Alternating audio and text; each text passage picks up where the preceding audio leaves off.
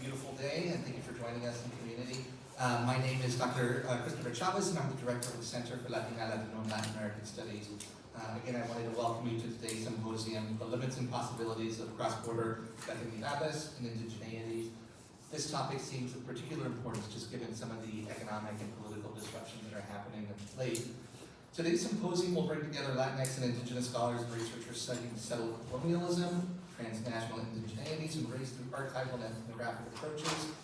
Through various course discussions or panel discussions throughout the day, we'll explore the boundaries between Indigeneity and Latinidad, both historically and in the present. We'll examine shifting borders and interactions with Indigenous and Latinx people and diasporas, focusing on regions that are now California, Texas, Oregon, Mexico, and Central America. Today's event would not have been possible without the help for numerous individuals and organizations. I want to give a shout out to the following. The organizing committee, which consists of Dr. Lynn Stephen, Aaron Beck, Eli Meyer, Janice Daniels, Lili Munoz, and Annalise Gardella, as well as King Scott from the JSMA, Lamia Karim, Allison Drexler, and Ramon Resendez. I also want to thank the sponsors of today's event, GLAS, the Department of Anthropology, Oregon Humanities Center, the Division of Equity and Inclusion, Native American and Indigenous Studies, Division of Graduate Studies, Latinx Studies, and the College of Arts and Sciences. So as you can see, there are many stakeholders that are involved in making this possible, and we're really thankful for their collaboration and support.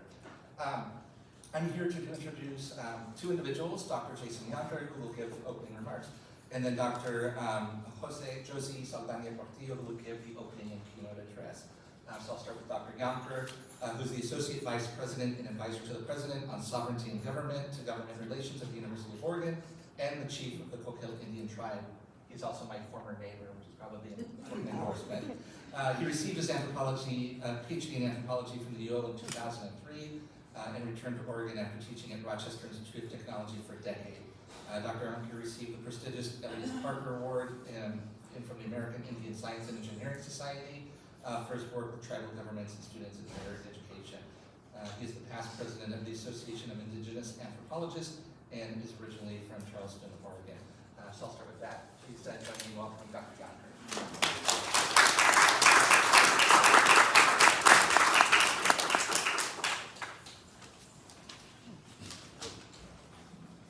Thank you, Chris, my old neighbor.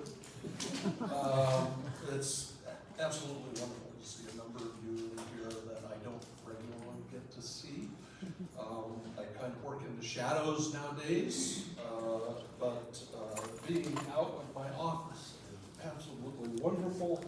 Unfortunately, today is the first day of allergy season, so hopefully I can get back to my office with actually no wounds at all due to allergies.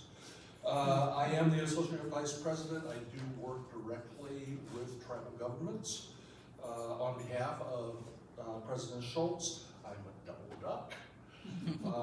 And formerly in the Department of Anthropology. Hopefully my anthropology professors don't remember how bad a student I was. It's my privilege to share with you what we should do, especially since the collective talks are about changing geographies. Changing geographies not only in South America, North America, but globally, really. Everything has been about people moving and changing those geographies. Today we are on Calapooya, Illinois, homelands of Calapooya. They were the stewards of the Willamette Valley, and you are just now seeing those blue camas bulbs coming up. Actually, they're supposed to come up in May, but climate change has changed that. Some of them are already going to seed, and it hasn't even been made yet. So they were the stewards of this land, the traditional indigenous homeland of the Calapooya. There were no territories. We were stewards, the stewards of the land that kept the landscape for other people to come in. So territories is European, it's foreign to us. we want to make sure that we recognize the stewards. Following treaties between 1851 and 1855, the Kalapuya people were dispossessed of their indigenous homeland by the United States government and forcibly removed to the Coast Reservation in Western Oregon. Today, they are descendants in the Confederated Tribes of the Grand Ronde Community of Oregon, the Confederated Tribes of Siletz Indians of Oregon, and they continue to make important contributions in their communities at the University of Oregon and the land we now refer to as Oregon. We also express our respect for all federally recognized tribes in Oregon. This includes the Burns Paiute tribe, the Confederated Tribes of Coos, Iroquois, and Siuslaw Indians, the Confederated Tribes of the Grand Ronde, the Confederated Tribes of the Siletz, the Confederated Tribes of the Umatilla Indian Reservation, the Confederated Tribes of Warm Springs, the Coquille Indian Tribe, the Cow Creek Band of Umpqua Tribe of Indians, and the Klamath Tribes. 9 tribes altogether in the state of Oregon. We also express our respect for all other displaced indigenous peoples who now call Oregon home. It is my wonderful, wonderful opportunity to have Chris come back and do the introduction for our keynote speaker. Thank you.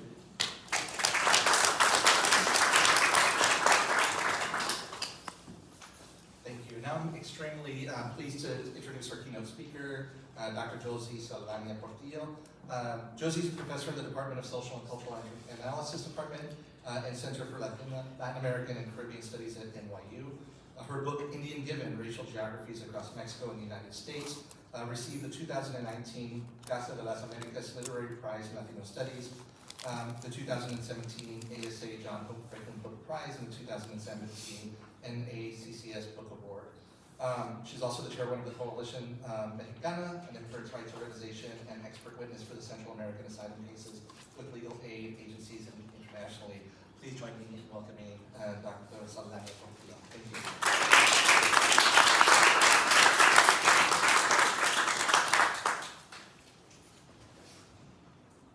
Hi everyone, can you hear me? Thank you for being here.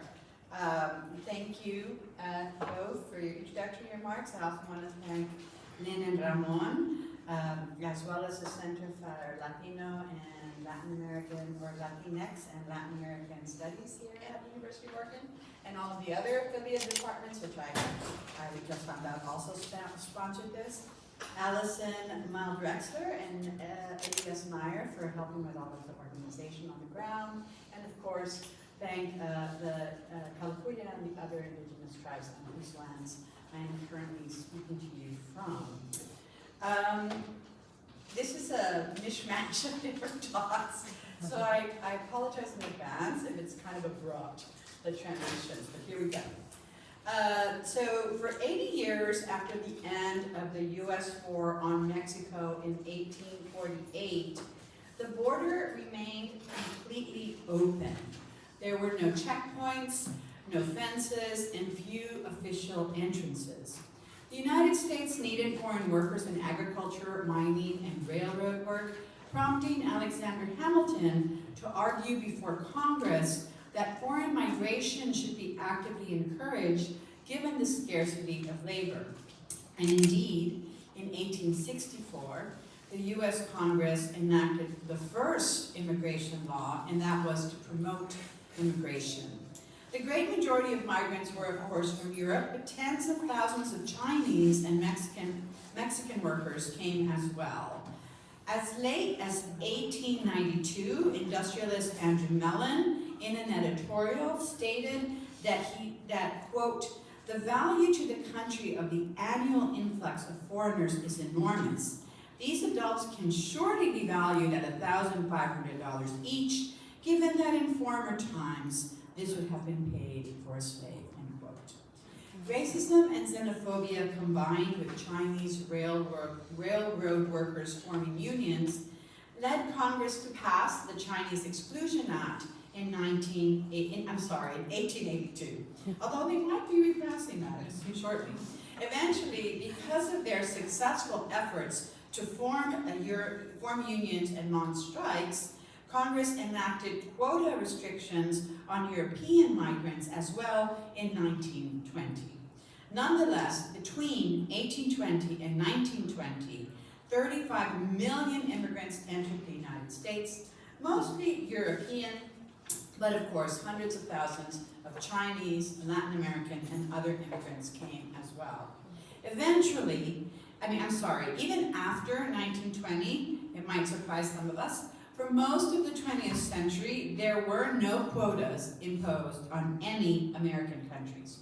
Rather, to facilitate the flow of labor, the literacy requirement was waived for Mexican migrants. In debates on migration, congressmen regularly recognized the virtues of Mexican labor in the most derogatory terms, resulting in a backdoor policy towards Mexico, during which the Border Patrol was instructed to allow the entry of undocumented laborers so as not to disrupt agricultural production. During the Bracero program, agents were instructed to return quote-unquote red packs to the other side of the border to, quote, dry them out, end quote, by enrolling them in the Bracero program. The fact that this official backdoor policy allowed the entry of millions of Mexicans throughout the 20th century does not mean that there were no deportations. To the contrary, the backdoor policy was combined with intense waves of deportation, accompanied by the extremely racist rhetoric not unlike what we are seeing today. Between 1931 and 1934, 900,000 Mexicans were deported. In addition to official deportations, hundreds of thousands of Mexicans self-deported. In total, more than 2 million Mexicans left the country in just 4 years, including, of course, thousands of their US-born children, representing somewhere between 1/3 to 1/2 of the Mexican population living in the United States at the time. More than half of those who left the US did so under official pressure, more than half of those who left the United States did so under official pressure, but with no formal deportation process or cost.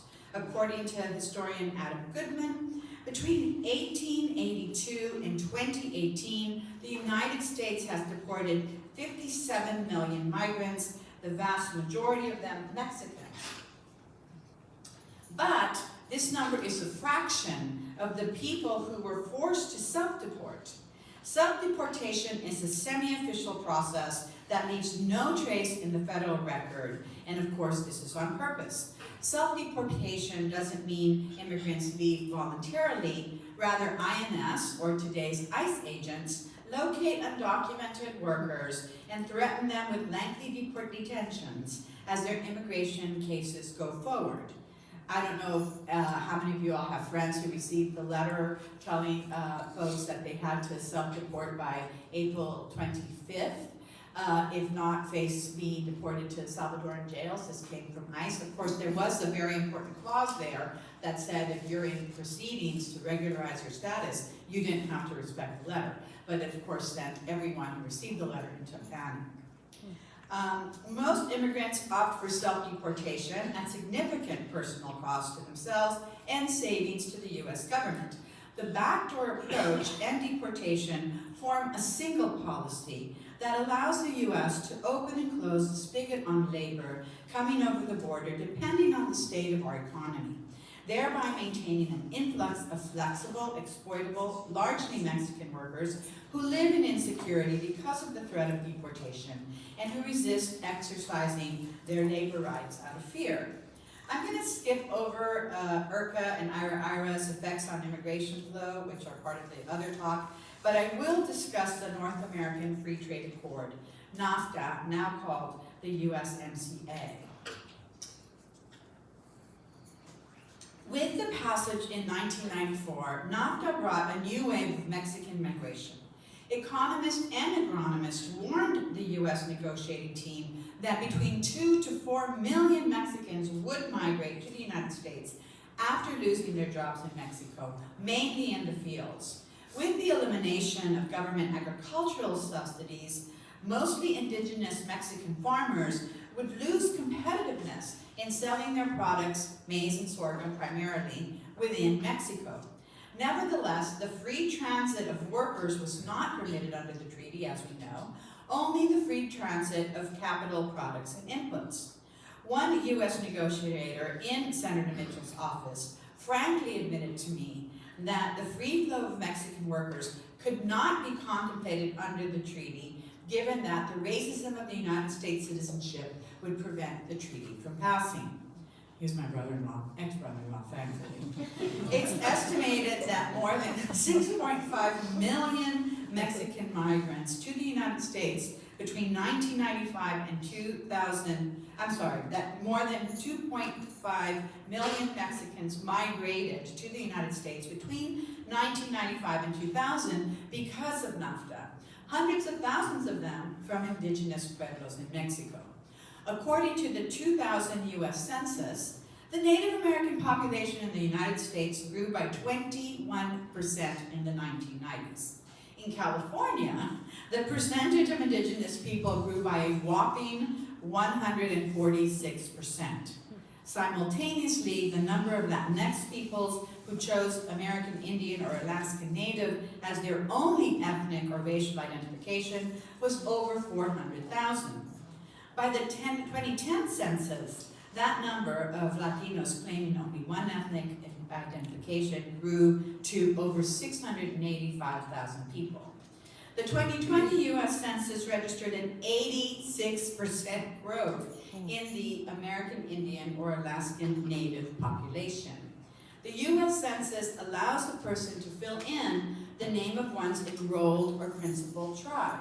Tribe, of course, as we in this room know, isn't a category in Latin America. Nevertheless, migrants wrote in Maya, Mixtec, Zapotec, Triqui, Purepeche, Quechua, Aymara, and a number of other pueblos, suggesting the diaspora is primarily from Mexico, Guatemala, and the Andean countries in that order. The Native American and indigenous population of the United States has doubled over the last 30 years, thanks to this new indigenous diaspora. This diaspora is forcing us to rethink what it means to be indigenous in the United States, but also what mestizaje means for U.S. Latinx peoples as well as U.S. Latino scholars, Latinx scholars. As a discourse for producing national unity and managing indigenous life in Latin America, mestizaje has provided the contradictory terms for indigenous inclusion, as I argued in my first book and in several articles. The Indian as origin story of mestizaje has provided Pan-American indigenous movements and indigenous people with the discursive possibility of claiming their pre-colonial belonging within the nation since the late 18th century, even if this required the folklorization of their cultures. If dead Indians were the folkloric origins of the nation according to mestizaje, then living indigenous peoples have continuously decolonized this discursive ground by insisting on authoring their own and their nation's destiny. By claiming American Indian status on the U.S. Census forms, these new indigenous immigrants stretch the meaning of the term Indian once again, imbuing it with unintended content mediated by mestizaje. By choosing American Indian, they unmoor their indigenous attachments to Mexico, Guatemala, Bolivia, Peru, etc. But they also unmoor American Indian from its original bureaucratic intent in the United States. They have no tribal recognition or affiliation from the U.S. perspective, and thus they are entitled to no rights as indigenous peoples. But they reiterate their indigenous priority, attaching it to U.S. nationalism. By insisting on their indigenous identity in the United States, they are claiming, I would argue, a prior continental belonging, a trans-colonial belonging, if you will, that traverses the time and space of competing colonialities across the American landscape. This trans-colonial indigenous priority, as foundational form, is mediated by mestizaje, I would argue. I want to give one extended example. May through November every year, Zapotec communities in California, New Jersey, and probably here in Oregon as well, hold Gay La Quetzas. In Los Angeles, Gay La Quetza events last the entire month of July, complete with a basketball tournament, a Miss Oaxaca beauty pageant, and an Indigenous film and literature festival. These US-based Gay La Quetzas reiterate the yearly celebration in Oaxaca, an international tourist attraction responsible for a sizable chunk of Oaxaca's annual GDP. The principal event at the Oaxacan Gay La Quetza is an endless day of dance performances representing the 16 different indigenous peoples of Oaxaca. I should say 17 because the Afro-Indigenous peoples have now also been recognized. Each dance troupe performs the traditional dances of their region in their trajes, their traditional clothing. These women are wearing 7 of the 16 patterns. At the end of each dance, dancers gift a particular product from their region. Piñas, chocolate, peanuts, gourds. I'm flinging these gifts into the audience, so you better duck or catch. Andrés Enestrosa Morales, a Zapotec cultural critic and public intellectual, explains in one of his treatises on Zapotec culture that Gay La Quetza is, quote, an erroneous transcription of the word Cuentaliza, end quote, meaning kinship and proximity. The suffix za is found in all words referring to Zapotec accents, with Cuentaliza referring to the condition of being a relative, to kinship and relationality as the essence of Zapotec being. As a ritual celebration, Cuentaliza symbolizes belonging to the community, the aid Zapotecs offer each other during momentous life events like birth, death, and marriage. Gift giving during the Cuentaliza is a representation of aid given without the expectation of reciprocity. This mistranscription, this slippage from the Zapotec Cuentaliza to the Spanish Gay La Quetza, a slippage inherent to all translation, offers us a profound example of Zapotec transcolonial priority. The origin of the formalized celebration of the Gay La Quetza dates back to the 15th century prior to the arrival of the Spanish. It was not the Zapotecs, but the Nahuas, the Aztecs, who first formalized the Cuentaliza in honor of Zenetotl, the Nahuatl goddess of corn, fixing the date of what were multiple Zapotec festivals to one day in July. The Nahuas celebrated the Cuentaliza atop the Sierra del Fortín, where they had placed their garrison to maintain imperial control over the Oaxacan Valley and its inhabitants. Today's Gay La Quetza is also held in July atop Fortín Hill. Imperial Aztecs, in other words, grafted their celebration of Zenetotl over Zapotec celebrations to multiple gods, including Cosijo, the god of rain, and Quitao Coquille, the god of the grain fields. When the Spaniards displaced the Aztecs as imperial overlords, they transformed the celebration of Zenetotl into the celebration of the Virgen del Carmen. Thus, it's the Aztec calendar which affixed itself atop Zapotec days of celebration that subsequently set the date for St. Carmen's official Saint's Day in the Catholic calendar of July 16th. It's like, I know, it's like a grafting upon grafting or grafting.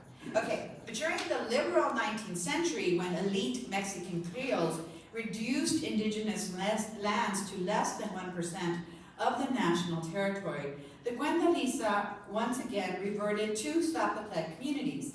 It isn't until 1932 that the Gay La Quetza was revived by none other than the Mexican Revolutionary State. The 16 regional traditional dances were added to the official festivities. Moreover, it's at this point that the Gay La Quetza gift giving was explicitly linked to regional agricultural productivity, in keeping with the Revolutionary State's developmentalist agenda. When Zapotec communities host Gay La Quetza celebrations in California, New Jersey, or Oregon, they are reiterating Cuentaliza as essence, as Zapotec kinship, community, aid, and obligation. The reiteration of Cuentaliza is especially necessary in the U.S. as it makes survival possible. The Gay La Quetza, however, is a reiteration of the revolutionary mestizaje and indigenismo dyad in the United States. It is the public performance of a particular kind of indigenous folkloric tradition in the interest of establishing indigenous continental priority, invoked to create inclusion within U.S. nationalism. I am not suggesting that Brenda Lisa would not exist if not for revolutionary mestizaje. Please don't misunderstand me. However, the meaning of gay laguetza exists in the aftermath of revolutionary mestizaje, which in turn enables the Zapotecs to claim a transcolonial indigenous priority in Oaxaca and in the United States. When the Lisa establishes communal ties and commitments, the public gay laguetza celebrations claim U.S. urban and rural spaces for Zapotec peoples. These celebrations are again stretching the terms, changing them, I would say, of revolutionary mestizaje from the imposition of indigenous priority in diaspora.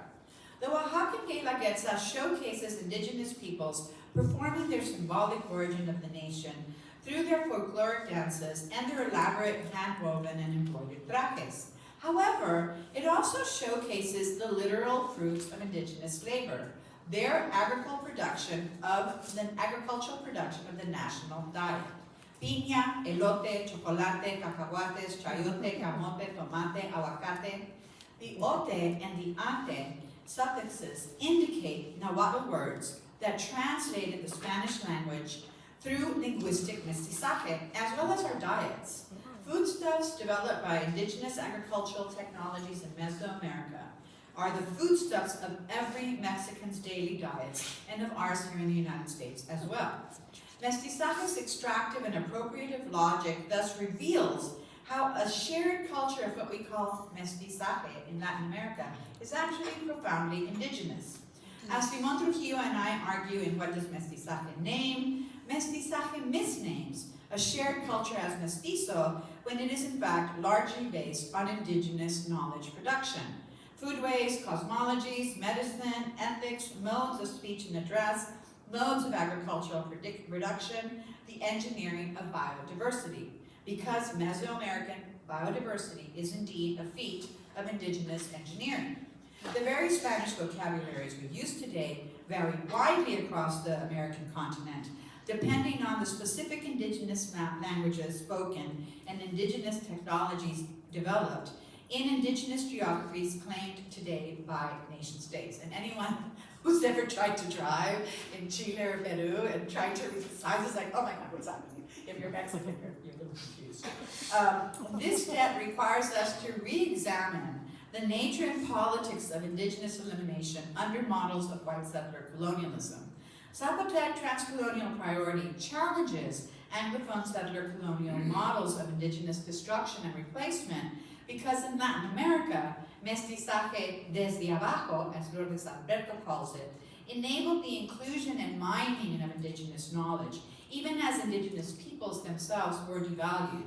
The epistemic vitality of indigenous peoples who transgressed the enclosures of mestizo hybridity from below put the lie to settler dominance and indigenous elimination.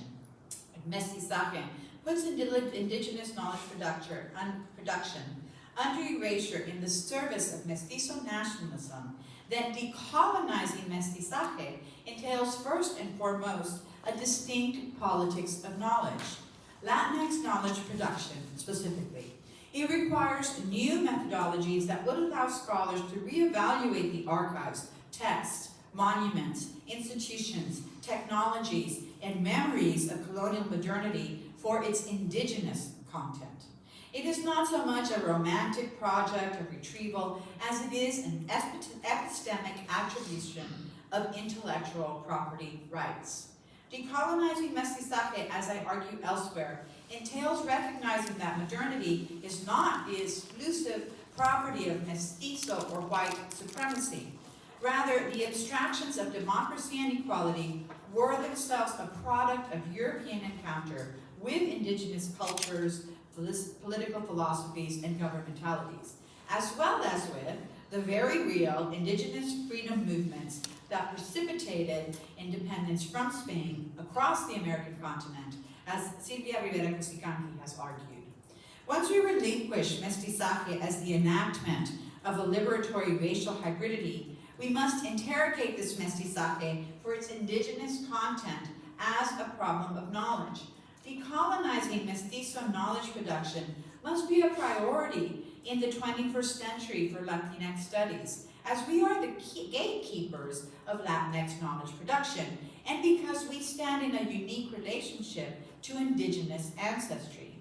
Mestizaje named, and continues to name, what is lost for Chicanx and other biracial Latinx subjects who are subjected to a U.S. jurisprudence that privileges hypodescent. An unknown percentage of millions of Mexican immigrants to the United States over the last 125 years were indigenous, not mestizo. Most of these indigenous migrants inevitably gave up their indigenous attachments to become just plain Mexican mestizo under the cultural and legal duress of U.S. hypodescent rules and racial citizenship.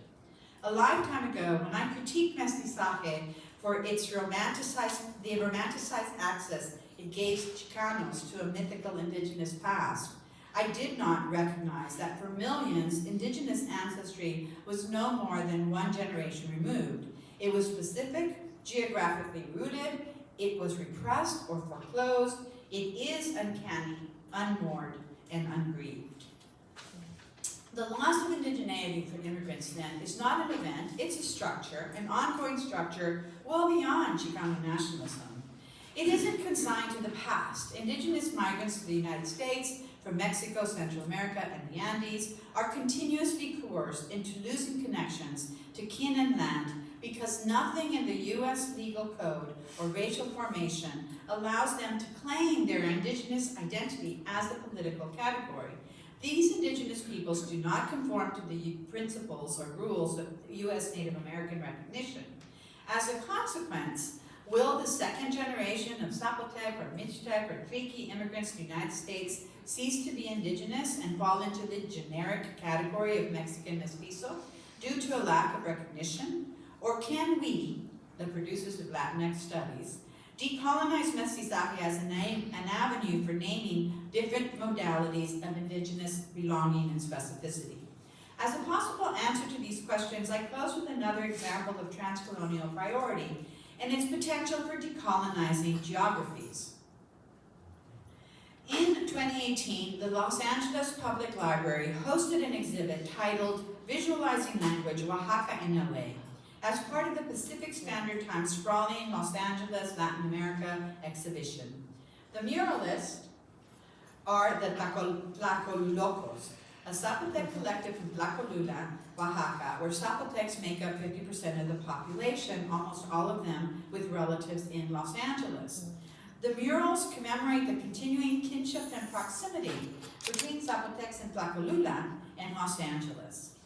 They sat below Cromwell's permanent 1933 murals, which you can see above, the four great eras of California, celebrating the Anglo-settlers' conquest of California. As cultural critic Catherine Ramirez summarizes, these murals dispel the myth, quote, dispel the myth that indigenous peoples are tethered to the past, to a single space, bringing into focus Oaxaca, California, a hybrid space, linking Oaxaca and California. In a decolonization of mestizaje through visual aesthetics, these murals marry the traditional Zapotec trajes, embroidery, jewelry, and architectural grecas that we see tattooed on this young girl's face with Chicanx style, graffiti fonts, tattoos, and gang signs for LA's West Side, Oaxaca neighborhood, which you see in her hand over there. Ramirez argues the murals challenge Cornwall's California fantasy of Spanish colonialism, of docile Indians, of selfless priests, of beautiful señoritas, as made evident in the image in the far left corner of the conquistador's helmet shot through with indigenous arrows. The image of Toypurina, the Tonga medicine woman who led a revolt against the San Gabriel mission, is affixed to the helmet with an arrow. Ramirez suggests, in recognition of, quote, kuleana, the responsibility, authority, and right indigenous immigrants have to other peoples and the occupied lands they live and work on, end quote. Toypurina's portrait by Tlacolulocos is a visual land acknowledgement of way of asking the Tongva for permission to be in Los Angeles. In the following sentence, however, Ramirez suggests the incorporation of this portrait into another form of exploitative mestizaje, quote, a celebration of past and distant Indians, rather than reckoning with present and proximate indigenous peoples, end quote. 20 years after my critique of Chicanismo's use and abuse of the mestizaje and indigenismo dyad in my article, Who is the Indian in Aztlán, I encountered my critique almost word for word, though this time refracted through the white settler colonial paradigm. According to Ramirez, it is not mestizaje displacing living Indians, as I argued, but rather Zapotec Angelinos, who are the Arvants displacing Tongva Indians. Ramirez concludes that the Tlacolulocos and the Los Angeles Zapotecos who invited them were perpetuating, quote, contemporary settler logics, end quote, because they were ultimately assimilating Zapotecs into U.S. multiculturalism as just another group of migrants at the expense of the Tongva. Quote, in short, Baja Californianos were assimilated, end quote.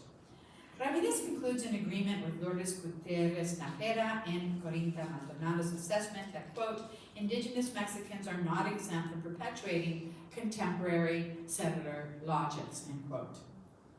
Why are we compelling Zapotec Angelinos into the white settler colonial paradigm when doing so only reifies national borders set by imperialist countries and conforms to their racial geographies? Instead, I suggest that we read these murals as the public expression of transcolonial indigenous priority.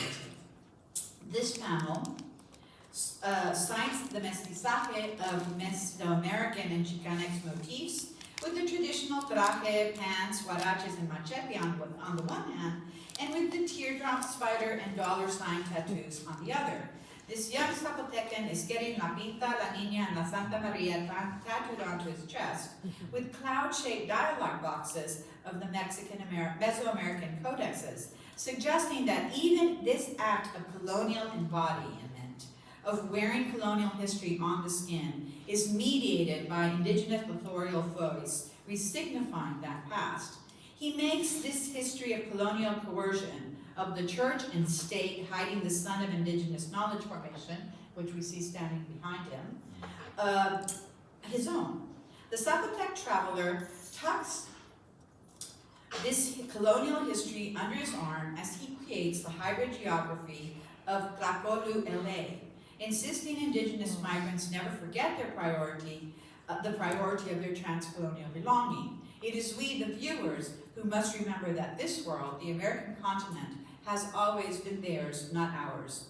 The Tlacolulocos combine various aesthetic genres with disciplinary knowledge to produce art that challenges the boundaries of both, blending the visual with the literary as a panoply of Zapotec, Spanish, and English phrases punctuate and supplement images. They also incorporate and decolonize historiography, revising the Colombian saga from the indigenous perspective. Similarly, in this mural detail, they meld the distinct Day of the Dead aesthetics tattooed on their young girl's arm, itself emblematic of indigenous cosmovision, with the philosophical and political disciplinary knowledge upon which she sits.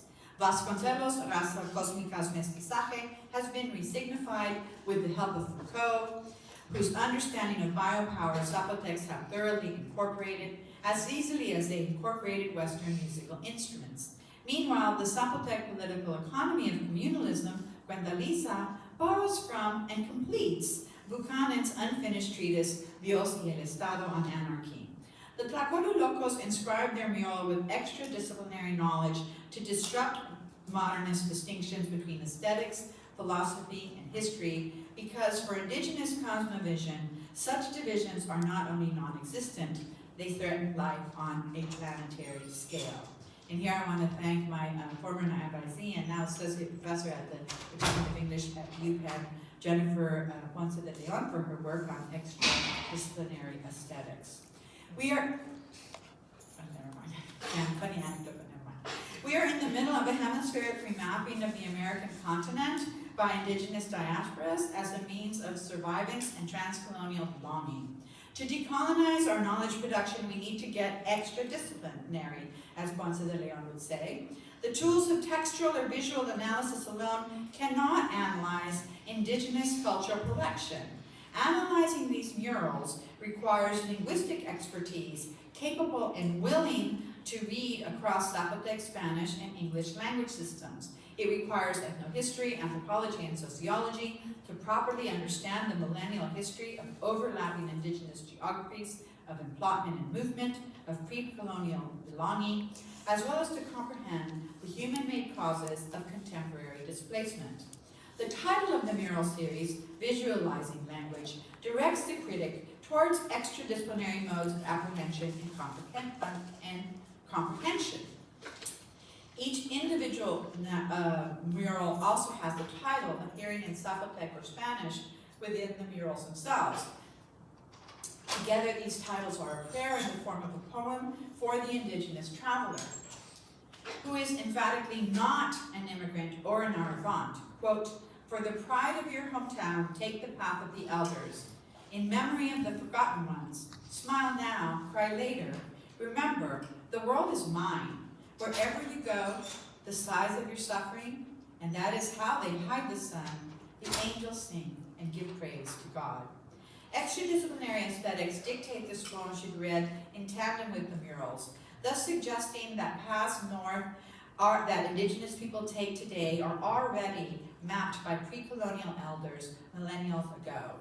These early travelers and their paths may have been forgotten, but these new pathfinders walk in the memory to join their Latinx brethren in Los Angeles, as suggested by the Chicanismo Smile Now, Cry Later, an imperative to live in the present joyfully, but also to hide your pain from the European settlers to this continent, who will block the sun with your suffering if you let them. But don't let them. For the angels of Los Angeles protect the traveler, singing praise to the Christian God indigenous peoples have made entirely their own.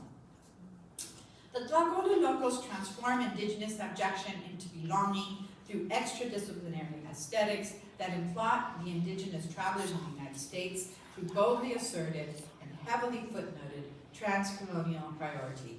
And here I want to thank my other advisee, Leticia Alvarado, an associate professor at Brown in American Studies, for her work on Latino abjection. Oh, that's the end. Thank you.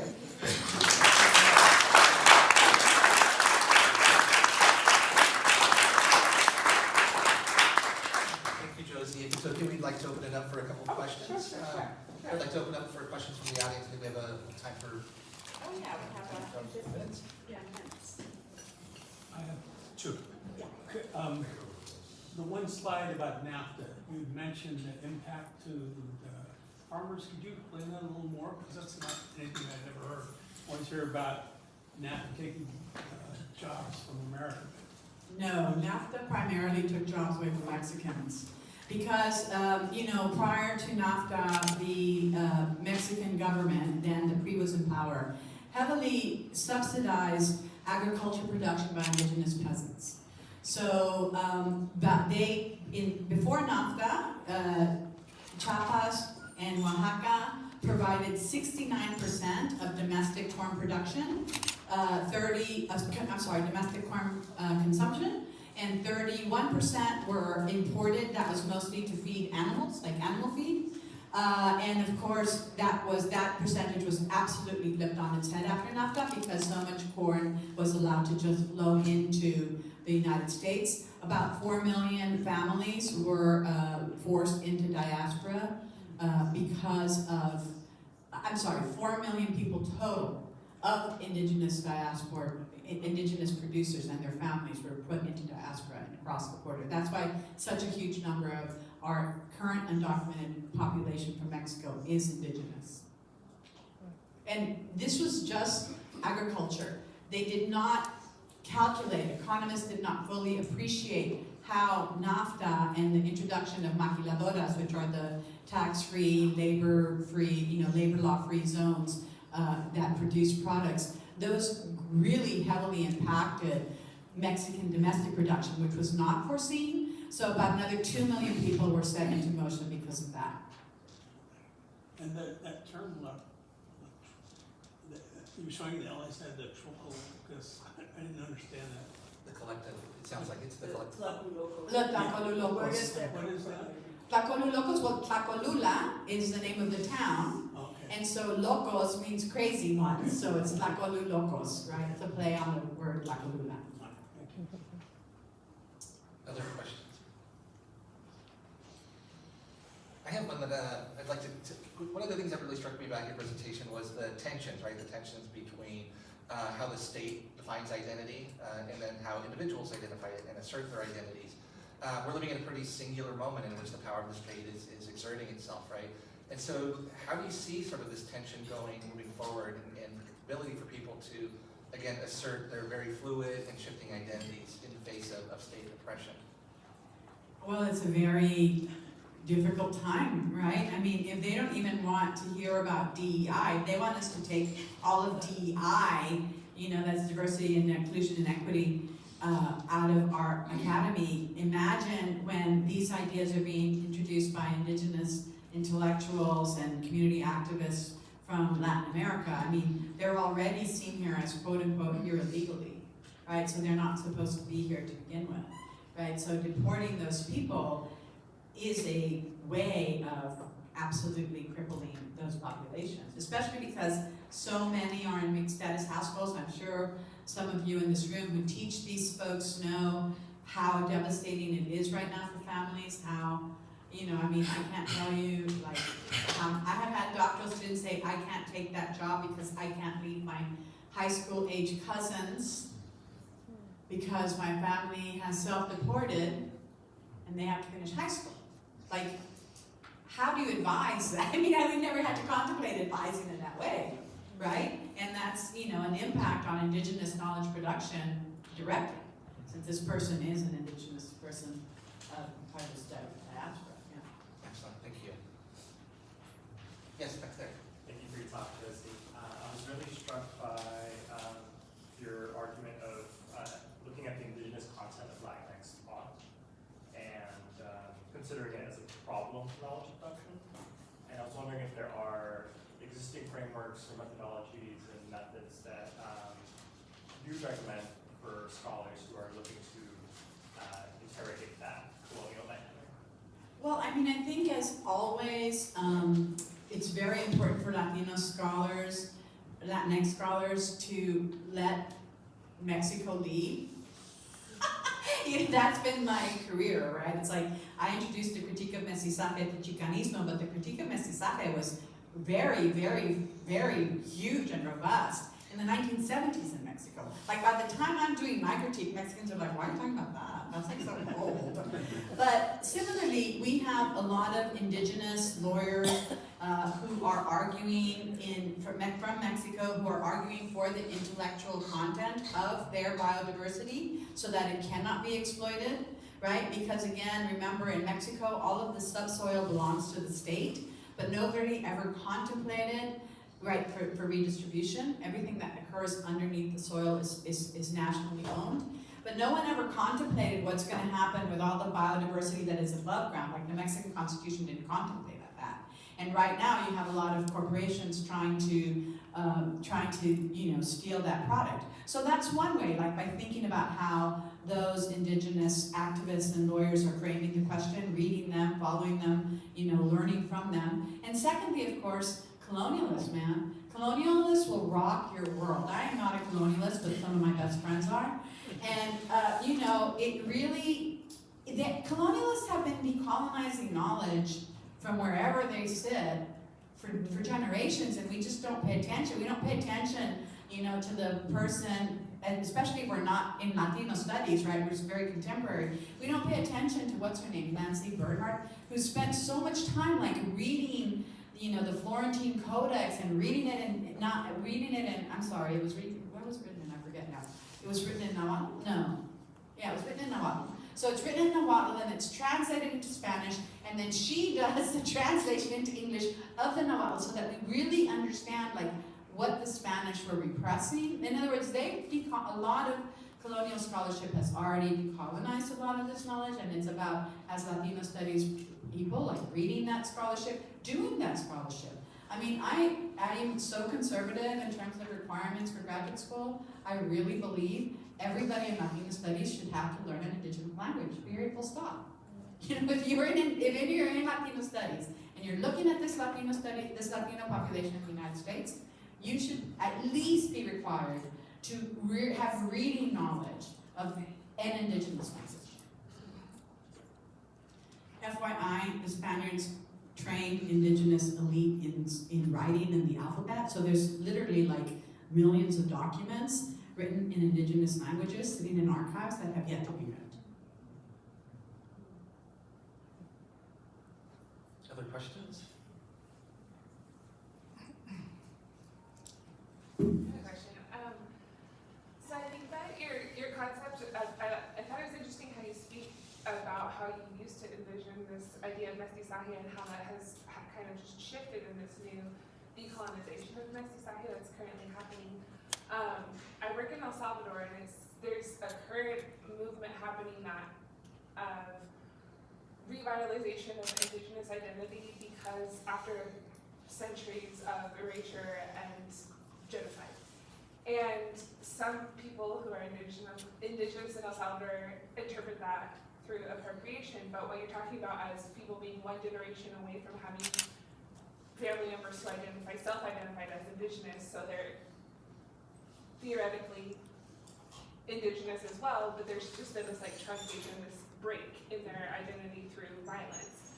So how do you grapple with that complicated notion of like appropriation of different indigenous identities versus reappropriation and like the ethics behind those two identities? Well, I mean, I think you have colleagues among you like Lynn who have excellent ethics of collaboration and co-authorship, right? Like working with indigenous populations rather than like writing about them, right? I mean, that's one way, right, of doing it. Now, another way I think of doing it is like always recognizing, well, who's making the push for that appropriation, right? Who's behind that? Is it the indigenous peoples of El Salvador, or is it the Coquille administration? And always remembering, like, lots of times they work in tandem. I mean, I'm not that fluent in indigenous politics in El Salvador, but like in Mexico, indigenous activists, indigenous intellectuals are always taking advantage of any opening that the Mexican state makes, no matter how appropriative, right? They're like, okay, fine, appropriate us, and let me change the discourse in the process. And so, you know, really being attentive to those dynamics is one way. Co-authoring and collaboration of knowledge is another. I hope that's helpful. Yeah. Thank you, and thank you for joining us. Please join me in thanking Dr. Saldaña-Portillo. We have a couple minutes for delivering the next panel right at 1 o'clock, so thank you. We'll be back.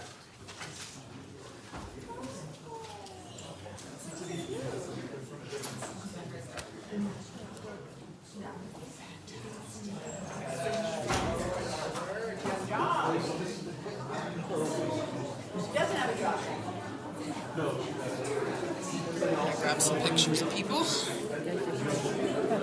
About the thing. All things with pain about I'm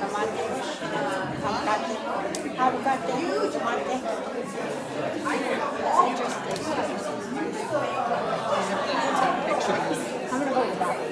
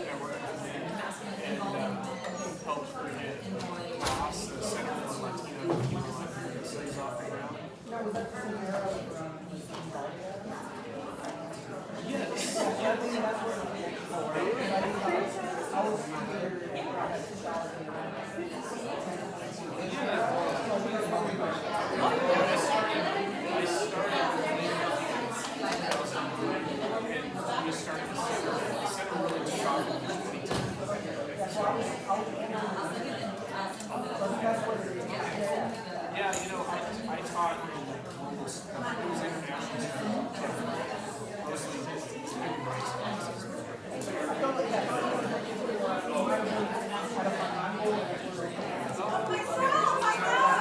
Well, my wife was now Lhasa, used to be Central. Yeah, she worked at Lhasa, the after-school program. We connected with a lot of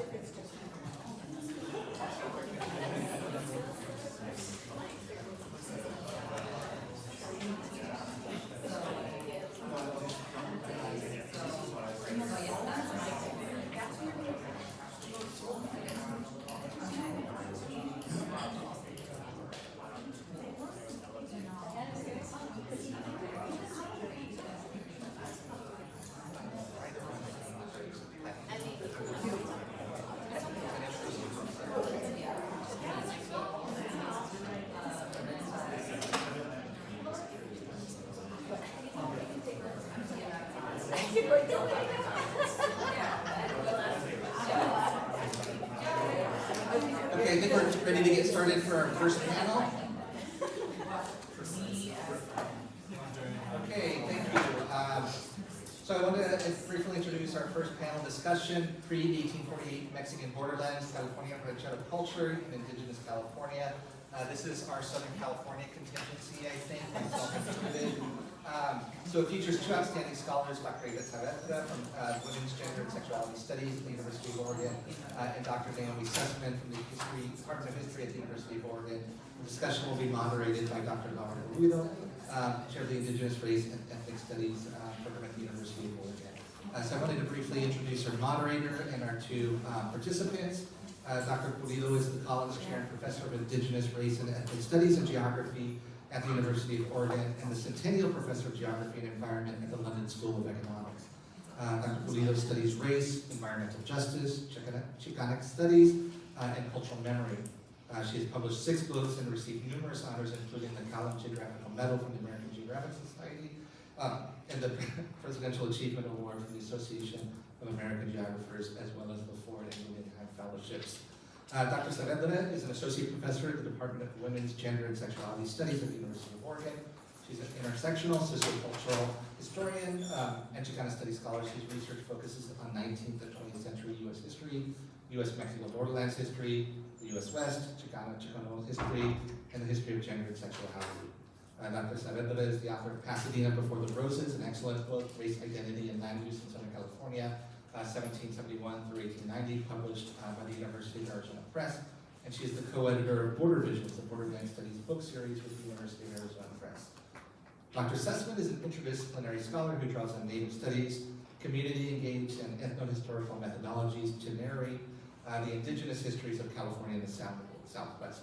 Her current book project, Between the River and the Sea, Relational Sovereignty in California's Native Heartland, 1769 to 1931, reimagines the California interior as a native heartland by exploring how the Kavila, Kupanuham, Coquille, and Bayotachihua used relationships to sustain their sovereignty over the long period.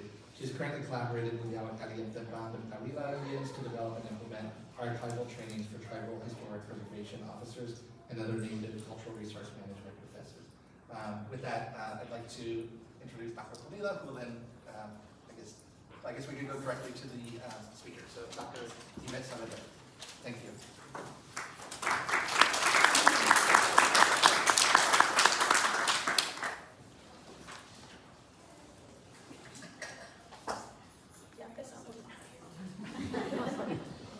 I'm going to put this here because I put it down in the stories.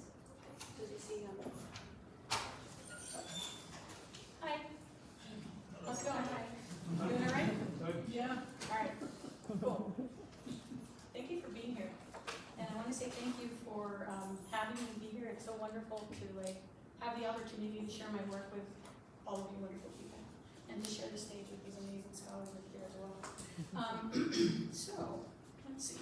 Today I'm going to speak a little bit about my research on land use, culture, and identity in Southern California, specifically the area that is part of the indigenous lands of the Tongva people was the California Rancho of San Pascual and is now known as Pasadena, California.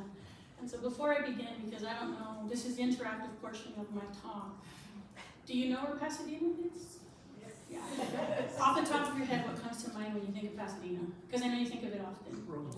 The Rose Bowl, right? So there's Pasadena. That's the city hall. I think it's like a nice collage of all the different sites in Pasadena.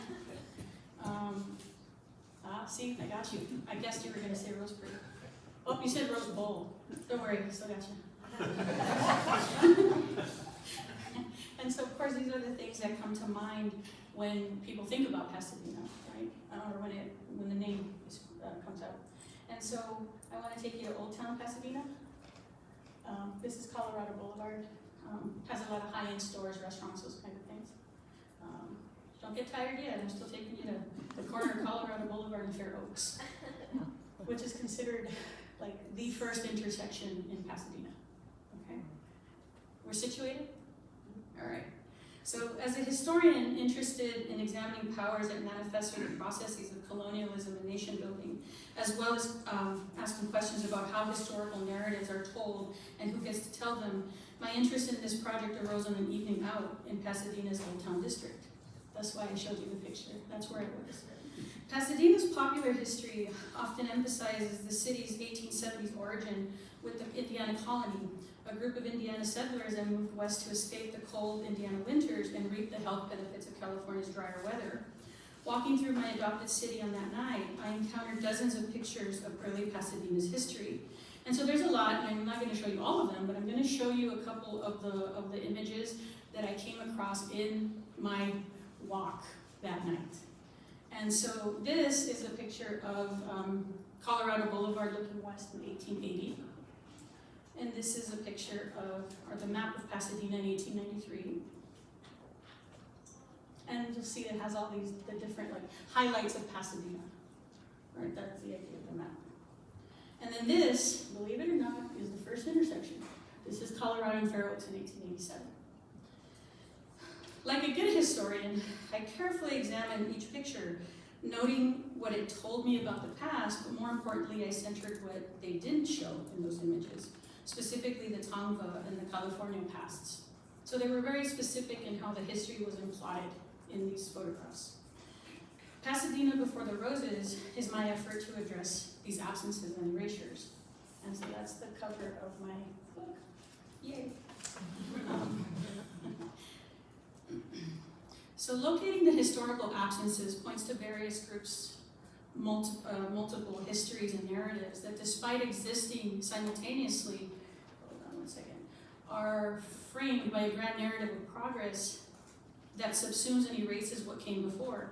While some borderlands historians may find a connection to Turner's discussion of westward expansion as process, I situate my thinking alongside L. Heidenreich's concept of bifurcated history, with which they map out dispersed histories coexisting in time, and then they turn to the dominant narrative that was used to cover up and subordinate many of those histories to map out how such histories became dominant. I also situate myself along Laura Bearclaw's ideas about how landscapes are marked by and offer clues, not just about its own history, but more profoundly of the layered accumulation of racial formations. Far from thinking about the West as place, and I'm going to be careful here because in a room full of historians and specifically borderland scholars, I should say, I'm not going to walk into the debate about place or process. Instead, I center the links that exist between the place and process, and that's what made me annoying in my graduate school classes. Because, borderlands history, you have to pick a side. And I refused. Like Heidenreich and Bearclaw, I point to the accumulated or layered histories of place. And what I show in these images here, specifically, are different parts of Pasadena's history. And the image of the Tournament of Roses parade float over here on the left-hand side, I guess I could use this pointer.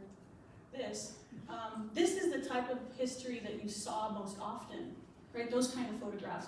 These other images are images you didn't really see, right? Well, you saw the train, and you saw the Raymond Hotel, but aside from that, you don't see these rest of these images. So Benjamin Wilson, Eulalia Perez, the keeper of the keys, so-called, at the San Diego Mission. And then, of course, this is Manuel Garfias, who's the last so-called Mexican owner of San Pascual. Right, so those are the images, just kind of like an idea of the type of images that are excluded from the emplotment of history through my walk on that particular night. I examined Pasadena's history through its multiple colonial moments, a colonialism that is ever present. Within these colonial projects, what's remained constant is how land and landscapes are used as assertions of power, colonial power, state power, as well as social and cultural power. I examined these ideas of land use in colonial projects through the theoretical frameworks of competing visions and dynamic continuities. Competing visions refers to the different ways that missionaries, rancheros, and American farmers perceived optimal land use and how these visions influence their constructions of sociocultural identities and hierarchies. Dynamic continuities refer to the commonalities that existed among these groups' attempts to maintain their positions of power in relationship to the landless classes. And so one of the things I do in the work is even though you'll see that I'm dividing it in terms of time frame, one of the concepts that I was really interested in was thinking about what connected all of these ruling groups, or all these dominant groups. Land use is central to understanding the various contentions and complementary power relationships that emerged during the period between 1771 and 1890. In Pasadena, the various historical narratives of place and people comprise indigenous, Spanish, Californian, and American attempts to negotiate their landscapes, optimal visions of land use, identities, status, and culture during California's mission, rancho, and early American periods. I conceptualize these negotiations with the analytical framework I term optimal land use. Optimal land use refers to what a particular group considered the best use or purpose for a land. I contend that the idea of optimal land use, I contend that the culturally subjective ideas about optimal visions of land use combined with ideas about race, resulting in tangible representations of Spanish, California, and American political projects of expansion and conquest, empire building, and nation building. And I just want to be clear here that I'm using the term California instead of Mexican because of the way that California landowners had a very specific outlook and approach to how they saw themselves and how they ultimately, quote, created California. And so that's why I'm using California instead of Mexican. These visions of optimal land use served as the ideological foundation to the physical sites of colonialism through each moment. And those sites of colonialism are the mission, the California rancho, and the American homestead, which, although my work is on Pasadena, I think is this idea of colonial sites is something that's translated throughout the area of California and, of course, other areas. So when we look at the mission, and I want to be clear with the periodization, it's specific to political moments and different policies. Like, for instance, I use 1833 to end the so-called mission period because of secularization, but and hold your pearls if you're a historian. But the reason that I do this is because, or the reason that I'm commenting on the time frame is because I don't want to imply, I don't want you to think that it's about that timelines, beginning and ends, are absolutes, right? There's always that blurry moment. And so that, I have a very specific reason for why I'm using these time frames. So with the mission, the purpose, or what it saw itself as a purpose of mission and missionaries, they saw themselves as an agent of Spanish colonialism. I identify the ideological foundation as, quote, the conquest of the soul and the eradication and assimilation of indigenous cultures and peoples. That was what the missionaries thought that they were doing. And at a certain point, I think that they say that while at the same time they're establishing specific economic structures that are exploitative of indigenous labor. And so at a certain point, the conquest of the soul becomes a way of just legitimizing what they're doing. And so this is the idea that I have with regards to ideological foundation versus the leading to the sociocultural effect. And so the mission becomes a center of regional production. It becomes the center of the economies in the different areas that they're at. And San Gabriel was one of the most wealthiest missions. It also, one of the sociocultural effects is the creation of hierarchy that's reflective of relationships to land and that is deeply imbued with racial meaning and racialized meaning. And of course, the sociocultural effect is the control over indigenous people's bodies and their labor. The second site is the site of the California Rancho. The map that's here to the left is a map of all of the different rancho parcels in Southern California. So the purpose of the rancho itself, looking at the period between 1833 and 1843, meaning secularization to around the time that you start seeing migration into Los Angeles by Euro-Americans, although they were not the majority in Southern California, which is a different case in Northern California. I'm using 1843 for that. That's the reason that I demarcate that period. The purpose of the California Rancho, of course, was nation building. And one of the things that I'm developing in my second work is this concept that I'm terming California liberalism, and specifically how Californios are determining for themselves how they're creating this concept of nation with their own specific liberalism. And so that's what I mean by nation building, and so that's something that I'll explore more in my second work. So the ideological foundation of the California Rancho is specifically these ideas of California liberalism, the process of secularization, the idea of creating the California citizen and what exactly that means, as well as settler colonialism and the rise of the rancho and rancho economy. I make the argument that all of these things are connected together and that they lay in the actual landscape of the land, specifically through the articulation of the rancho, but also the creation of ranchero identity, for instance. The sociocultural effect of this is, of course, a racialized, gendered, and classed social order, as well as, again, the control of indigenous and landless people's labor, because the Californios also participated in this system of extrapolating labor and exploiting labor from indigenous peoples for the growth and support of the rancho.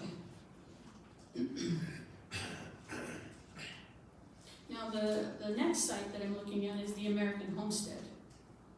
And I look at the period between 1843 and specifically the book goes to about 1890, but that's a typo. The American homestead of 1843 and 1890. The reason that I choose 1890 as the end period is because at the end of the 19th century, one of the things you see is this shift from this image of the desire for creating farms and the idea of the Jeffersonian agrarian idea of the yeoman farmer. You see this kind of shift into a more rural urbanism, and for Pasadena, what that looks like is tourism. And so this is why I play with the time frame. That and the disadvisor said, you could write that in the next volume, like you just need to graduate. Don't tell anybody though, that's the reason.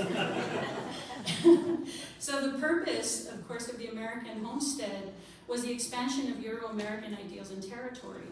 And I identify the ideological foundations as those of manifest destiny and the idea of the yeoman farmer, of the Jeffersonian agrarian vision. The sociocultural effects that we see here, of course, are specific to the creation of farmland and specific ideas of quote, development of land, right? And so as we move through this particular period, one of the things that is very interesting to me, and ultimately in terms of the reflection of the photographs, is that in the images that you see in Pasadena, the emplotment of that history, it illustrates and it highlights that early Indiana colony. It highlights the American homestead moment. But what it doesn't do is that it doesn't speak to how those American homesteaders were also displaced by the incoming of rural urbanism, right? So it's almost like they highlight this history, but they don't highlight the part that made Pasadena the most well-known place because of its tourism, right? So I think that's one of the interesting parts, right? And how the sociocultural effect of the American homestead eventually will be the creation of the foundation of what would be called the gentleman farmer, or the idea of being middle class and kind of farming, right? As well as the later land booms of the 19th century. So each of these sites, hold on, I think I got ahead of myself here. Yeah, ponder these questions in a minute, let me finish here. Each of these sites constitutes the materialization of each group's missionaries, rancheros, and American farmers' specific visions of land use that supported racial formations, centering whiteness, racialized ideas of civilization and progress, and sought to impose authority and control over bodies and labor based on one's relationship to land. That's the commonality that I found across these different colonial moments. Each group defined and then changed the landscape and prompted the construction of the socioeconomic and cultural identities, boundaries, and structures. And so one of the things that I want to leave you with, I guess many of the things I want to leave you with, is how does thinking about the links between the physical sites and the discursive spaces that exist in these processes of land and land ownership and displacement and dispossession, how does it allow us to think about the creation of identity within processes of competing colonialisms? Essentially, when you look at all of these different groups, what I found is that there's a centering of concepts of whiteness or Europeanness, and racialized ideas of civilization and progress were a constant thread throughout.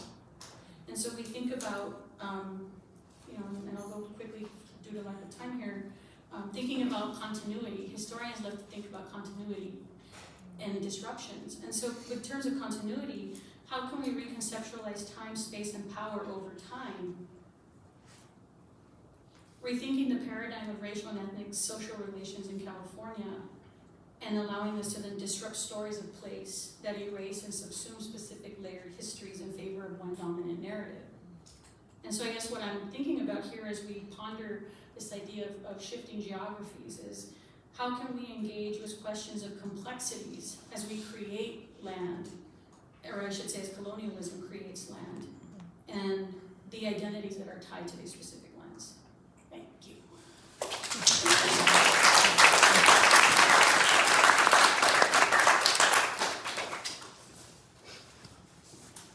Thank you. Next we have Dr. who is one of the newer members of our community, having joined the University of Oregon this year. So thank you.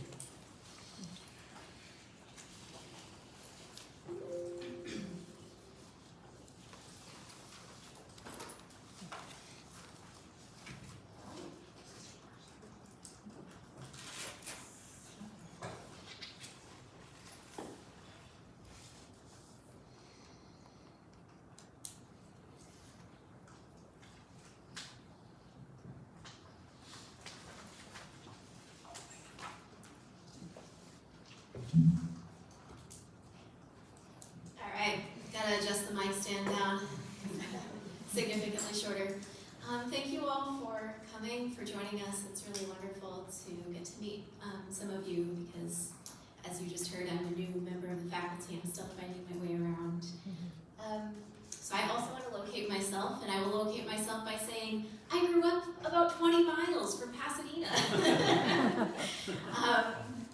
And this is relevant because my research actually originated with my own patriotic education in California. So it originated with what is colloquially known as the Mission Project, which is a form of patriotic education that was institutionalized in California in 1924 and was an effort to kind of build this sort of creation myth of Californian civility in California.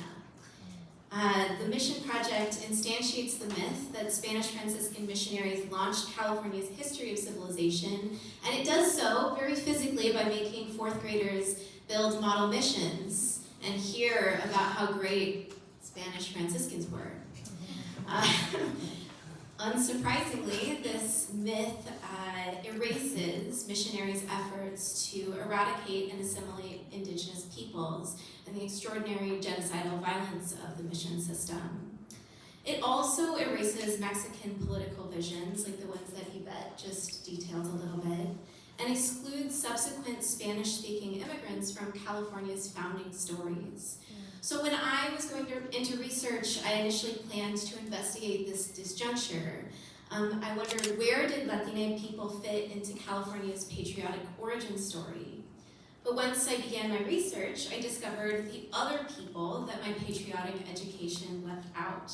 The indigenous peoples, Tongva, Mariam, and Coquille, whose homelands I occupied as an unlooked-for white settler when I was growing up. My work has evolved into a form of restitution to the people that my fourth grade curriculum silenced. Not just the Tongva who built Mission San Gabriel, but the vast socio-political worlds that they inhabited. These worlds stretched east and south, a place that Natalia Zapia has called the interior world. And I kind of happened across this geography by accident, but charting the pathways of people who were fleeing the missions into the interior, as well as the diplomatic overtures that indigenous nations in the California interior were making, showed me that the region's center of gravity lay not with colonial settlements on the Pacific coast, but on the Colorado River. So this is the geography that I'm looking at. It's kind of this blob that says interior nations. And I follow Native people's eyes, footsteps, and voices to land in this geography, this place I call a Native heartland. My book project, Between the River and the Sea, Relational Sovereignty in California's Native Heartland, centers the indigenous geographies of Southern California's interior, as well as northern Baja California. So you can see that this crosses substantially down into Baja California, all the way down to the Gulf. This region encompasses a 20,000 square mile wedge bounded by the San Bernardino Mountains, the Colorado River, and Santo Tomas in Baja California. Historically, this is a place that is home to a dozen distinct native polities, and this region stretches across present-day international boundaries between the US and Mexico. My work explores the relational sovereignties that defined and in many ways still define this place. So I partner with Native communities, including the Coquille and Kupangak-Swacham, who are shown here. The Coquille, you probably know them best by Palm Springs, which is a significant site in their territory. It's a place called SOJC. And the Kupangak-Swacham, who have a small territory bordering the Coquille, and you may know through Warner Springs, a place that became kind of a hot spot in the 1920s for Hollywood celebrities, and because of those hot springs and that tourist attraction, the Kupangak-Swacham were displaced. So I work with these communities to demonstrate that relationships lie at the heart of their sui generis sovereignties, which antedate colonial invasion by thousands of years. Indigenous governance in Southern California and along the Colorado River was historically decentralized and coalitional. Building on a political ontology that relationships are the foundation of a nation, these polities governed in ever wider nets of relation that grew literally from the ground up. Networks of relation crossed both species and international lines, linking desert springs and mesquite groves with married individuals, lineage-based villages, and neighboring polities. These networks braid together every part of a nation's territory, winding together land and its human inhabitants into a single political community. So I want to give kind of a case to show you what I mean, and I think the Coquille case is illustrative. So this image shows some of the Coquille's ancestral villages, which are distributed across a diverse territory. So for those of you who are unfamiliar with this region, this includes the Coachella Valley, which is part of the Sonoran Desert. It also includes kind of large rolling hills of chaparral and oak savanna, as well as 10,000-foot-tall mountains. So you can see that these little village sites, they're kind of these circles here, and these are just some of the villages. These are kind of, it's been a while since this map was made, but it was the most current one that I could find. But you can see that they're clustered kind of at the mountain's feet.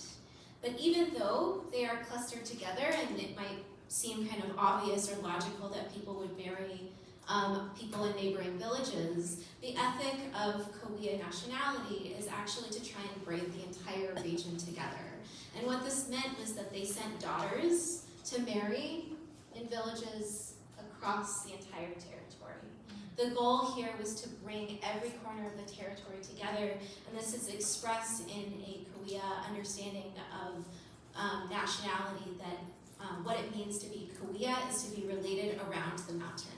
So to be related everywhere across the territory. So these coalitions, these relationships that span the territory and braiding together disparate parts, are the foundation of governance in these communities. Leadership grew out of these alliances. And when I say leadership, this is a different ethic of leadership. Leadership meant being responsible to coalitions that brought you into positions of leadership, rather than exercising authority over those coalitions. So within this governing structure, each individual and lineage exercises a fair amount of autonomy.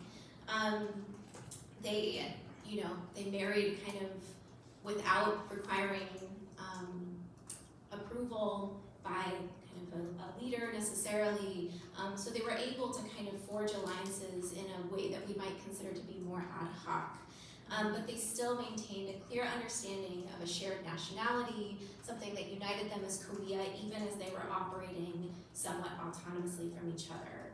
So all of this means that when I'm kind of thinking about Yvette's discussion of optimal land use and what it means to kind of use or engage with the land in kind of particular ways, this meant that even at the center of Coquille or Kupangak-Swacham territory, the governance unfolded kind of in this way that clustered around nodes. It meant that rather than kind of being in a metropole, you were always operating in a way of ever-widening nets of relationship that moved from place to place across an entire territory. So it's not kind of this top-down control over territory, but instead transiting the territory from node to node in non-linear ways.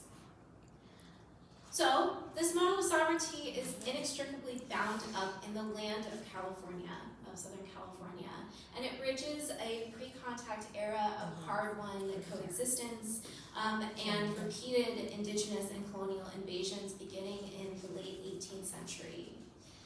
The reason for this is because California, as many of you know, is a dynamic landscape. I have here an image of the San Andreas Fault Line, which goes right through the territory where I work. Earthquakes are just one of the ways that this landscape is regularly remade. So fault lines, the faulting, which can happen every few years, a major faulting, transforms the land, it changes the water table, it changes where it is possible to live. And so if you can imagine that at any moment your village might no longer have access to water resources, particularly if you live in a desert, it is adaptive to have a networked system of governance where one set of relations can welcome you in and help kind of counterbalance the dynamism of the land. Other forms of dynamic kind of remaking in Southern California include wildfires, unfortunately, like some of the ones that we've seen this year, although those are wildfires that are happening in places that are no longer being culturally burned. But wildfires can start by lightning strikes, but they can also start by human hands in order to prevent those kinds of wide-scale destruction, and also to do things like manage insect populations so that plant relatives can thrive. So this means that wildfires are also reshaping the land. And then one final factor that I want to point out here is flooding. So the Southern California interior, many of us think of it as a desert, and a lot of the time it is a desert, but it also runs along the Colorado River, which periodically floods. And the flooding of the Colorado River creates a vast inland sea, or has historically created a vast inland sea called Lake Coquille. And what this means is that when the Colorado River floods, something that was once a desert becomes a vast lake where people can no longer live, of course, because they have been displaced by the water, but they also suddenly have access to mollusks, to fish, to water birds, so other kinds of relationships. And so we begin to see, right, that when the land is constantly changing in these ways, having a decentralized relational mode of governance makes it possible to thrive when things are changing all of the time. So interior peoples framed their sovereignty to mirror the land's dynamism. Interior nations expected change, and they structured their systems of governance accordingly. Alliances within and beyond international boundaries were essential for thriving within a place that is continuously remade. So consequently, optimal land use, if I can again borrow Yvette's term to bring us into conversation, optimal land use for these communities prioritized interdependency rather than dominion, maintaining a flexible equilibrium that could respond to and prepare for earthquakes and floods. Relationships with and among human and other than human beings were a source of strength and resiliency within this landscape. This resilient structure of land use and sovereignty was also adaptive to the human and environmental cataclysms of colonialism. So Between the River and the Sea explores how interior Native communities innovated on these relational models of sovereignty to enact power and survive 4 waves of invasion between 1769 and 1937. So this is kind of the foundation, right? So the rest of my presentation, which, we're going well over. Well, in that case, I will leave examples for discussion. And instead, I will just say that I want to emphasize that this is not something where, when we're talking about continuity or rupture, that Native people are occupying these kinds of sovereign relationships in a way that is static. Instead, we can think of these models of sovereignty as a wellspring, an animating logic that flows through the channels that colonial invasion, epidemic disease, overgrazing, these kinds of impacts, they create channels that relational sovereignty flows through, people adapt, but this same ethic of maintaining relationships, building coexistence within a dynamic equilibrium, this animates how Native communities in the Southern California interior are operating. So rather than get into examples, I just want to emphasize that these land-based sovereignties didn't disappear in 1848. They continue to be an important ethic within Southern California communities. And they were among the political visions that were competing for control through the 19th century, the ones that Yvette has outlined. So Native people's visions for optimal land use coexisted with and sometimes even outcompeted colonist visions, particularly in the interior and across the eventual US-Mexico border. So as we turn now to Laura's comments and the Q&A, I want to return to the erasures of the Mission Project, where I began, and pose some of my own questions. So how do Indigenous and Latine political visions subvert California's origin stories and the border itself, this border that crisscrosses these communities and changes the kinds of political relationships they have to land? And how can centering these geographies and the contest between these geographies lead us to an alternative set of possibilities for the future? I will stop there. Thank you so much.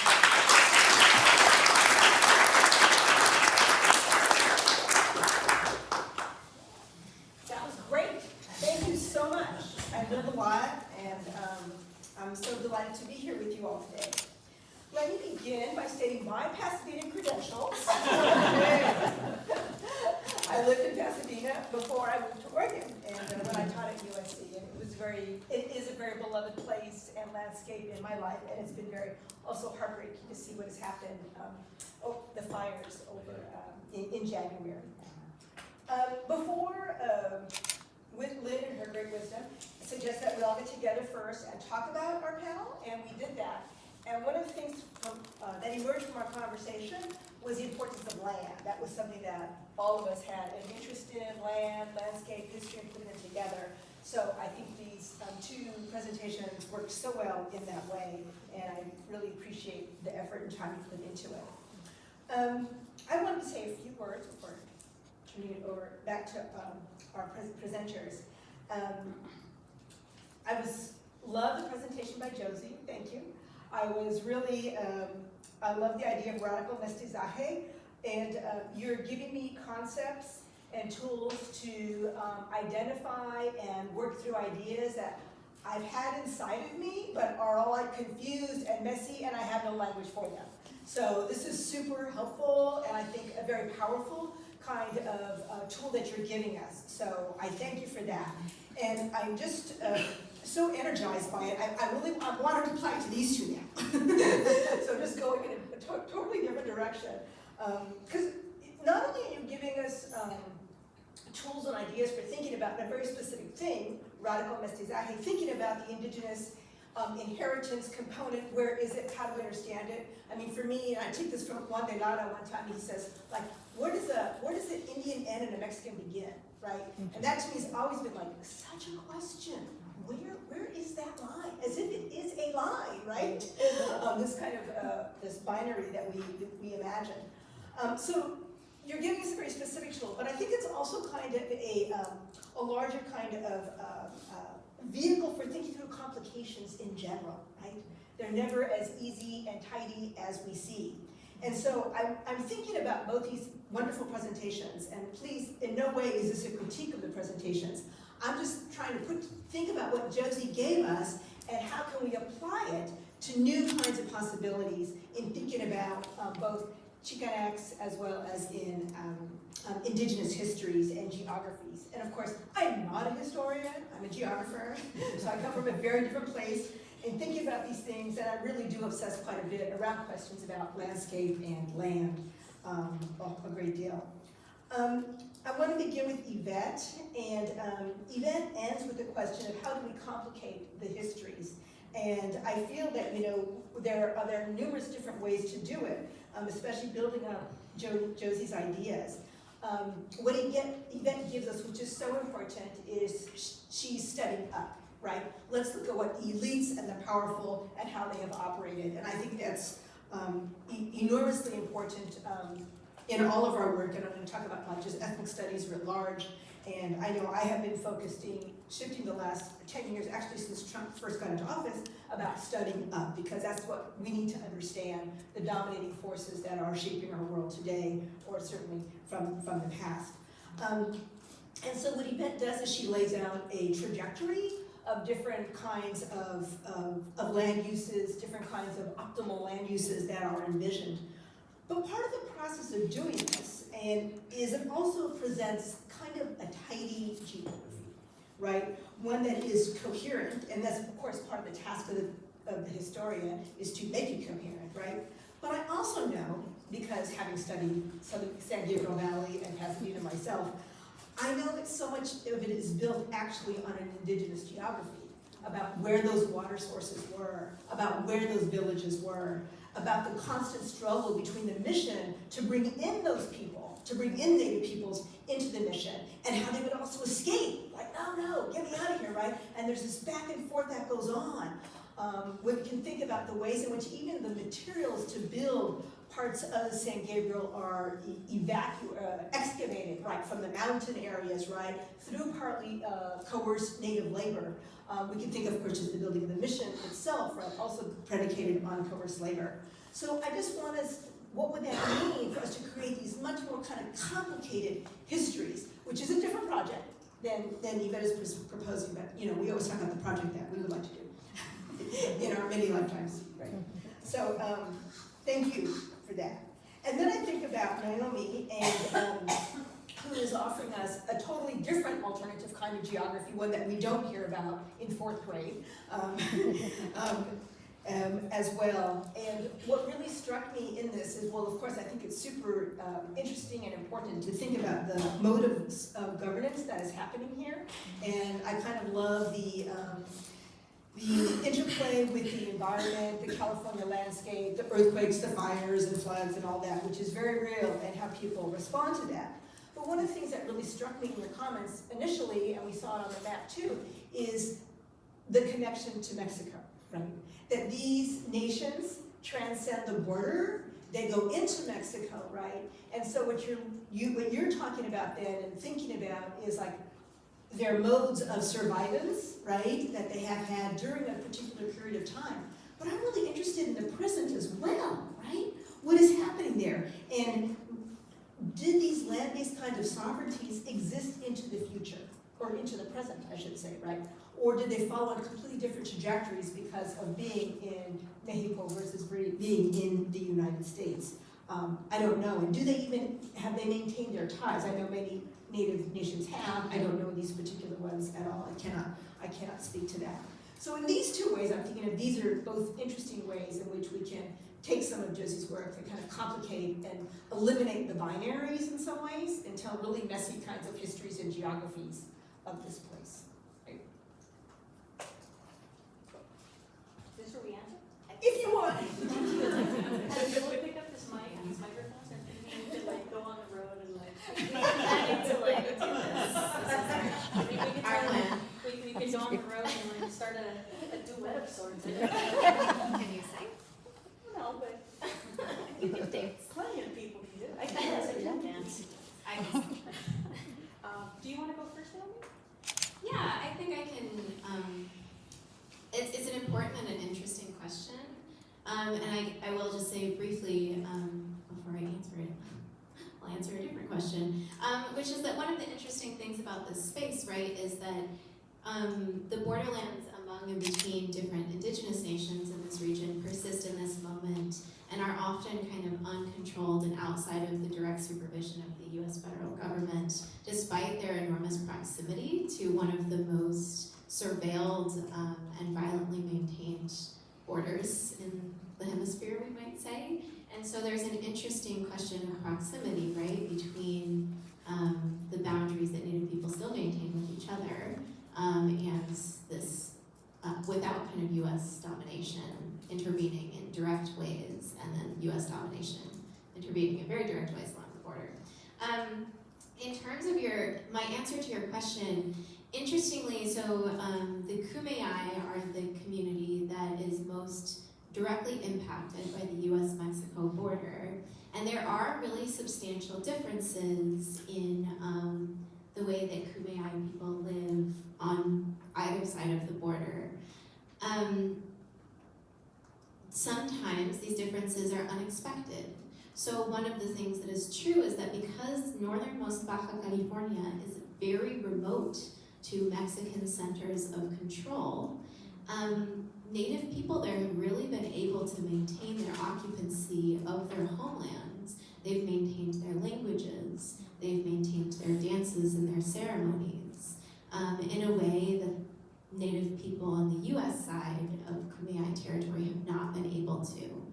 And so they have been working towards building much more substantial and ongoing ceremonial relationships, or rebuilding rather, I should say, that bring them into community with each other regularly.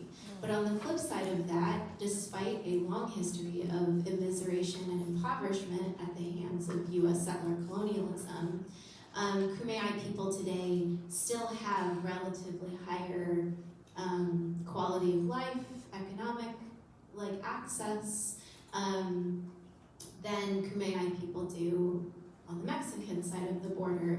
And so there are these interesting kind of tensions or pulls between access to ceremonial community practice, language, knowledge, that has much more continuity on the Mexican side of the border, and access to kind of the economic stuff of life on the US side of the border. And so that is one of these painful things that Kumeyaay people, I think, navigate really extraordinarily based off of my work with them.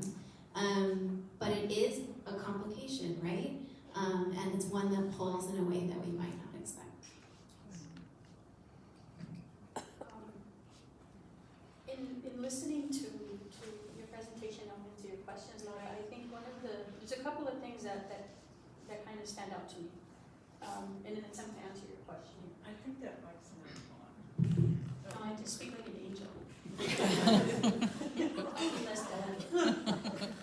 So, I think that ultimately, the two things that come to mind for me are the artificiality of borders. That's a word, right?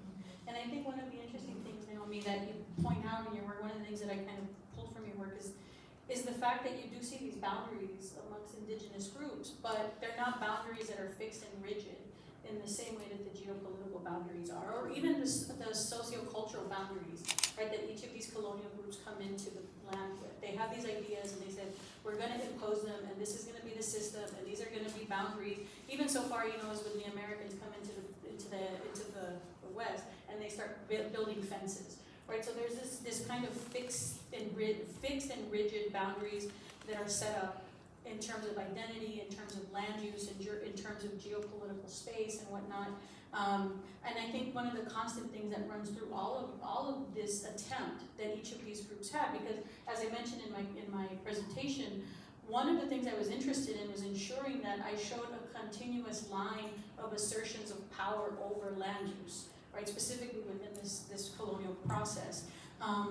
One of the things that's constant with all of them, and I don't think it's a surprise to y'all, but it's the disregard of indigenous knowledges about land, right? With what indigenous populations are doing in the work that you described, essentially they're malleable, right? They're malleable to the conditions of the land, listening to what the land says in terms of how to live on the land and how to use the land and what it's for. And this is something that was kind of where you have these colonial, whether it's the missionaries or the Californios or the American farmer or these land speculators in the late 19th century, even to the present, I think especially in Pasadena right now, after the wildfires or the brush fires there, the rents in that area are astronomical, like ridiculous. And so I'm thinking, again, it's this imposition of these rigid and fixed ideas about what the land, it's almost, and I'm thinking about it in Spanish, so give me a second to translate here, but it's ultimately, they're very stubborn about making the land conform to what they want it to be. Whereas I think what you're describing, Naomi, is this malleability of understanding of how we live on land, right? And so that's the concept that I found through them about it. So I think in thinking about how can we complicate how can we complicate the history? Like, for instance, how can I further complicate what I did in my book? It's more of, for me, it's thinking about how do I disrupt historiographies that insist on doing Mexican versus Spanish, Spanish versus Indian, right? These kind of contentious relationships, and seeing that oftentimes what it boils down to is how do the actions of the people that enter into land to displace the indigenous populations that are there, how do they enter into this place and impose these mindsets that were never really intended to be there, but rather are matching specific ideological structures of race, or constructions of race, or constructions of economic expectations of the land, right? I just want to pose just one more complication. Okay. Okay, yeah, go for it. I'm gonna ask you any questions. Okay. We have like 5 minutes. Okay, wow. Yeah. Jabo?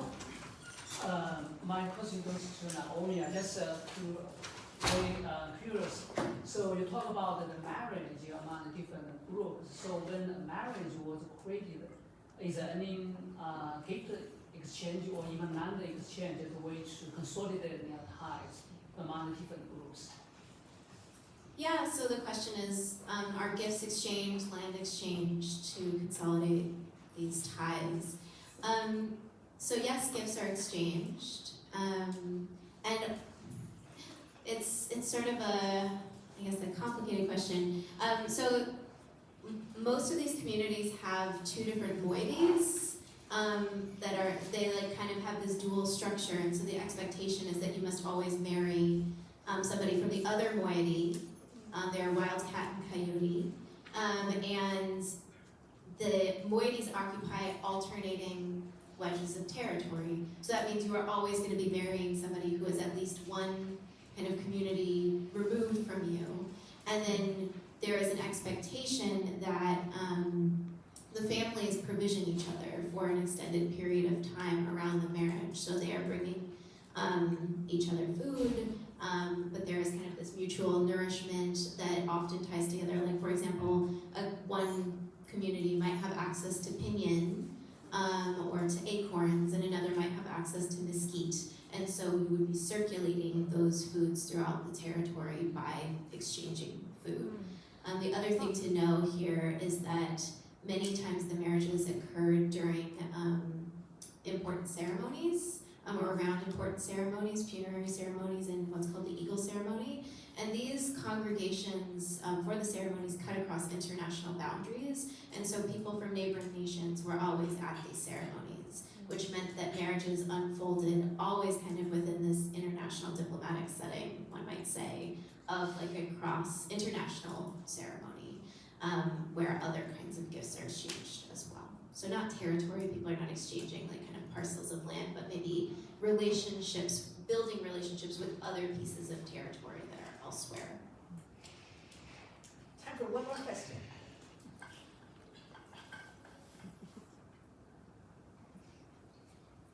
Yes. Well, in this last hour, we've been using the word California, meaning something, but I'm curious if there a place in time when it was the word that someone would have referred to themselves, that people to themselves ask. At the start, we were talking about the meaning Mexicano, but I think there was a time and place where what it was distinctly not Mexicano, but they were so far removed that they had a special identity. So is that true or not true, my idea? Yeah, the term, if I'm hearing correctly, you're asking if there was a specific origin point for when folks started calling themselves California? Correct, because so far we're only talking about recalls of California. Right. No, it's a particular identity that emerges out of the group itself for the purpose of distinguishing themselves from not only the indigenous people, but specifically the landless folks in the community. And so it's about constructing a very specific cultural identity. And so they do use that. Oh, I'm sorry. They do use that. They do use that themselves. And in the documents, you do see at a certain point what's interesting, and I'll be brief here, at a certain point, you have like Pio Pico, for instance, he refuses to use the word Mexican, right? I'm not Mexicano, and then as soon as he starts seeing more and more encroachment by the Americans, then he shifts as he's like, we're Mexican, right? And so it's part of a developing identity that they have from the moment of independence, and actually before, with the rise of like liberalism in their perspective, right? The way that they articulated it, and it develops into the U.S. to the time of the U.S.-Mexico War. Yeah. Thank you very much.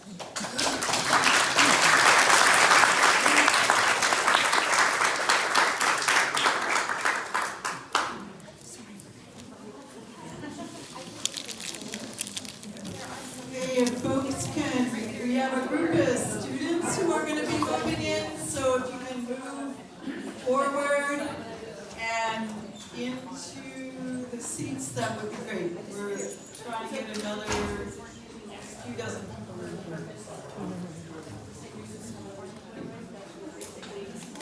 Folks, if we are able to ask a few questions forward, so that we can give the class that's coming in as many seats as we can.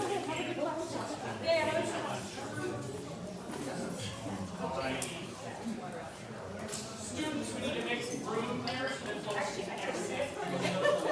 And we have some seats for you all to sit down.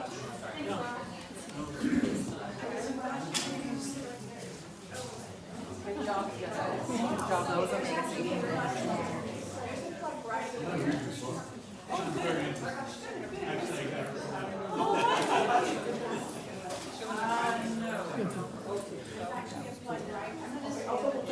That was cool. Did you go? I thought the filers would be moderated. They're not here. So what happened with that? I didn't know the you wanted to talk the moderators and them, but we need to okay, I have the printed ones. I'll go grab.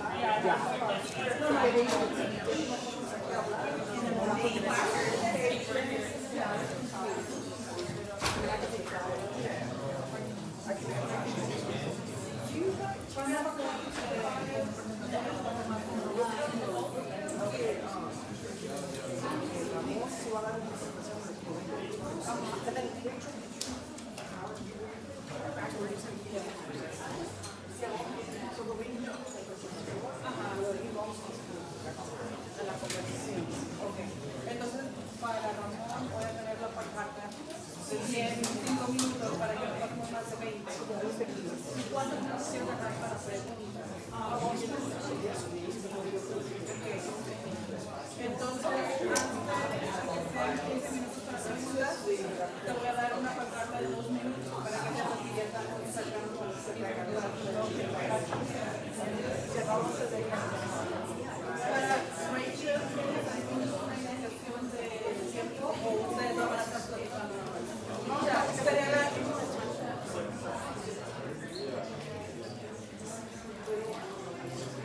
Hola, Ramón.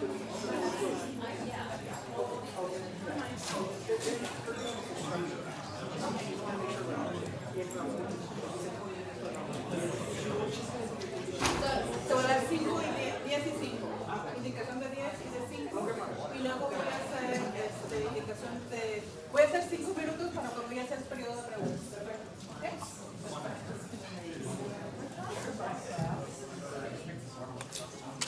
Hi, I just want to welcome my immigration and farm workers class. If you're here, you can sign an attendance sheet on your way out at the back at 3:20 or whatever you say.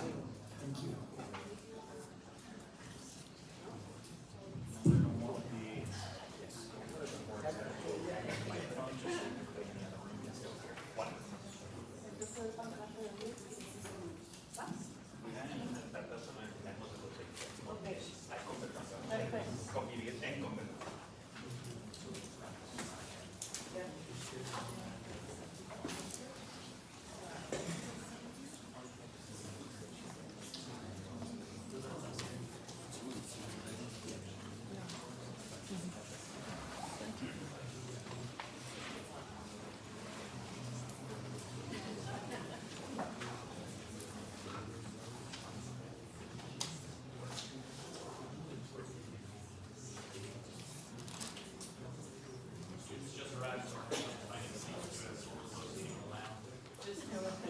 right, everyone. Yeah, thanks for taking the time, and thank you all students from the Immigrants and Farm Workers course for being here as well. I took that course when I was an undergraduate here at the University of Oregon. Still one of my top courses. I'm saying that because Lynn's here. It's a really great class. For those of you who don't know me, my name is Gabriel Sanchez. I'm a faculty member in the Department of Anthropology in my third year here, and a former undergraduate here at the University of Oregon. So I think I'm going to borrow Jason's terminology here, double duck. And today we're introducing our session, The Media, History, and Citizenship of Indigenous and Latinx Peoples, Contested Lands and Identities Across the Borderlands. And we're really honored to have Dr. Rachel Nez, who's a researcher, educator, and advocate dedicated to Native storytelling, the arts, and language reclamation. She is the director of All Our Kin Collective, and a faculty member at Fort Lewis College. She engages in academic and community discussions on Native representation in media, which we'll discuss today, the role of Native languages in the arts, and the self-representation and empowerment. Through language revitalization and media, Dr. Nez plays a vital role in ensuring Native voices and languages are heard and preserved. And we're really honored to have Dr. Nez here with us today. And I'm also introducing Dr. Ramon Reséndez, incoming faculty member in the Department of Anthropology and the University of Oregon. So all of our cultural anthropologists, archaeologists, bios, and anthro, we're all going to be engaging with Ramon, Dr. Reséndez here shortly. His research examines how historical institutions, visual culture, and documentary media shape perceptions of Latinx and Indigenous histories and citizenship in the U.S. He is currently a postdoc in the Center of Research and Race and Ethnicity in Society at the Indiana University. Sorry, they gave me the acronym here. Media School, where he is completing his forthcoming book, Archival Resistance, Memory, Documentary Media and Refusals in the Mexico-U.S. Borderlands, along with the accompanying documentary film, Between Memory and Resistance, a documentary about labor of refusing to forget, forthcoming in 2026. Thank you.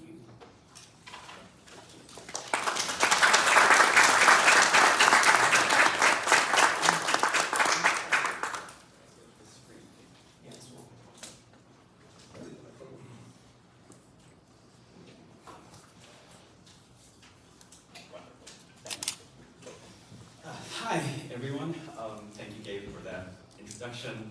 I'm really excited to be here with you. I have asked to be timed at 20 minutes because I am very much looking forward to having a conversation with Rachel Nez and Gabe.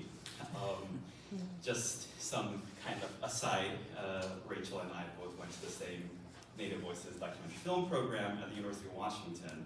We were not students together, so mine was actually the last film that was made in the program. So it's actually been a really exciting process in making this panel with her, because she made the first Indigenous-made Borderlands documentary in 2005, right before the US border wall was made. And my documentary from the Native Voices program in Muro, The Wall, was post the US border fence of the early 2000s, for those of you who don't remember anymore.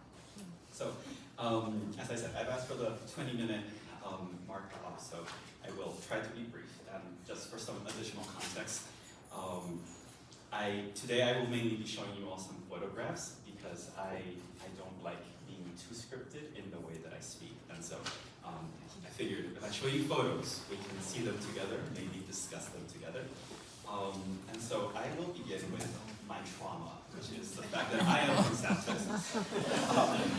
Right. Just to give you my positionality on where my perspective enters into this conversation on U.S. citizenship on the U.S.-Mexico border for Chicanos, for Mexicanos, and for Indigenous peoples. And so I kind of want to begin with this slide right here of the Texas creation myth and Anglo-settler colonial sexuality. Because if you know anything about Texas, it might be the Alamo.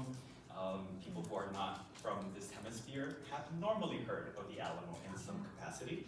And this goes back to, I think, as Naomi was saying earlier, right, that patriotic education. So I was an A student in middle school, and I had an A in Texas history, which was a disturbing thing to think about now, right? Because it meant that I had read the book very well, and I had learned the histories very well. But I had also grown up in a Chicano household, in a colonia, outside of Brunswick, which is a strange conversation in itself.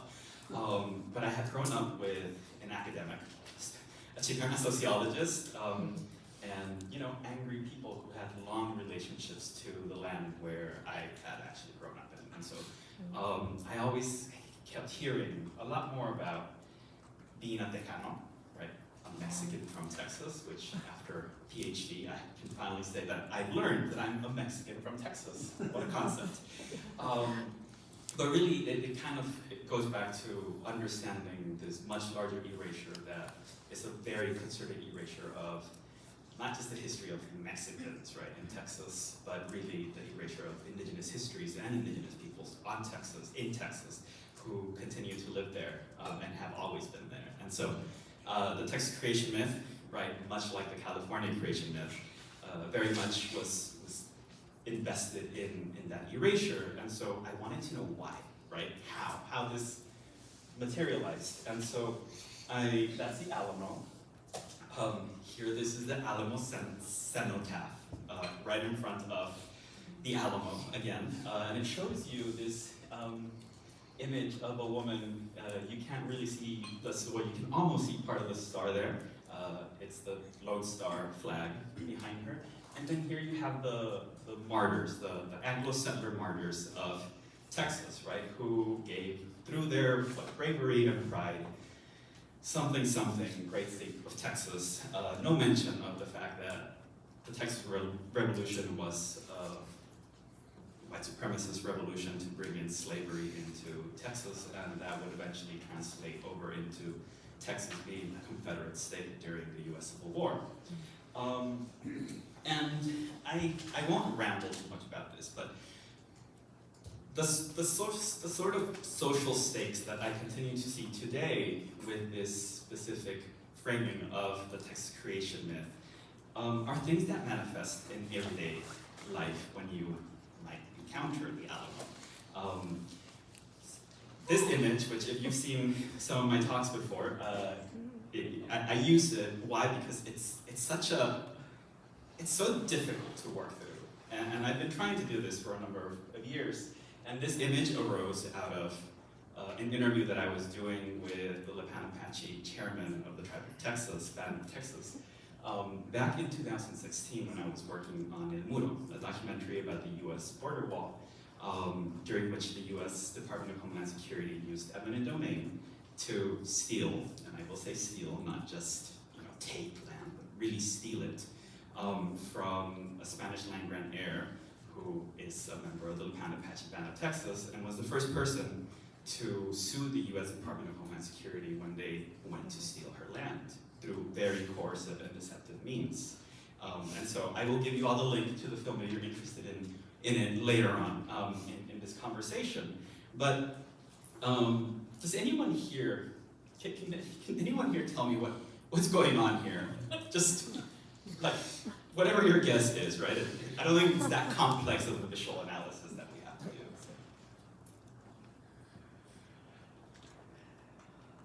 There's a title, right? So white settler couple holding assault rifles in front of the Alamo facade, and they are enacting the Alamo, right? Just like this previous image that is literally about, I don't know, what, 50 feet away from where they are. They're enacting the Alamo, right? You can see the spirit of sacrifice. They're also holding rifles, if you can't tell. But then you also have this couple, and just the strange timing, right? I was working on a documentary about the history of resistance of Ende peoples, and then this is what happens immediately after, just after doing this one interview. But there's multiple layers here that I think we can unpack very fast, actually. We've already heard a conversation or a talk about missions, right? A prior sort of Spanish colonial regime and the mission as, a very central tenet of it. And so here they're standing in front of the Alamo facade, and I call it a facade because it was reconstructed after the Battle of the Alamo, because it was actually destroyed by the Mexican army, because they didn't want, Santana did not want for it to become an icon. And then it became an icon. Some other layers that I think are important to address right here are also the fact that where that couple is standing, you also have remains, indigenous remains from the Lipan Apache, who were some of the native peoples who built the missions in the early 1700s. And so all these images, or these three images, right, Cenopath, the facade, and then this white settler couple enacting the Alamo, goes in to really tell us, right, this is a big sort of shrine to Anglo-settler identity. The same Anglo-settler identity on which I was trained in my 7th grade education in Texas history, right? The stance here is a resistance to the Mexican government, right? But it also points to this specific type of architecture, right? Of colonial architecture, Hispanic architecture, and pointing to Hispanic architecture as a specific type of prehistory to Anglo-settler colonization. And I want to give you more images because I don't want for you just to take me at face value in that, right? San Antonio boasts having one of the oldest churches in the country, in the US, and that's because it goes back to the early 1700s with the arrival of Spanish settlers. And so here we have one other image that you will, most of these images for now will be from San Antonio because it was the cultural center, right? Like the metropole of the Spanish borderlands back in the 1700s. I don't think it's borderland today, but temporally it does continue to occupy that space in conversations around Hispanic visuality, Hispanicism, and I'll go more into that. So here, this is one of the very few sites that you will actually encounter, and it's maybe a quarter-mile away from where the Alamo is. And you see the typical colonial encounter, right? You have an indigenous man, you have a friar, a Franciscan friar, you have some sort of captain who is holding a scroll, right? The civilizing scroll of, you know, European contractarianism, we'll call it that today. And then you have the settlers, right? It's a very peaceful encounter, right? But it's the founders' monument. These are the founders of San Antonio, the Canary Islanders. And so that's one way of romanticizing this encounter. Very little is actually noted around the San Antonio environs, and I have documented as much as you can document from the cultural center of the cultural hub that is San Antonio.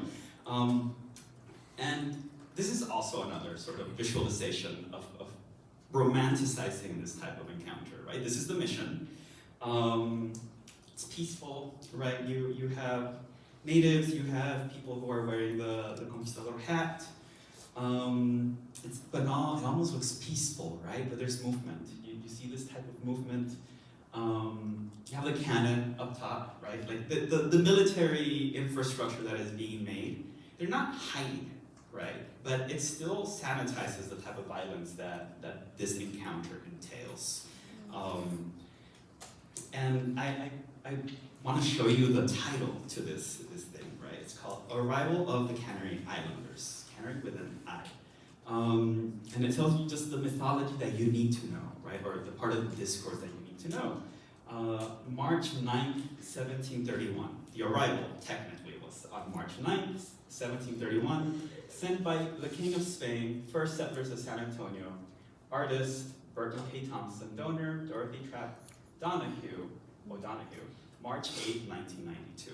Right? So someone in 1992 is thinking about this encounter, right? They are still creating this specific vision of the Hispanic arrival, right? The civilizing Spanish arriving there. Next to that painting, and that painting is located in the Spanish governor's mansion, you also have this really interesting, I guess, poster map called The Spanish Heritage, 1531 through 1823, and Contribution to American Independence. right? So in essence, you can start seeing how these visual productions, right, these forms of visualizations of history start to form, or they undergrid what this encounter is supposed to be, and they are constitutive of this form of citizenship of the US, right? Of course, these are Spanish, Hispanic peoples in the Spanish governor's mansion, which was a presidio, which is a military fort. And so San Antonio really forms this really interesting place where you can see the convergence of these different regimes. Right here you can see one of the, or an image of a conquistador, a statue of a conquistador. It's literally called the Conquistador. And it's in front of that museum, the Spanish governor's mansion, which was not a mansion. You have the arrival of the Canary Islanders, or the Founders Monument, also sanitizing that type of encounter. But then you also have this strange character on the side, right? The third image that I will not be discussing at length today because it's very synonymous with the Alamo Cenotaph. And that is Stephen of Austin, right? As the founder of, Texas, technically. And another strange image, and I'm just kind of sharing these weird images that are like, wow, it really takes a specific type of lens, like a photoethnographic lens of going and documenting what the history that we're supposed to see is in this area. And so this weird obelisk, right? You have two eagles up at top with a very interesting inscription that I will read out loud in case you can't see it, and also because, I struggle to read sometimes from a distance. And it reads, "In recognition of the Hispanic in Texas, who through their pride and struggle have kept alive the heartbeat of Mexico, Texas' motherland, and in so doing have become an integral part of the culture and character of this proud state, 5 de Mayo, 1981. William P. Clements, Junior Governor, State of Texas, the Mexican American Business and Professional Association." That was a really interesting thing to me, and I'm so happy to see some faces in shock here, right? Because, and I have a long scripted sort of analysis on what's going on here, right? But the ascription here, or this inscription really ascribes that it was Hispanic colonizers who, through their, intervention, gave Mexico its lifeblood, right? And also Texas. And so the contributions that have been made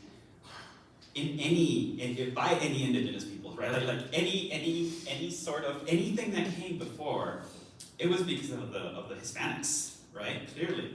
And so going back to the whole crazy 7th grade education, right? Growing up, I understood myself as a Hispanic kid, right? Because that was one of the ways to identify. And then, I had other family members who were like, "No, you're a Chicano." Like, what does that mean, right? And so I think in this instance, it really means like this very critical understanding of the way that detribalization has happened in the context of Texas to literally steal these lands. And there's this really interesting transnational connection that most people don't know, and I want to make it clear that when in these conversations about migration, right, like mass migrations, the state or the degree of collusion between US elites and Mexican elites, the land-owning classes. Remember, there was a huge revolution about 110 years ago in Mexico, and it was a revolution against a 35-year-long dictatorship, and the dictator was Porfirio Diaz.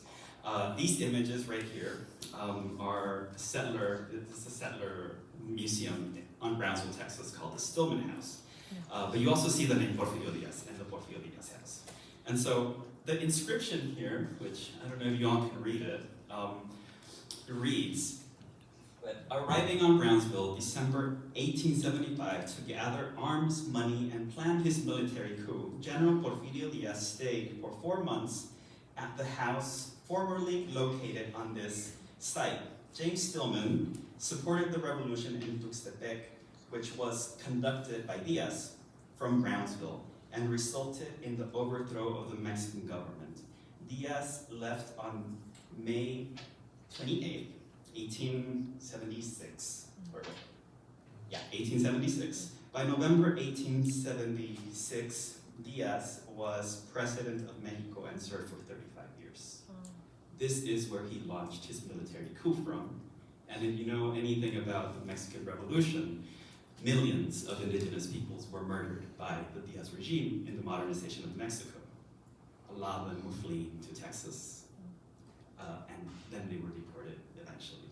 There's a much larger history of ethnic violence in South Texas around the same time, which I think I'm almost out of time here, so that's one of the main focuses of my book, but also of the short documentary film that I'm currently working on with a group of public-facing historians and also indigenous peoples from Texas to refuse, right, this totalizing narrative of the border, and the border as we understand it today. Because the border was not always this static imperial place. It wasn't when I grew up in the 90s. Yeah, anyway, so that right there is the only image that you will encounter about the Porfirio Diaz house. Just a photo. You see the Brownsville, city of Brownsville kind of sign there. But that's it. The dictator of Mexico. Yeah, anyway, and then there's this small filmography which explains why I'm so excited to be able to have this conversation today with Gabe and Rachel. Because in the history of documentary media, which I guess I am technically a Chicano documentary historian, the nuances that are required to understand what violence entails on the borderlands are seldom addressed, because they're normally framed from perspective of the state, or normalizing the ideal types of the US or of Mexico in the way that people are understood. Anyway, I think I'm pretty much out of time, and so if you want to see El Muro, the wall, and no, we're not playing the trailer anymore, you can go to documentaryworlds.com. Please excuse the poor web design for now. In the process of updating it and doing a bunch of other media projects here. And yeah, I look forward to the conversation and also to whichever questions you might also have.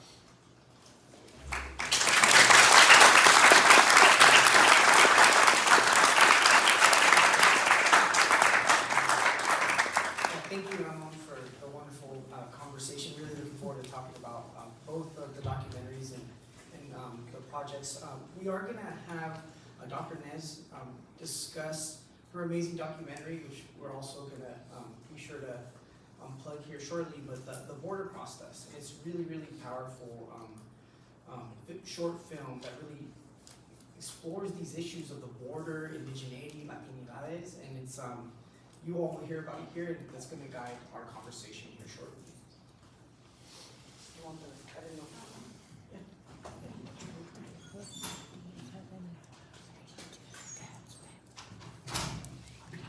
Yeah, thank you very much for having me today. I absolutely appreciate it. Yate, everyone. My name is Rachel Nez, and I am from the Navajo Nation. That is where I grew up. That is where I was raised. And before we get into the documentary, The Border Process, which I produced in 2004, I'm going to share a little bit of information with you to kind of frame what my intentions were going into this documentary. So I grew up in the Navajo Nation. I'm a first-gen educator, currently again at Fort Lewis College. For those of you that are not familiar with where the Navajo Reservation is, it's located in northern Arizona, a majority of it, but also Colorado, Utah, and New Mexico, right? Growing up, there were challenges, and a lot of my access to the outside world was through books, through pictures, through movies and films. So that's how I kind of learned about, what was going on outside of the reservation. And it wasn't until I got into the media arts program at the University of Arizona that I started to, become more interested in the different ways that I can share stories. And then just to backtrack a bit, Dances with Wolves You've seen that? Familiar? Are you familiar with that? Well, that film was really sparked my interest in media arts. I could see on the screen Native people, Native representation. The Lakota language was being spoken. They were winning all kinds of awards. And so I was like, I want to do that. I really want to do that. And my mom and my brother and I went to one of the border towns, Gallup, to do laundry. And to get us out of her way, she said, go watch a movie. So my older brother said, let's go watch this film. And that's how I was introduced to natives on screen and this idea of, yeah, I can do that. Which, encouraged me to apply to the media arts program over at the University of Arizona. While I was there, I got to develop wonderful friendships with various different communities, Native communities in the area, the Yaqui, the Teposh, the Tohono O'odham. And again, keep in mind, I'm coming from the Navajo Nation, where I spent 17 years of my life. Travel was seldom because I didn't have a car, or my parents didn't have a car.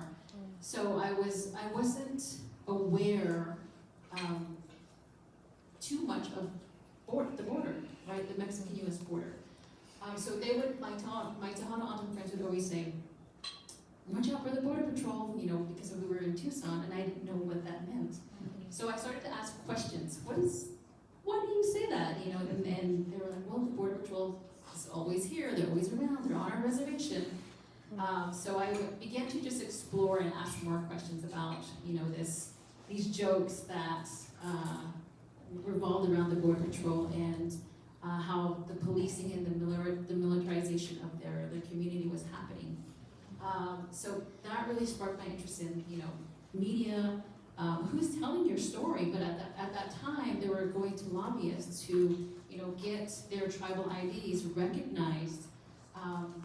So that's something that was happening too. And so with the media portion of it, I was thinking, who's telling your story?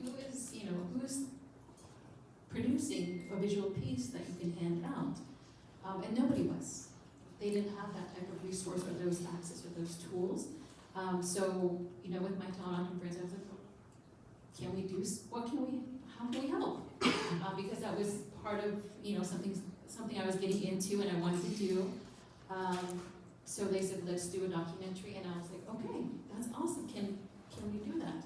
And so Native Voices, the program at University of Washington, was really helpful in, helping me frame the methodologies, providing the access, the tools, the funding to be able to work with the community to develop this, the border process. And over the I think it was 2.5 year period, a lot of research, a lot of relationship building, but also just really interested in telling their story, and a little bit reluctant at times because I didn't know if I would be the correct person to do it. I'm from the Navajo Nation, I'm not Tohono O'odham. So I always said, is there somebody in your community you can tell it? And the response was, you could probably ask the better questions since you're not familiar with what's happening. So that's how the story kind of evolved. And it's really nice to hear 23 years later that you can still access this film and that it's still creating discussion. So a lot of my question going into this documentary was, I don't understand. This is traditional lands, right? And the response was yes. So how come you guys can't just go back and forth, right? Coming from the Navajo Nation, that was my, that was my lens. That's what I was looking through, and I couldn't understand it. Well, don't they recognize your CIBs, your tribal enrollment? And it was no. Well, why? Your language. What about Tohono O'odham? It's if you speak that, what happens? Then we get policed. So a lot of those questions was what I was thinking about, and so when going into the film, that's what I really wanted to be able to communicate was, this is their traditional lands. The border runs through it. I don't understand why this is happening. So it was really helpful to have those resources and those tools, but also the support of the community to be able to tell their story. Yeah,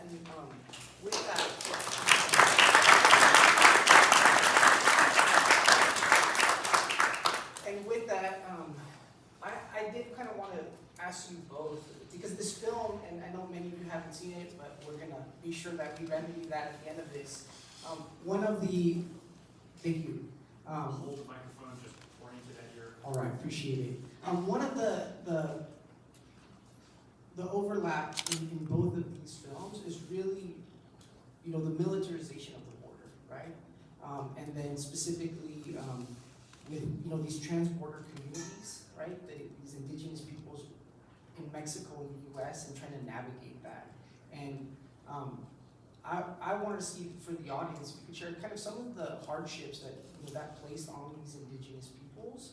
I'm thinking about with the Apache, you know, the burial grounds and these sacred spaces.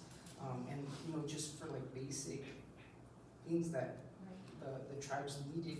And yeah, just to kind of give some context for the audience about just, you know, some of the hardships that they're being placed on these indigenous people with this militarization of the border. And I don't know who would want to take it first. Okay, this is on? Yes. Yeah, okay. There's some important things to highlight here, right? And so, just like we mentioned the California creation myth earlier, the Texas creation myth, right? These mythologies came through a very concerted effort of violence. And so one really, and I'm curious about temporally, if you know when the autumn started experiencing this type of hyper-policing, because and this is stuff that I think about a lot more now, about the border before 2000, before the US Patriot Act, before 9/11, and then the border after the Secure Fence Act of 2005, which really, well, I think it was 2004, I forget.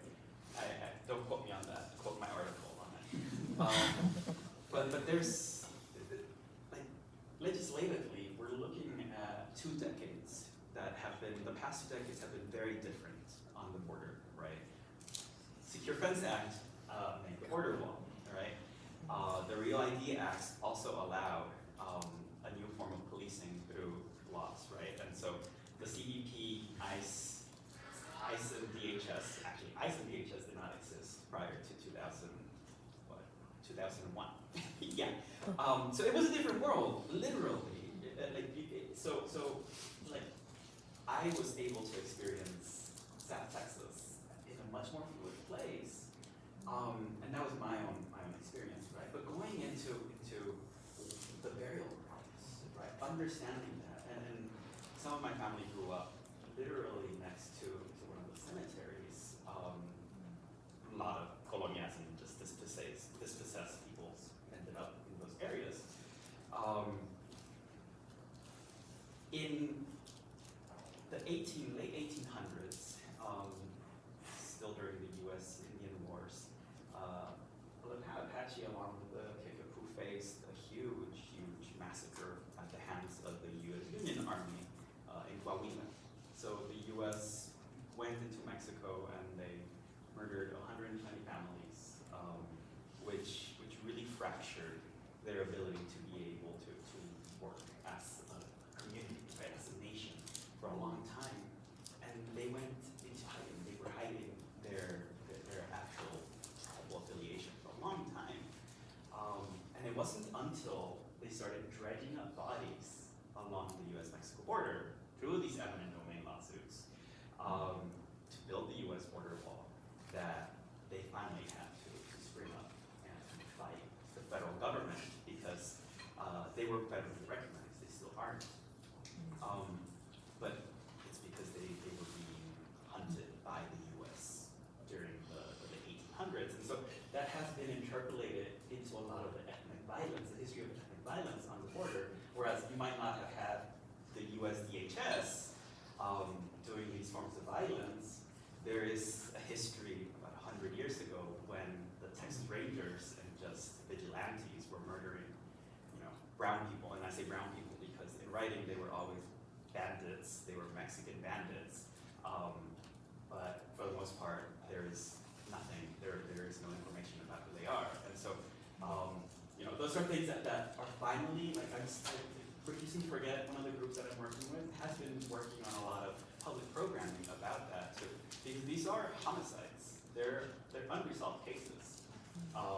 And so, you know, like, there's that other additional layer to account for in terms of why Spanish language, right? Like, why does this become the sort of archival form of documenting, right, their history, as opposed to you know, what sovereignty has to look like in other areas along the border, right? Because I'm not too familiar with the history of Arizona borderlands either. Yeah, so regarding access, yes. Again, leaving Tucson and traveling to the Tohono Nation, their main area, Sal's, Arizona, is probably about maybe an hour and a half. And similar experience growing up on the Navajo Nation, you know, from where I grew up to the border town, probably an hour and a half, right? Travel. And so when I was invited to go to the Sal's, I've never been to that area, and I was looking for, let's go. I've never seen it. I want to be educated. Share with me. But that hour and 15 minutes was so militarized that again I wasn't used to seeing that. So it was pretty intense to see Border Patrol agents part, you know, as you travel the cells on their traditional lands, do flyovers, see them on four-wheelers, right? And then just kind of camp out here and there. So that was something I wasn't familiar with, and so that was pretty intense for me to see as I traveled through them, or traveled to cells with them. And they would always tease me, and you know, we'll trade them a Navajo. But they would always tease me when I was on my travels, and so you know, just seeing so much of a military style presence was pretty intense. And again, I wasn't familiar with it, so I would just always ask questions. And so when we got into doing the, you know, the documentary, just traveling from here and there took a while, and then you get to the roads that are not too maintained, or maintained well, the dirt roads, and that just adds another layer, you know, into accessibility. And then, you know, maybe challenges as to where the Tohono can travel, and how they can travel as well. Thank you so much for that. And just to build on kind of what you both shared specifically with like indigeneity, you know, that erasure I think kind of came out in both films, right? This purposeful like colonial history and erasure of indigeneity. And yeah, I found it really powerful in both pieces. And again, you all will engage with it here shortly. But I want to see if you both could share what are some of those kind of important things that people and audiences should really know when watching your film, and what do you think those are as they engage with these in the future?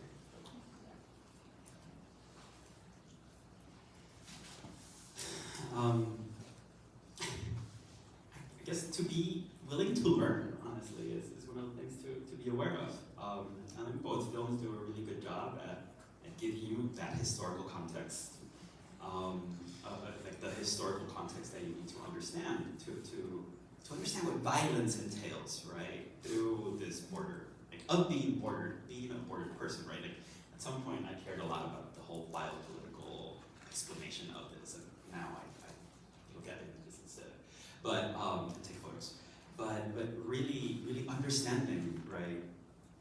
Both of these films, The Word Across the Ocean and New on the Wall, actually make us understand that there's these interesting and horrific colonial histories that manifested on the borders of the state. And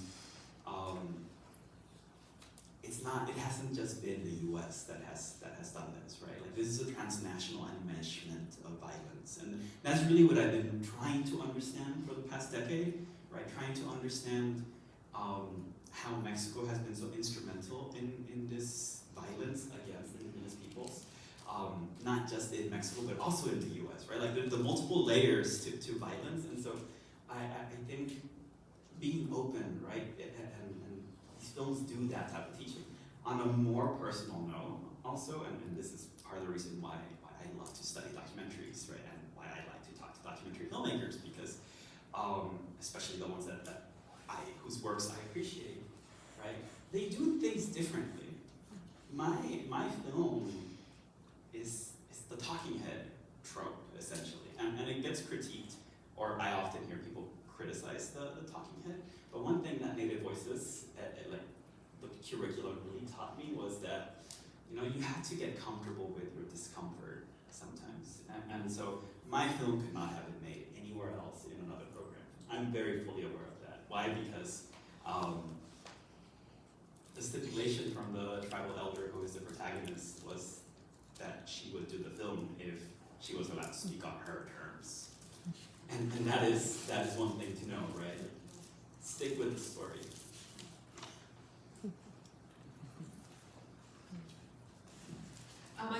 One of my main takeaways, and it's happening now, is this idea of documentation, right?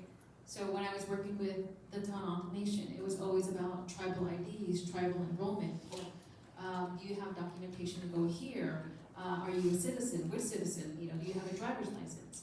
And that resonates now. It's crazy. I have a 12-year-old, and I have a 73-year-old retired father who was in the Army as well. And I have various lens. I have a linguistic lens, right? I have a media lens. I have a mother lens, but also a daughter lens. And just with what's happening now, sharing in regards to documentation with my 12-year-old that she has to have her certificate of Indian blood with her at all times was jarring to me, because it was like, I can't believe I'm having this conversation with you, but you need to keep this with you at all times. If something happens, you're gonna have to use this. It might work, it might not, but you have to have this with you. Same with my 73-year-old father, whose first language is Navajo. My dad, make sure you have your papers with you, because a lot of his appointments are off the reservation in the border towns, so I have to remind him, make sure, please make sure you have your documentation with you. Yeah. And then remind him to remember our phone numbers, both him and my daughter. And this is in New Mexico. It's just the same, it's like the same thing that was happening on the Tohono Reservation in 2022, in 2002, 2003, 2004. It's still happening, and it's just, I can't believe it. Documentation. Yeah, and to dovetail off of kind of what you both mentioned, your films really, struck a personal chord with me. I was in the military, stationed in Texas at the time that those acts were being put in place, and people were being taken from that base and being deployed to the border. It was something that was very personal.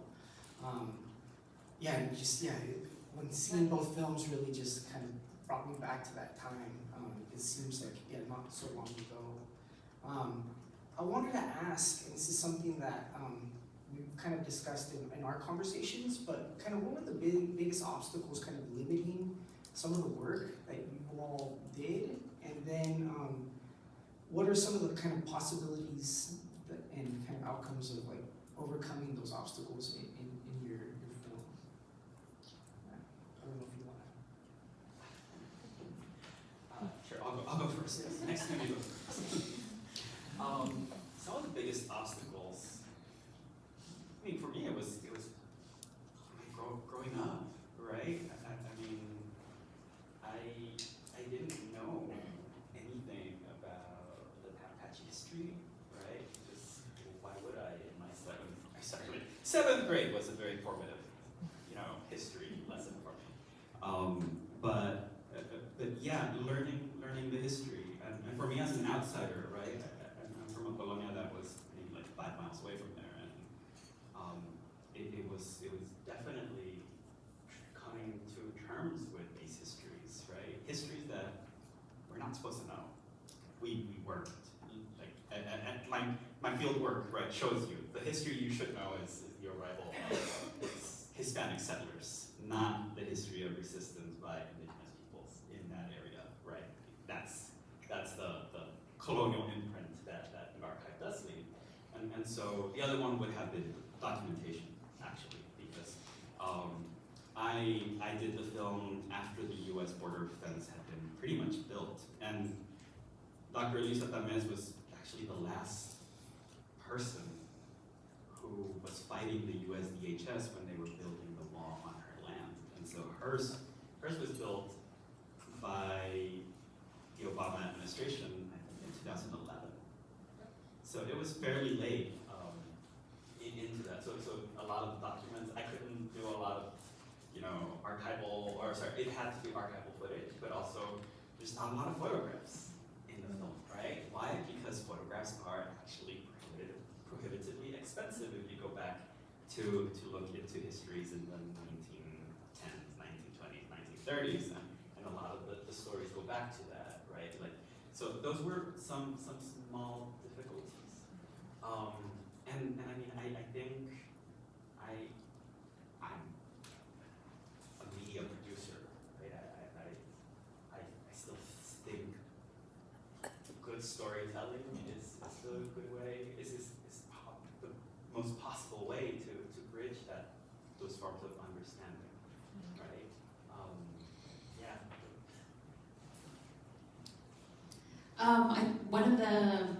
I think the biggest challenge at that time was accessibility, communication, because, I think there was email, but I'm not really sure, I don't remember.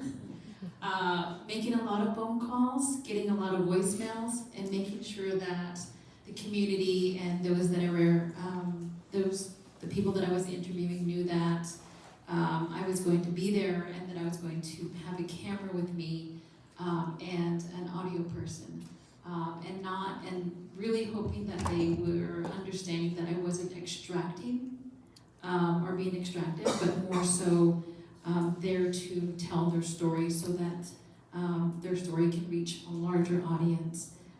So those are my intentions. And yeah, a lot of phone calls with an actual phone.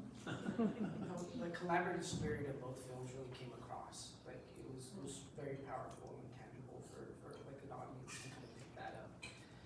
We do have roughly less than 10 minutes based on our time. I do want to open this up for questions from the audience while we still have the time. Not everyone at once. Yes, I'll come to you. We can all hear your question. Thanks a lot to both of you. When we look at the title, I didn't have a chance to watch the documentary, but looks like the border cross us, and also, I mean, the same one, the border cross United States, US, the same. But I wonder, how about the other side? The other side in Mexico, today's Mexico, how people on the other side think about the border. I just wonder whether you can, I mean, when we look at the border, it's not only one side, it's definitely both sides, even multiple sides. So my question to both of you is just, do we have a chance to document networks on the other side of the border and run them us? How about the other side of the border? Thank you.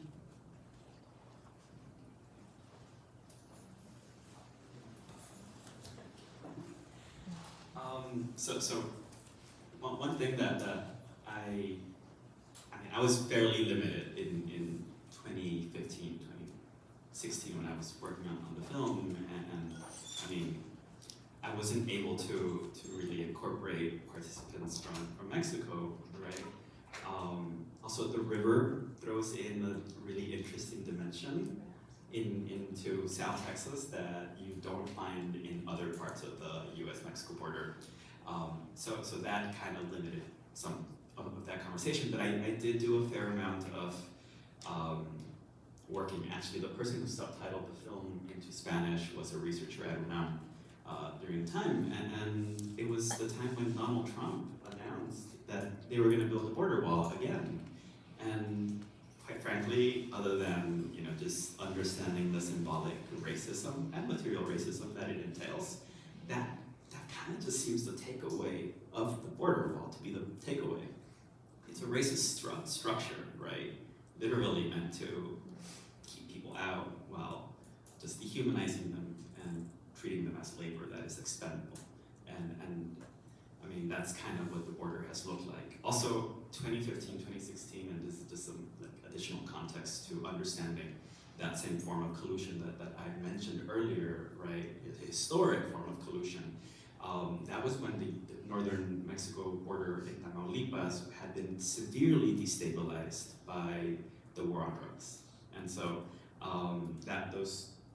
that's actually 2013, 2012 is when I really stopped going to Mexico a lot more, just because it became very routine to have public murders in the streets, and I actually faced a lot of warnings from some Chicano scholars at a few moments telling me to not talk about that because it portrayed this image of violence and savagery in Mexico, but like the real point should be understanding the collusion that the U.S. actually has had in creating, right, the maquilas, right, dispossessing people, but also having been instrumental through the School of the Americas or the Hemispheric Institute for Collaboration based out of Georgia, in really training, mercenaries that eventually ended up running a few of the huge gangs in the north. And so, those are some of those layers to understand what does the border wall mean, and what did it look like on the outside, right? Really interesting landscape stuff. But anyway, sorry. That's a great question. So when I was doing the border process, that was something that we wanted to do. But again, it came down to documentation, and traveling, across the border and being able to obtain that information and those stories from the Tohono O'odham who were living on the opposite side, on the other side of the border. I think in addition to that, also thinking about the tribes that are located towards the northern border, who are where the border runs through the boundary waters. So even thinking about that and how that affects them as well. Mm-hmm. I think we have time for one more question.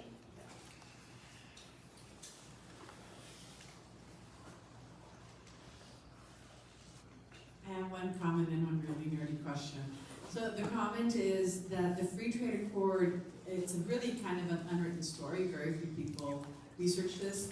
The Free Trade Accord from 1994 really allowed narco-economies to explode in Mexico City. So when we're talking about that collusion, that is what allows huge, making the cartels in Mexico much more violent. But my nerdy question is, why Canary Islanders? I mean, the place was called Nuevo Santander. Most people came from Santander. José Escandón is from Santander. So do you have any idea of why they choose to commemorate the Canary Islanders, who did come, but in a tiny fraction? Yes, I actually have thoughts about this. We should talk. It's the most bizarre rendition, right, of the Canary Islanders, but there's some inscriptions there where they know that the Canary Islanders were technically the first settler government in San Antonio. They don't consider the arrival of José de Escandón, the colonizer of Nuevo Santander, to be the quote-unquote arrival for some reason. So the presidio, the actual family of the presidio, did not count as the government. I don't know why. And these are really weird questions, because one thing about noting Escandón, right, and Nuevo Santander, that was what it was known under the Spanish viceroyalty, is also that the border or the river area was el seno mexicano, right? And so you actually have a huge group that translates to the Mexican womb. That was where the people who were fleeing Spanish subjection were going to, right? And so I can't tell you why, but the only reasoning that I saw was that they were the first civilian government. So they weren't military or something like that. It's really weird. They weren't specifically Spanish, maybe, because Escandon was clearly Spanish. Maybe that's interesting. Told you it was an early one. All right, everyone, with that, that ends our current session, and we really look forward to having, a deeper conversation at the post-conference reception this evening. And if you all could please join me in thanking Dr. Nez and Rosendez.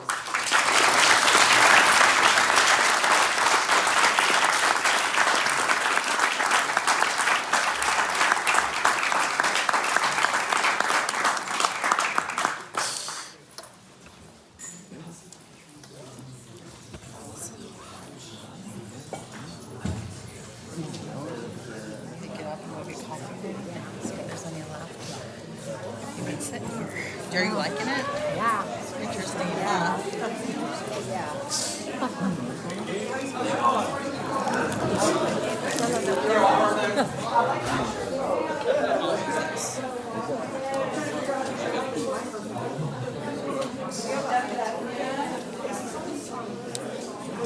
Another session.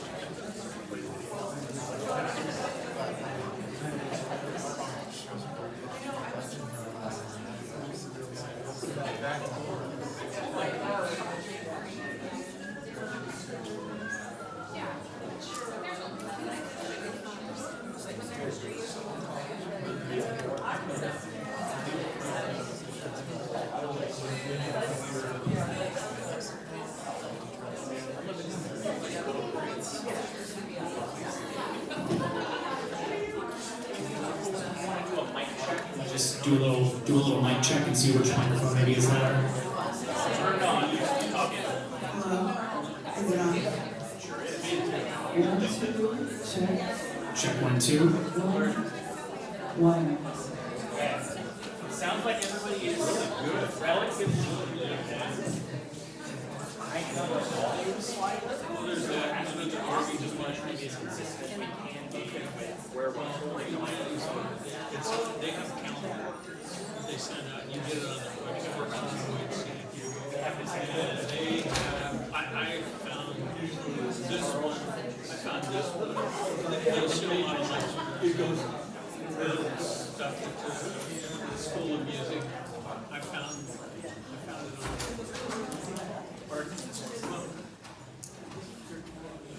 Good afternoon, everybody. Welcome to the best session of the afternoon, according to Lynn. That's what she said. This session is the best, and building comunidad and transborder territories in indigenous diasporas from Mexico and Guatemala. And I should have read that before I came here, but I didn't. It is my pleasure to introduce both of our panelists, and then I get to question them. And I remember my comp exam, so it will be particularly tough on Lynn. Lynn Stephen is the Philip H. Knight Chair and Distinguished Professor of Arts and Sciences in the Department of Anthropology.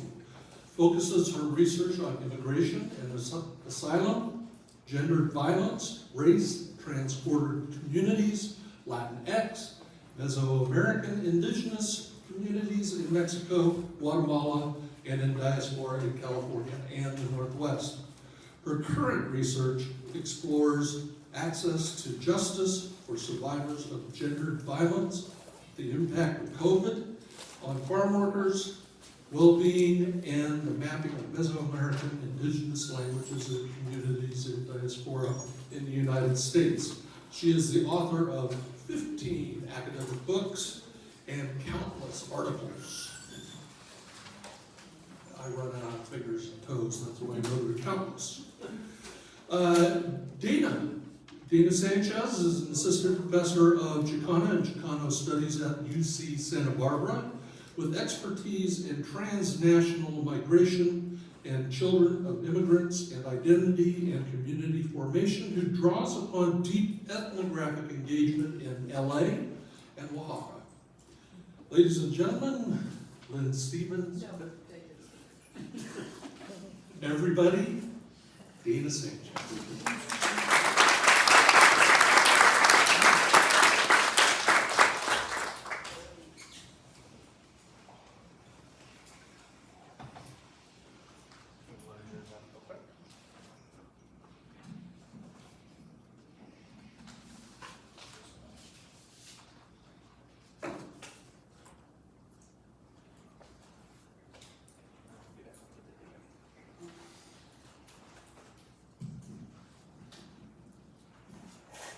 I'd like to start by thanking Dr. Stephen and Resendiz and the other organizers for the invitation to participate in the symposium and for coordinating our visit. My book, The Children of Solaga, examines how the children of immigrants from San Andres Solaga, Lynn is displaying it, marked on this map of Oaxaca, the Zapotec town from which my parents migrated in the 1980s, form their individual and communal identities under settler-created racial hierarchies, legal systems, and borders. In the book, I examine how indigenous practices of belonging, including participating in Oaxacan bands, traditional danzas, and embarking on return trips to Oaxaca, allow Los Angeles-based Solagueño youth to develop and maintain ties to their ancestral homeland, combat the anti-indigenous racism and discrimination they experience from members of Mexican and Latinx communities, and to mediate the xenophobia they may experience from larger American society. Today I will be speaking about portions of the 3rd and 4th chapters of the book, in which I discuss return trips for patron saint celebrations and the impact these returns have on diasporic community life in Los Angeles, California. Return trips, I argue, become times when Solagueños' legal identities are most visible, since they highlight the differences in legal status among first-generation Solagueño immigrants, as well as their documented and undocumented children. While Solagueños have recreated and adapted their way of life and cultural celebrations to their lives in diaspora, they still attach special significance to returning to the hometown for patron saint festivities. Such experiential and embodied knowledges are critical for Indigenous peoples' understanding of self, people, and place. Purepecha scholar Luis Urrieta Jr., for instance, writes about how to know a person or a place in Indigenous communities is to experience them in the flesh and with one's flesh. The importance Saldañeños place on experiencing the home community necessitates that their US-born children experience the place where their parents were born for themselves. For undocumented Saldañeños, this often means sending their children to Soldaga under the care of flight attendants as unaccompanied minors or with community members who are American citizens by birth or who have been able to adjust their status. In doing so, Saldañeños mobilized that their created legal identities to maintain connections with their pueblo. The experiences of diasporic children and youth with Soldaga vary on multiple axes, including their and their parents' immigration status. Living in a mixed status family or a family composed of members with different legal statuses is a common experience among Saldañeños in Los Angeles. The racial, social, and economic marginalization of Indigenous peoples in Mexico, coupled with increasingly restrictive US immigration policies, make it almost impossible for Indigenous people to migrate to the US with authorization. Matias's parents migrated to the United States in the early 1980s, leaving 2 of their children with their grandparents in Soldaga. Under the Immigration Reform and Control Act of 1986, Matias's parents were eligible for legalization but did not apply. Since they planned to return to Soldaga, they considered adjusting their status as a futile and expensive endeavor. In the intervening years, however, Matias and 2 more siblings were born, changing their parents' plans. With 5 children living in 2 separate countries, Matias's parents may have felt more pressure to provide for all their children, something that would be made more difficult without their American wages. Still, they maintained a strong relationship with their hometown, including through their children's participation in the Los Angeles-based youth band Banda Juvenil Soldaga USA Oaxaca. Matias's mother even returned with her US-born children on a trip the band took to Soldaga. Knowing that she might not be able to cross into the United States, the family agreed that Matias, the youngest child, would stay with his mother in Soldaga. As he shared his family's story, Matias reflected on the very real possibility that he might have grown up in the hometown had his mother been apprehended at the border. Since then, Matias's family have developed different strategies to remain connected to their pueblo, including sending Matias to Soldaga as an unaccompanied minor. When discussing his return trips to Soldaga, Matias reflected on his privilege as an American citizen, as well as the very real implications legal status continues to have on his family's life. He said, "Now that I'm older, I'm able to appreciate visiting Soldaga more, to be able to go back as I please. Sometimes I feel bad. Because of me, my parents can't go back. They can't really go back without fearing what's gonna happen to their sons. It makes me appreciate it more. My mom's not able to see her mom. How can you not miss your mom? What is that? Why is it like that?" Matias' situation is emblematic of the children of undocumented Saldañeños. As American citizens, they can travel across the US-Mexico border for return visits to their parents' hometown, while their parents must remain in Los Angeles for fear of not being able to return to the United States. His remarks demonstrate that from a young age, and he was 16 at the time of this interview, the children of undocumented Saldañeños are cognizant of their parents' predicament. Traveling to their hometown not only means possible separation from their children in the US, not traveling to Soldaga entails actual family separation from parents and relatives living in Soldaga. Part of the injurious consequences of legal violence, or how immigration laws directly and indirectly punish undocumented immigrants for being in the US without authorization, Cecilia Menjivar and Lacey Abrego argue, are the normalization, internalization, and legitimation of inequality. Laura Enriquez and San Juanita Garcia extend the concept of legal violence to the children and the descendants of Mexican and Latinx immigrants. For instance, Matias internalizes the US laws that separate his parents from their family and blames himself for his parents' continued unauthorized presence in the US. In Matias's mind, if it were not for their US-born children, his parents could return to Mexico. However, he also questions the legal policies that separate his mother from her family in Solaga. In questioning the logic of immigration laws, Matias reminds us that these legal constructs privilege some individuals while others find it impossible to gain legal entry into the United States and must resort to clandestine migration. With undocumented Solareños unable to risk their families' livelihoods in the US and Mexico, maintaining kinship across borders falls to diasporic children and youth whose birthright citizenship allows them to move across borders to experience their ancestral homeland. Although having children may dissuade many immigrants from permanently returning to their home country, as is the case with Matias's family, Indigenous children also help connect immigrants to their families in their hometowns. Through their transborder movement, diasporic Indigenous children and youth are able to maintain community, ritual, and familial connections with their ancestral homeland. Their American citizenship, a settler-created status, affords them the mobility denied to their undocumented parents. Undocumented parents, in turn, encourage their children to make use of their citizenship to travel to their hometown.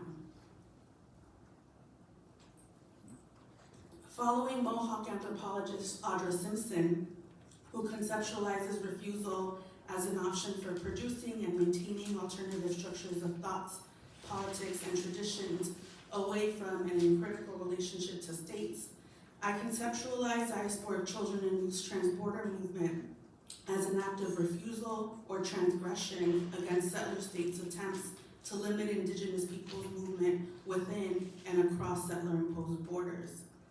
A settler state's authority to limit Indigenous peoples' movement within a territory, Georgina Clarkson argues, is foundational to settler colonialism. While the capacity of Indigenous Latinx immigrants to be settlers continues to be in question, as Josie reminded us earlier, including the right to citizenship, there's a new question. American citizenship undoubtedly affords U.S. citizens Solareños privileges originally intended for white settlers, including the right to citizenship and the ability to move freely across borders. Consequently, birthright citizenship has been and continues to be challenged when bestowed on non-white citizens born on U.S. territory. Rather than allow their children to experience a de facto undocumented status, diasporic Solareños refuse U.S. attempts to limit their mobility and their relationship to their homeland. Instead, Solareños mobilize community members' American citizenship to build and maintain kinship across borders. Solareños and their children have transformed American citizenship into a collective resource that can be mobilized by community members across settler borders. Through their children, Solareños are able to practice convivencia, or to live, engage, and cultivate bonds with their pueblo, despite living under settler-created conditions that restrict their movement and attempt to limit their physical engagement with their pueblo. Employing autochthonous understandings of the self, where children are an extension of their parents and relatives, undocumented Solareños are also able to convivir with their pueblo. Return trips then also become a way to mediate displacement. In sending or encouraging their children to travel to Solaga, diasporic children and youth are able to experience the hometown for themselves. These trips are not only critical for identity formation, but also influence the sonic spaces diasporic musicians like Matias and members of Solaga USA create, in which they and their parents affirm and build a communal sense of belonging. Return trips undertaken by Los Angeles-based musicians allow them to engage with the music, language, and sounds associated with their homeland. So next I'll play a clip of a fiesta en Solaga to illustrate Matias's next point.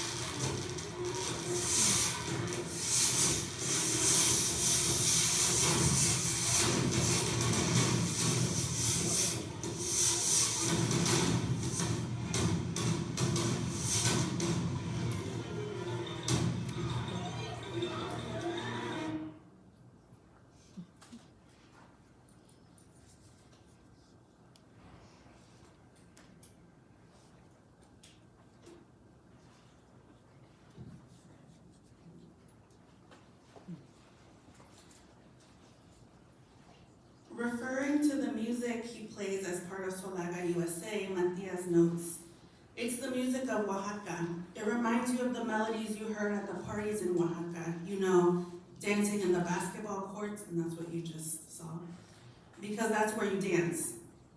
I don't think that someone that hasn't visited there, that hasn't really heard the music there, that hasn't really smelled the bread, the coffee there, everything smells different there. And when you come back to LA, everything seems different because it reminds you of the place that you want to be in because you're smelling it here. There are memories that you hold of being there. The reason you listen to the music is because you remember being there. You remember listening to there. You want to listen to it to make it feel like how you were over there. You want to close your eyes, listen to the band, picture yourself dancing with your cousin, with your aunt, with your friend, or with your girlfriend, you know. To me, that's why music exists, to remind you of a certain point in time. Through his observation, Matias encouraged me to think of the sensorial experience of being in Solaga. While Matias and I were born in Los Angeles, we have both traveled to and formed memories in our parents' hometown. These sensorial memories, Matias suggested, inform how Solagueños across generations experience the smells, sounds, and tastes of Solaga in diaspora. Music allows Solagueños to remember what it feels like to be in Solaga. If we close our eyes and listen, we transport ourselves to the place for which Solagueños across generations long. For some community members, including Matias's undocumented parents, the memories that musicians are able to elicit are as close as they can get to experiencing their homeland in the flesh. Since undocumented Solagueños are not able to travel to Solaga with the guarantee that they'll be able to return, patron saint festivities in Los Angeles are their only opportunity to partake in these celebrations away from their hometown. Through their musicianship and their transborder movement, diasporic musicians become crucial to creating the sonic space through which Solagueños can experience their homeland. As I write about in the book, even imitating the sound of cohetes or fireworks like the ones you heard can create moments where Solagueños feel like they are in Solaga, even if they are thousands of miles away. So hopefully I enticed you to buy the book, to read more. And I have some books for sale in the back, and those are to benefit the municipal band in Solaga.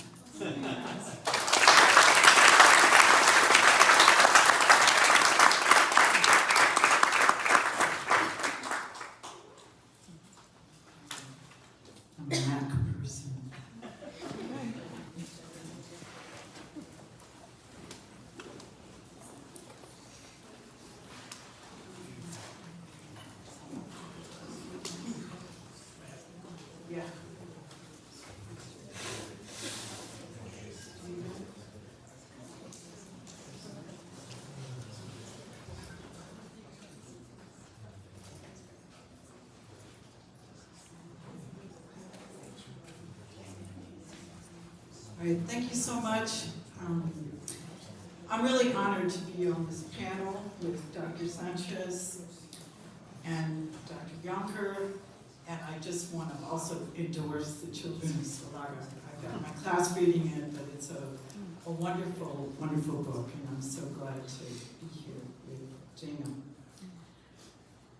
My talk is titled Mesoamerican Transporter Indigenous Communities. Alberto came to the U.S. at age 14 from a small rural community in Guatemala where Northern Mom is spoken. He never attended school, he never learned Spanish, and he came to Oregon and he started harvesting pine cones and greens in Oregon forests and others from his community of origin.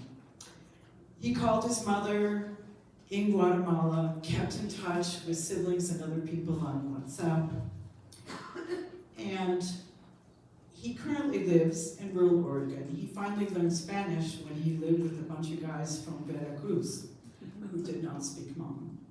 And he lived his life for more than 10 years in Oregon without speaking Spanish, only speaking Hmong. He lives in a transborder territory that includes people from his community who live in multiple locations in Mexico, in Oakland, California, in Michigan, Oregon, and Washington. The concept of transborder territory, or territorio, which is a concept which is used a lot by indigenous folks in diaspora in the US and in Mexico and Central America, encompasses indigenous histories, journeys, settlements, and displacements. These territories are maintained through different kinds of language use, community networks, and shared practices, often rooted in collective caring and responsibilities, healing knowledges, and landscapes. They stretch, for example, from San Sebastian, Huehuetenango in Guatemala to Woodburn, Oregon. I propose this concept to manage the ongoing tensions we've been talking about in many different ways today between very long-standing native nations based in what is now the US and indigenous peoples in diaspora who come to those same places. I'm currently engaged in a collaborative project that documents the presence of Mesoamerican, Mexican, and Guatemala, it's a short term that, languages and communities in Oregon, and explores the role of language and things related to language in reconstructing territories, communities, and knowledge systems across borders. Indigenous peoples in diaspora are often considered transnational migrants because they cross borders created through settler colonialism, which aimed to eliminate indigenous peoples and claim territorial labor, in this case for the independent nations of Mexico and the US and Guatemala. Indigenous peoples from Mexico and the countries of Central America have always been on the move historically, a pattern that continues today. It goes back a very, very, very long time. When indigenous peoples from the northern cross the US-Mexico border, they're often labeled as Latinx or Hispanic. And this renders, as we've heard many different ways, indigenous identities, practices, languages, and communities invisible. Our team has used, I forgot to go through the picture of people on the team.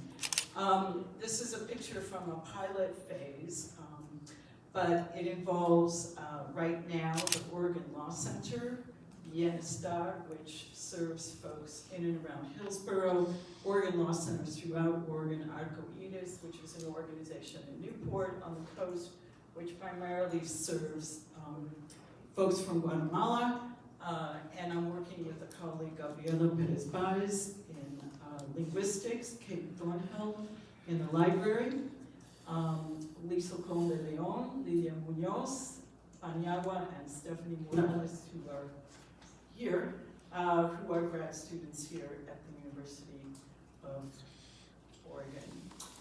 And we began this project, we used a language survey with a QR code. It was in Spanish that we had 200 folks fill out.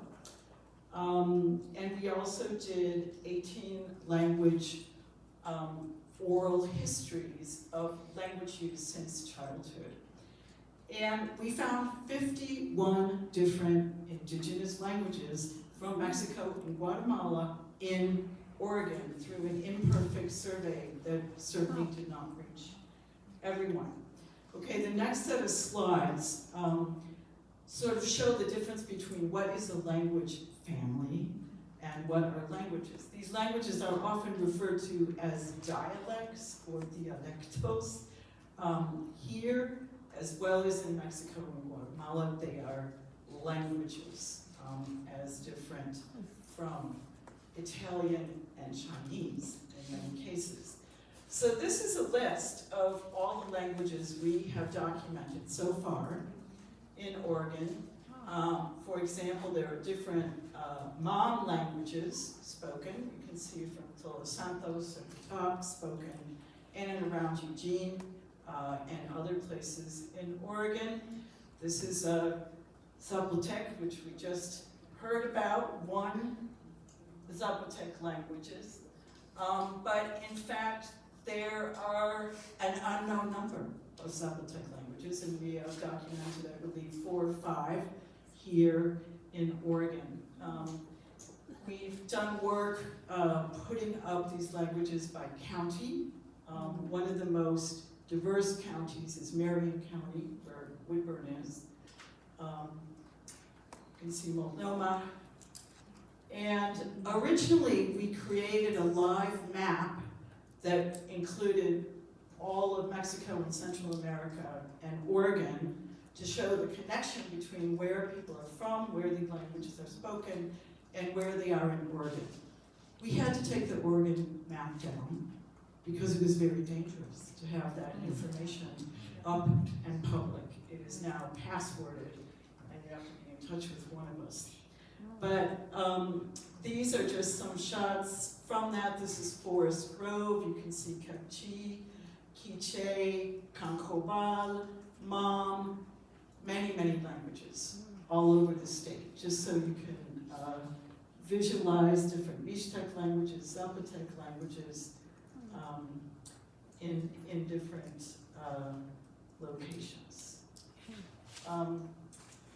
So I just wanted to give you a sense of the incredible diversity historically we have in Oregon with our Kalapuya relatives and with folks who are here now. It's just incredible. So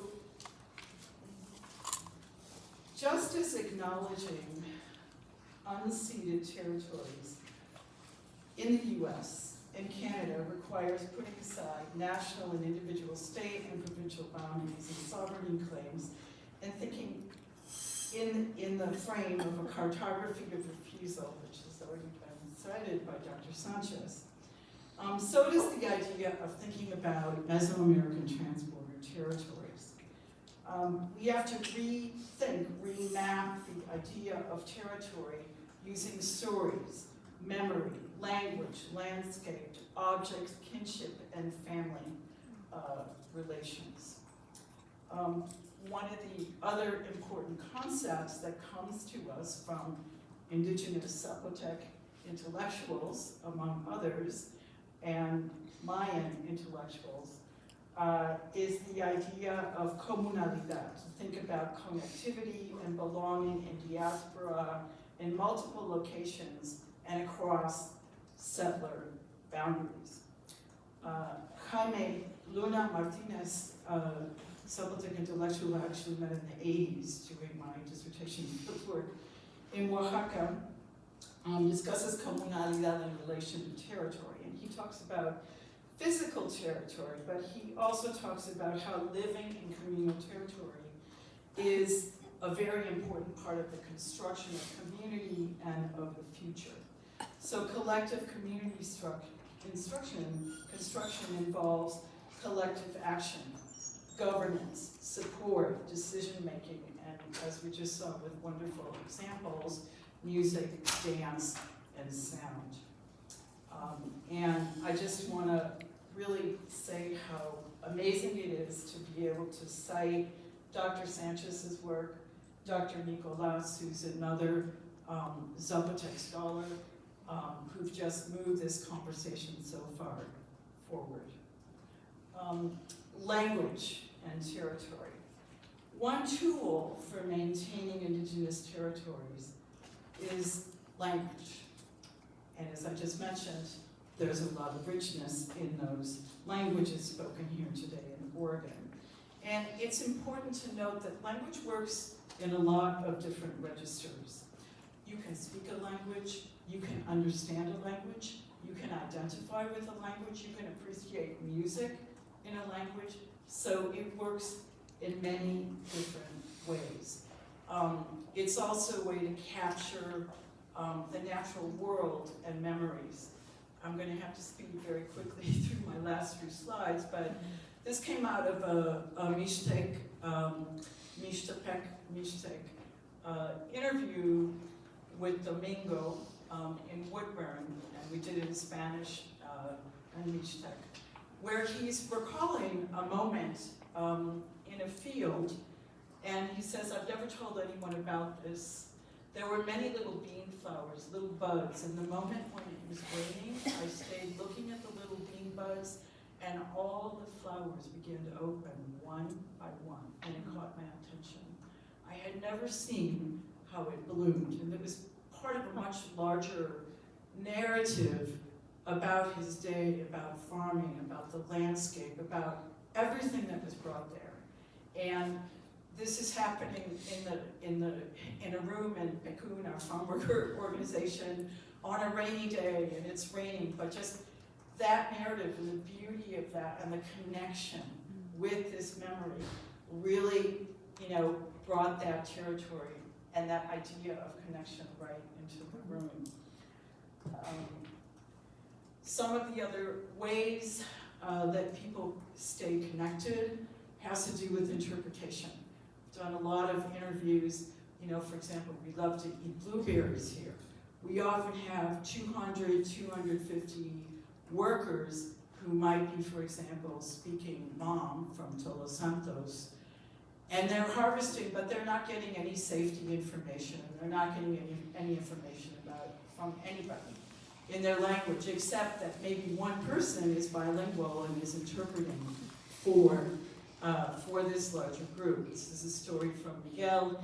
He also shared how this happens in schools. He shared a story of being in the hospital, I think in St. Paul, visiting his dad, who is also a monolingual mom speaker, and another woman there is crying, and he's listening to her, and she's trying to explain to a doctor this intense pain in her side, and it turned out her appendix was about to burst. And he interpreted, told the doctor, and she had surgery and survived. But this idea of language interpretation and connection happens often. This is another example, María, who's Cancobal, who came to this country. She didn't know anyone in Oregon. I've got 2 minutes, okay, I'm gonna ask for 3. And essentially, when she gave birth, people from the community brought her diapers, they brought her many things, and now she interprets for people, she takes them to doctor's appointments, she connects them, and of course she's connected to many people all over. So the way that family, network, community, and caring works. Okay, I'm on to my last paragraph. The immigration and asylum policies of the US, Mexico, Guatemala, and other countries serve as an ongoing reminder of the settler states which exclude indigenous peoples and diaspora and many others. Joy, hope, and a desire for connection and relationality are found in communities built across the hemisphere, but also grounded in local places.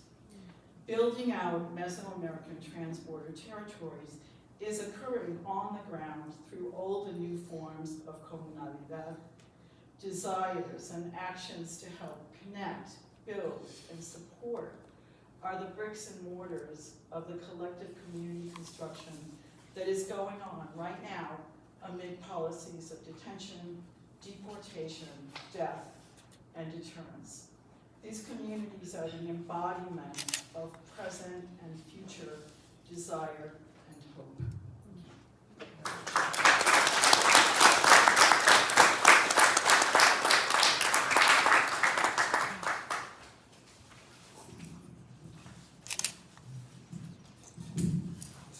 It is clear that I will not get through all of my notes and questions that I have.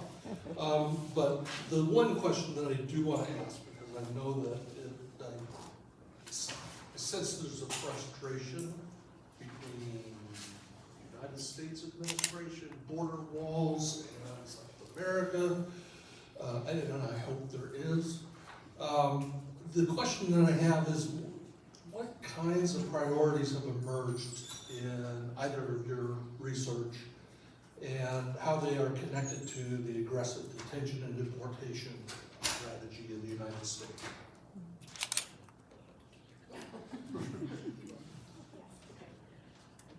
Wow. Well, it impacts everything.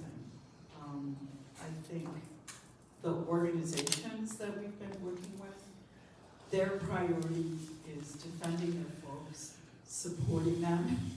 If they've been detained, trying to keep them from getting out of the state. So, and one of the things we've done off the books is to work with Pueblo Unido, which is the Interpreters Collective, which is a part of the organization called Pueblo Unido in Oregon. And then I've worked actually with other folks I know, and Gabriela Perez-Baez has been involved, Guyen, who's a new faculty member in linguistics, to have Know Your Rights information translated into indigenous languages that are in the state. And I think we've done 10 or 12 of those translations. Places like the East Bay Sanctuary have produced, they have a very big community of folks from Todos Santos, mom speakers, they produce videos. So, you know, changing your research agenda to meet the moment and try to facilitate information and support. I've also done ally training. I do a lot of expert witnessing, and I've gotten more and more requests, but trying to, you know, handle that now for people where we don't even know if we're going to have an asylum system. And I think it impacts my students, my graduate students, teaching. It really impacts everything.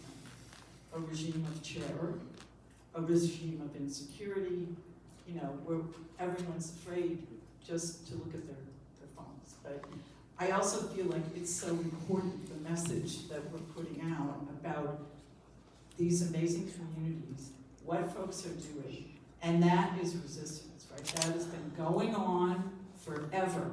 So not forgetting the long history of indigenous resistance, you know, right where we're sitting in so many ways. So I think we have to continue to lift that up.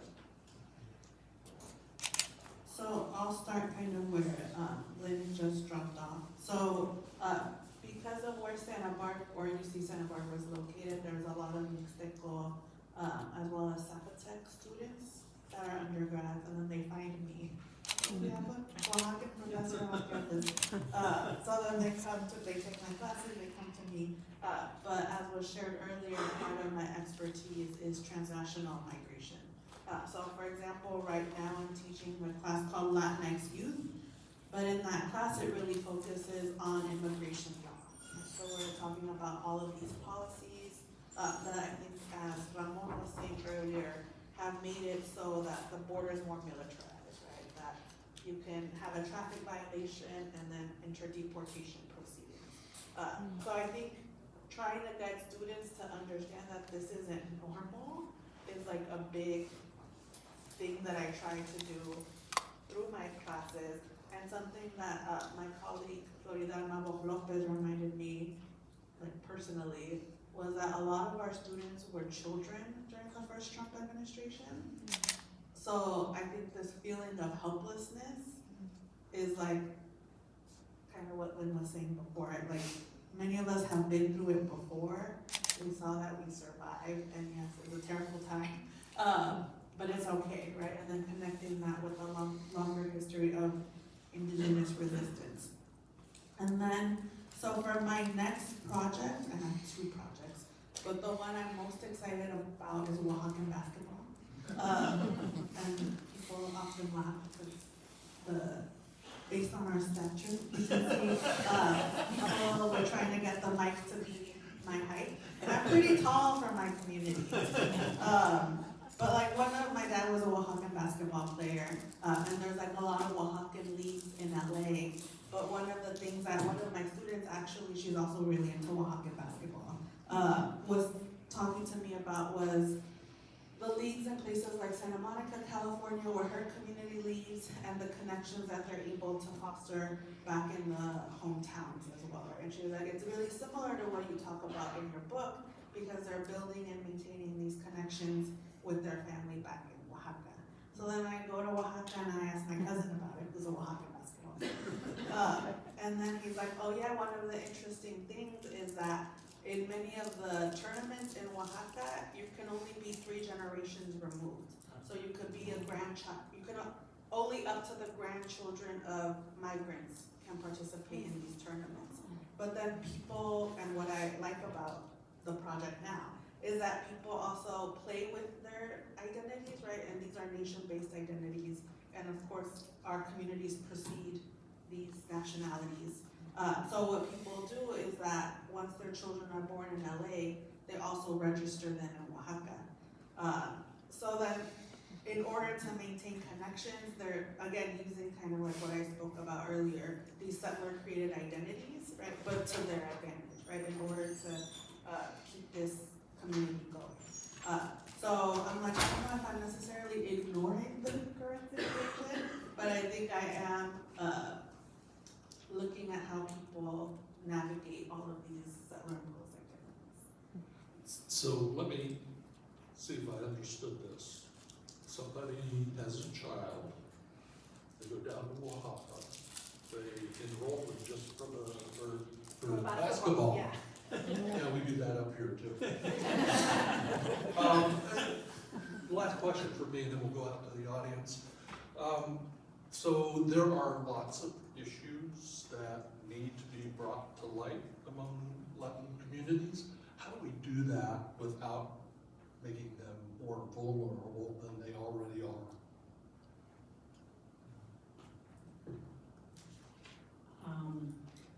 Well, I think, where we started out with Josie talking about mestizaje, looking at, histories of race, of racial hierarchy within processes of colonialism is a good way to go. And we have plenty of scholars of Native studies, Chicano studies, Latinx studies here. But I think this is an issue that we have to keep bringing forward, right? And we have to keep bringing it forward in different ways. And different times call for different frames on how we keep bringing back this history, which it's just erased again and again and again, and we have to reassert it again and again and again in different ways. So it's automatic. It's something that, I don't know, in teaching, I've been teaching here 25 years, and I've been teaching the same kinds of history for 25 years. I teach settler colonialism. I didn't start teaching that probably till about 12, 15 years ago. I've been teaching about Native peoples in diaspora, and it takes a long time to get traction, even in a department, in a program, to even get it visible. So even if you look at the history of academies or communities or the labels that there are different generations and different ways that we have to bring this out, right? And this is a big discussion in Chicano studies and Latinx studies, and I'll just say one more thing. This project about documenting indigenous languages and communities came out of a previous collaborative project looking at the impact of COVID-19 on farm workers.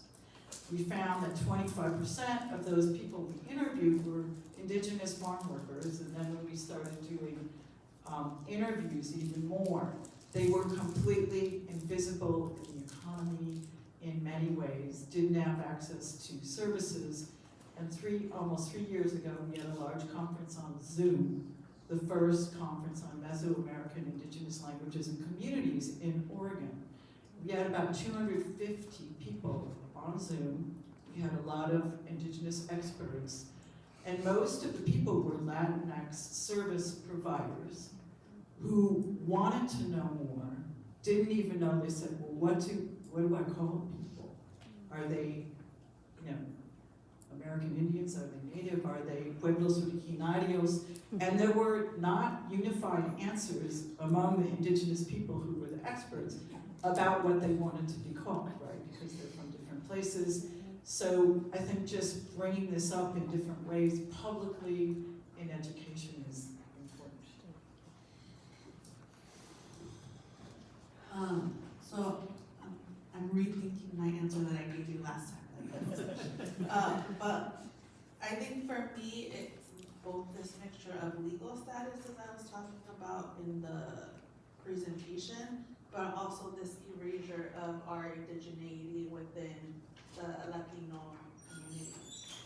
So Indigenous, Latinx, and many of us that do critical Latinx Indigenities call them. So in our conversations, we talk about using Latino because that is how other people read us, right? So if they see us on the street, they're gonna be like, oh, that's a Latino, right? That's a Mexican, that's an illegal, like whatever stereotype you wanna impose.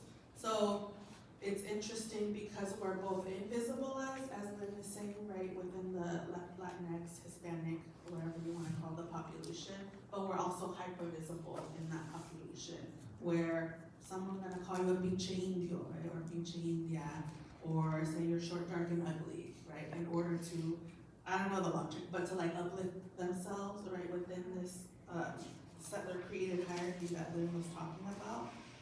So I do think like what she was saying is important because by talking about it, I think we're also able to start to question this logic, right, and think about the colonial origins of them. So I have a class called Latinidades where like, we have hard conversations of like, why do your parents want you to marry a white person? Like, how are we playing into these caste systems and racial hierarchies? And it's really difficult to have those conversations because people, and like that's the first step in the class of being like, my family's racist, right? And that's like hard for many of us to deal with no matter what our background is. And like the other thing that I wanted to talk about, I think through like education, like Lynn was talking about, we open up spaces where then it's okay to be like, I'm Oaxacan, right? So like I'm teaching a class called Oaxacan Diasporas. And in that class, we're reading Lynn's work, and I'm making them buy my book too. But in that class, I like knew who was Oaxacan because again, they'd come to my office except for one student. So, but I was like, I don't know, maybe I'll check if there's more. So I was like, oh, can you like raise your hand if you're Oaxacan just so I know that like who all the Oaxacans are. So there's 5, but one of them was like really shy about it. And that's often the case with being Oaxacan where there's a lot of stigma of being Oaxacan because then that means you're indigenous. But then I had like the students that I knew in the back that were like, I'm Oaxacan. Where I think through education and then like hearing like, oh, actually our culture is really valuable, right? We have things like colonialidad, and this is what makes us different to mestizos, for instance. And that's a good thing, right? Or like even being in a band where it's like, oh wow, like you should be proud of your culture, right? Like look, you're a star, right? Those kinds of spaces allow us to reckon with that indigeneity.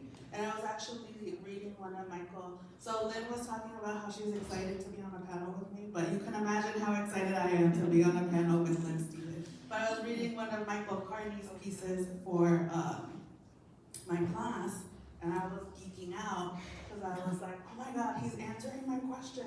Because there is something to be said about being outside of Mexico, where the state is also constantly trying to assimilate us, and then being in the United States, where this space does open up, where it's like, oh, I can question why it is that Mexico treats us this way, right? Why my parents are ashamed of being indigenous or speaking an indigenous language. So I think, yes, I agree with Lynn where education allows us really to question a lot of these frameworks.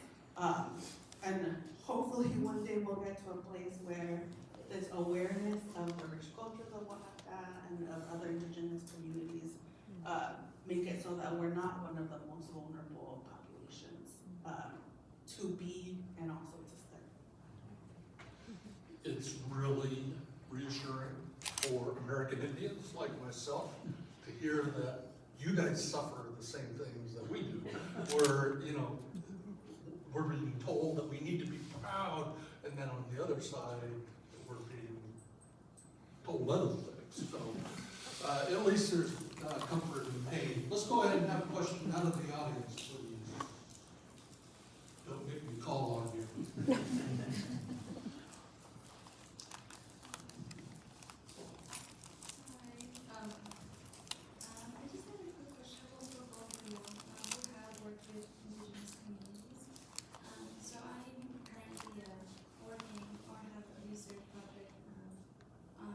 Guatemala too, but I'm focusing on indigenous identities and acculturation to, adopt, for those who adopt, an Americanized or Westernized identity. And so, because I'm not indigenous myself, I'm kind of going through this crisis where I'm like, should I be doing this type of work? Or what would people think about me? And so, as my question is how would you approach research when doing, as me being an outsider,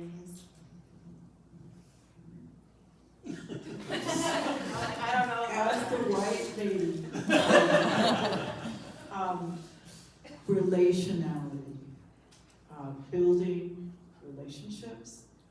I think a lot, except for my doctoral dissertation, where I lived in the Zapotec community for 2 years, learned language, learned how to do work, and became enmeshed in people's lives, and then began collaborating from that point.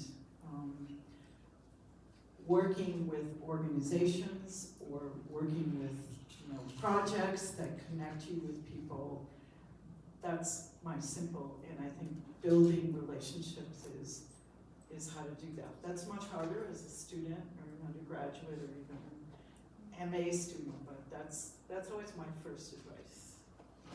And one thing I appreciate about Lynn's work, this is the first time I meet her in person, but we also watch Cynthia's Journey in my classes, which is a film of Lynn's goddaughter. She takes her back from Oregon? Yeah. To Oaxaca. Because her parents can't go. But then I also reviewed the film that Seth Holmes made with Ricky Youth, and in that review I was thinking about Lynn's film because they're both Seth Holmes and Lynn are using their privilege, right, as anthropologists, as people that can cross borders to take these children back to Oaxaca, right? So I call it privilege, right? Using aspects of their privilege. I don't know if you used your funding, but if you used your funding, that'd be cool too. If your funding was part of your privilege,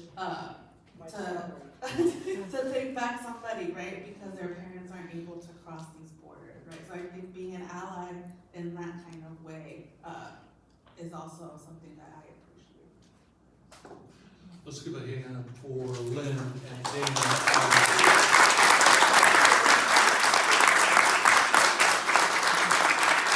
If you do have questions, you can always tackle them back there or at the aisle or review later.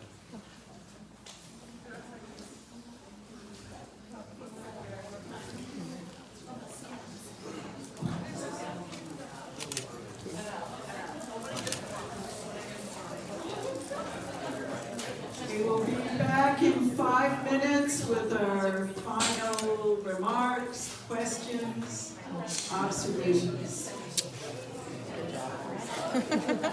Are you having a good time? We got one more session, and then after that is the reception. Dr. Sanchez's book is for sale in the back.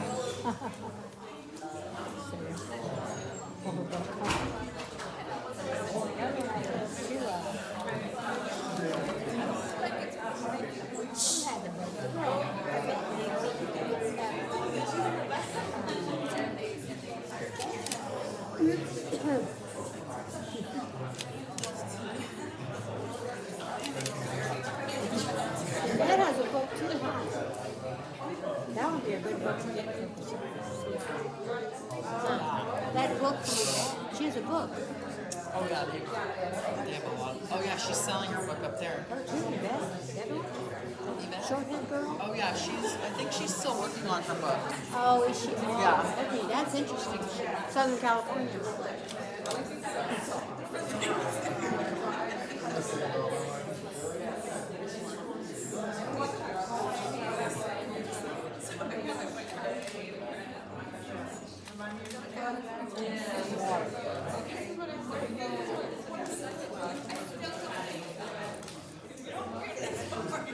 Get some water.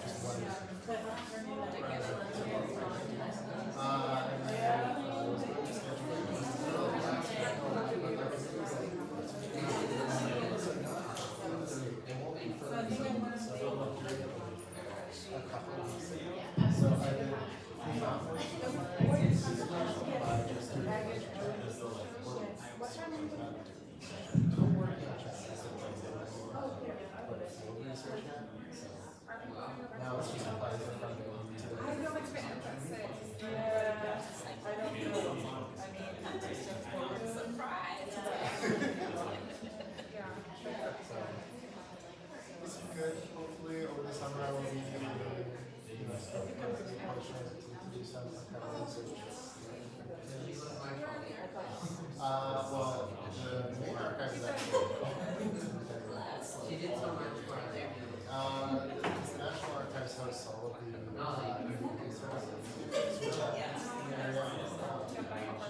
We're there, but also the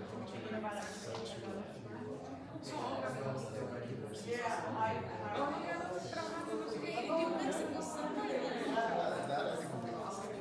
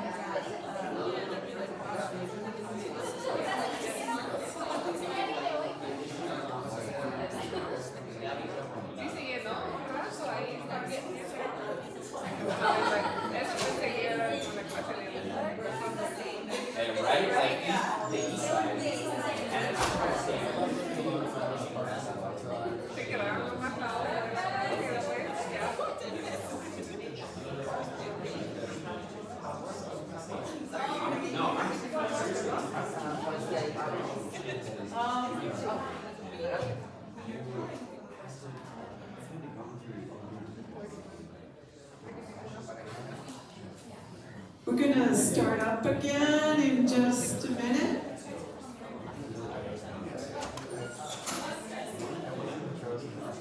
If folks want to make their way back in for our closing conversation.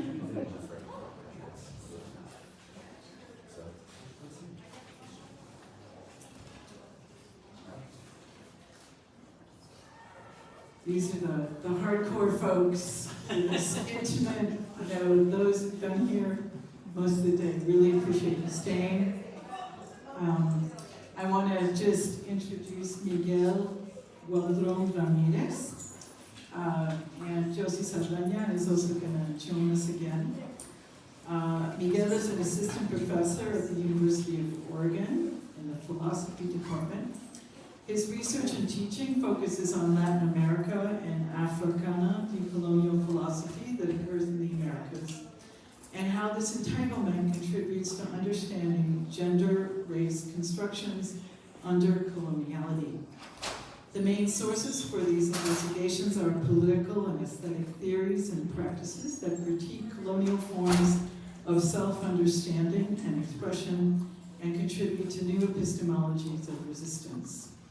He is currently working on 2 book projects at once. I don't know how you do that, but he's amazing. So he is doing that.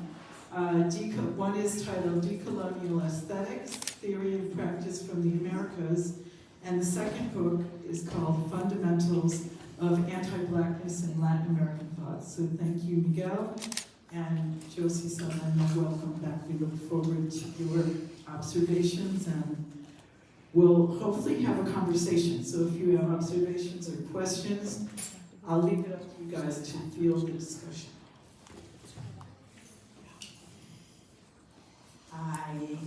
I'm going first because I didn't find the connecting threads and did it. So I wanted to comment, on each panel in turn. So my first comment for Yvette is these shifting geographies that really show the complicity between racial groups, between Californiano and homesteaders. It's so important that you're doing this and pulling all of this together, not just, in other words, researching this not just for the past, but also for the present and future. Your concept of optimal land use, it really made me think like how indigenous diasporic subjects and other subjects are actually changing optimal land use in the present, and this is so threatening to communities and neighborhoods. Indigenous and other migrants are rejuvenating urban landscapes. We know this, right? They're revitalizing downtowns, and for some reason, their success makes whites and also previous generations of Latinos and Black immigrants incredibly angry and jealous and resentful. It's intense how their indigenous diaspora's success is actually their downfall, right? In terms of concentrating hate and resentment against them. And listening to Yvette's talk made me wonder how this played into the changing support for Trump among Latino and Black men.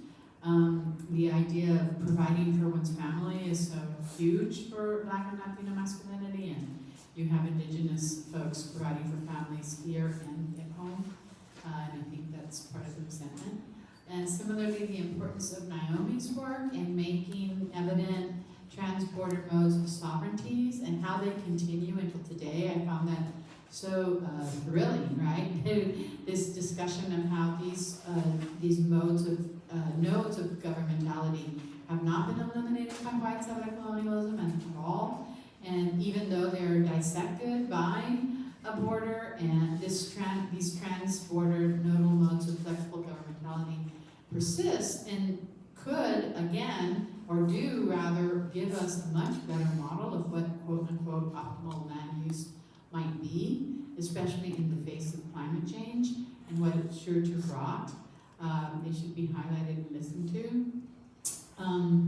Going back, listening to Ramon and Rachel showed me anyway how very important representation is, visual and textual, in our ability to narrate history for the purposes of re-exposing the past, right? Right now, you know, historiography is narrated for the purposes of erasure and minimizing colonial violence, genocide, and otherwise.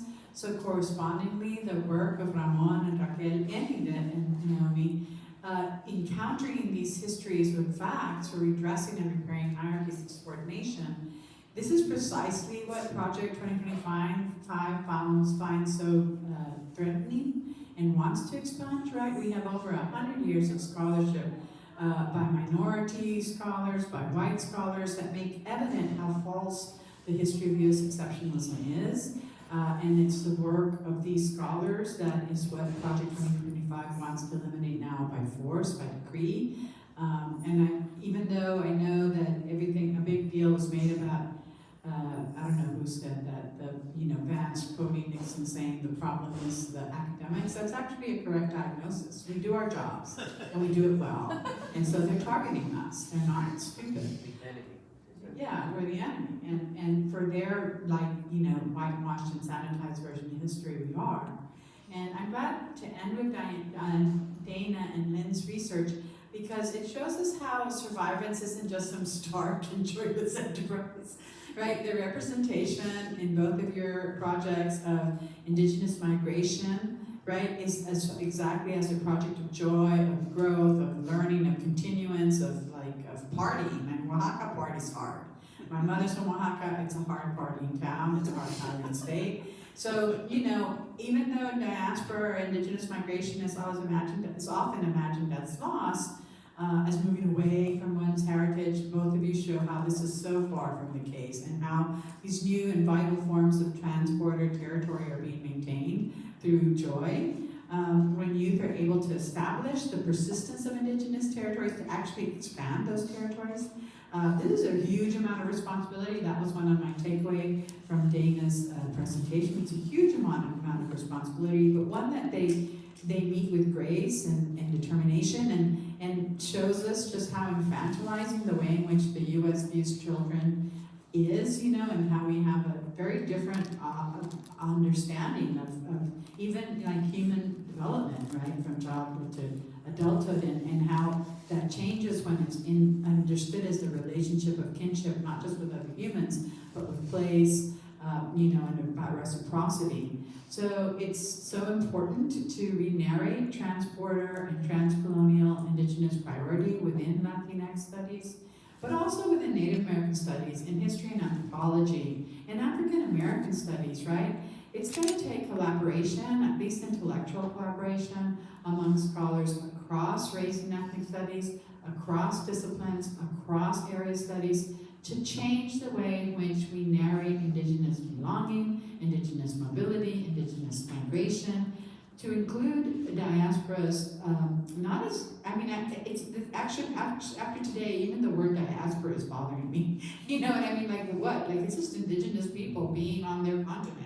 Right, so how do we narrate that as strength and not competition, especially with regards to other minority groups, including Native American peoples in the U.S. who may be threatened, right, by the fact that indigenous numbers are doubling apparently every 10 years, and this is in large part because of the indigenous peoples from Latin America who are not here.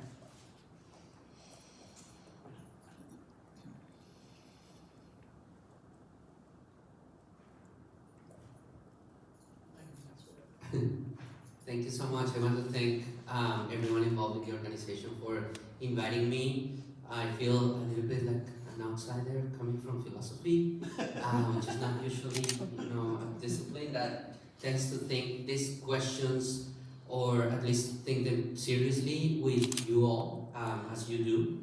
So I'm really honored just to be here among you and to learn from you. I had a couple of guiding threads that maybe I will just highlight for us to discuss, and to see if the presenters are in agreement that these might be things that we can take up as common questions and problems in general, and then a couple of questions myself for almost all the presenters. I think there is a guiding thread that I see with regard to the question of sovereignty that I think was addressed directly by Naomi and Yvette's panel that has to do with political practices that organize and reorganize questions of sovereignty, but I think it's taken out in the other panels when disrupted this form of sovereignty by border walls, fences, customs, border patrols, and other racist structures, as Ramon calls them. And I think it's a very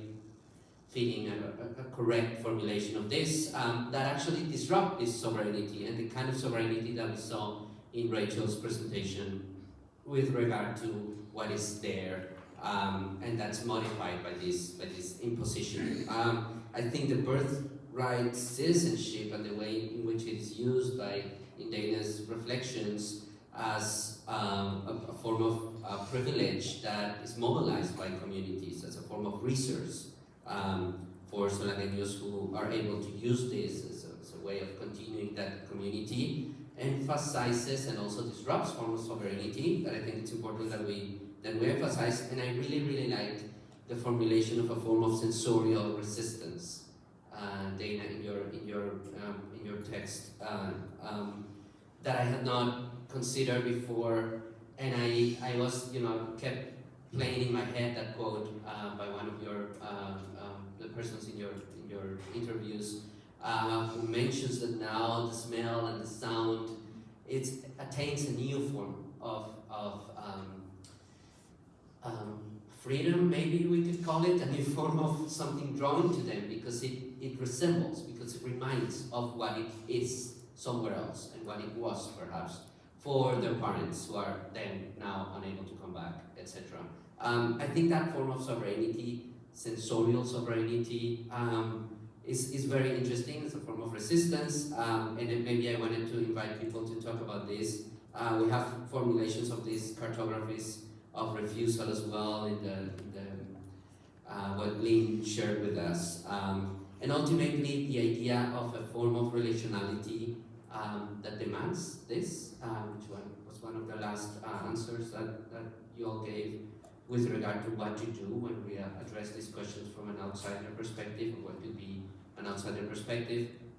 That, I think, puts into question forms of sovereignty that from other disciplines like mine, we tend to think in very different ways.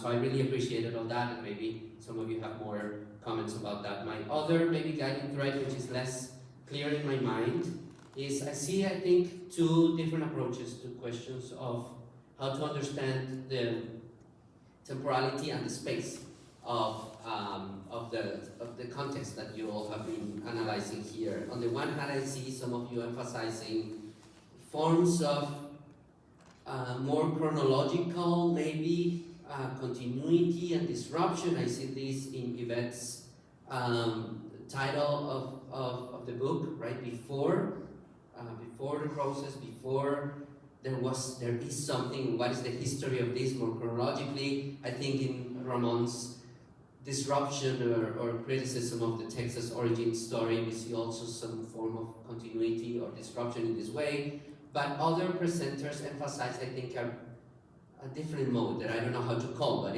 it's a rejection of this continuity and disruption binary, which was inaugurated by me, for me, in Naomi's presentation. So maybe I want to invite people to talk a little bit about this a little more. I think, Josie, you challenge the continuity and disruption narrative with regard to what we see in the context itself, emphasizing rather a novel form of mestizaje that will not be able to be answered by pointing to what was before and what is now, or a continuity in between these two, but it's a different mode. I see this in Dana's reflections too with regard to space, and how space is mobilized in ways that are not necessarily disruptive or continuous. And so I wanted to maybe invite this as a form of thought that crosses some of your presentations here. And then I have two or maybe one, or maybe two questions. One is much more clear in my head, which is the question about the role and presence of African and Afro-descendant and Blackness in general in the questions that you all have analyzed. And if I was present enough, I have been really sick this week, but if I was present enough during the presentations, I did not hear any theorization or analysis of Blackness in Indigeneity and Latinidad today. And I wonder if that lack of explicit reference and analysis doesn't maybe reenacts the kind of erasure that Ramon was very well visually, I think, presenting to us in that Founders Monument image, where we see the indigenous person, the friar, the settlers, men and women, etc., and nothing else, right? So there is no mention in that Founders Monument of African descendant and Black people in general, right there. And I wonder if we're not rehearsing that erasure here, when we know that their presence of Black people in Texas in the early 16th century, in California in 17th and 18th century, and that Mexico was constructed and organized and created both in forms of slavery that we are familiar with, but also later as a sort of like a different space where free and runaway enslaved people would go to be safe, because slavery had been outlawed in Mexico when it had not been on what Texas is today. So my questions are: can we theorize settler colonialism and resistance without mentioning and without centering as well Blackness? Can we theorize Latinidad and Indigeneity in the Americas? We can do that in other places, but can we do it in the Americas and in North America in particular without mentioning Black experiences and lives? Can we build comunidad without it in the present? And maybe could we understand the questions of trans-border territories that was theorized for us by Lynn, also with regard to the presence of Black people in Oregon, in Mesoamerica, etc. So the question in general about the role of Blackness in Latinidad and Indigeneity. And maybe I have another different question that is also mediated by this a little bit, which has to do with Josie's very interesting idea of priority, or the way in which you presented for us priority, the form of priority, as disruption by colonialism, but also as a disruption of colonialism. I think Yvette, for example, again, the formulation of before, suggests that there's forms of priority that serve here in order to understand form of resistances. And I wonder if we can also maybe understand the idea of diaspora, that sounds so comfortable with this framework, also as mediated by questions of Blackness in particular. So can we talk about a priority that guides our understanding of Latinidad and Indigeneity that perhaps then will not cover or have to do with those who were not here before, or those who have no priority, but that perhaps were brought in order to construct this system that disrupts or is challenged by that. I hope those questions are clear enough for us to have some discussions. Thank you so much.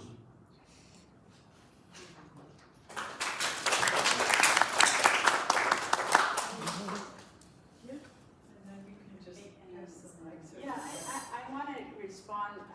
Oh, thank you. Actually, I was really thinking of priority in a chronological sense, like we were here first. So, because of course it's always to me really stunning how, settlers of any race in the United States really forget that.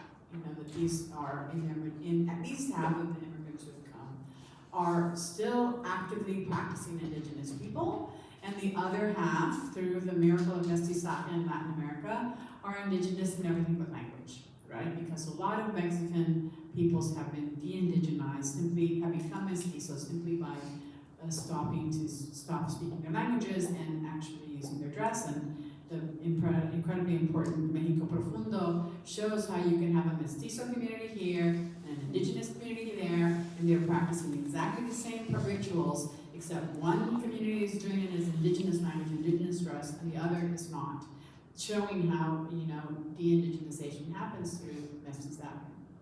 So I really do mean it in that way. And I actually think that if we think about indigenous priority in that way, it actually allows us to talk about Afro-Latinidad in a way that in the US we simply can't. There's tons of books written about Afro-mestizos and mestizos were the people who colonized the Southwest, including my own.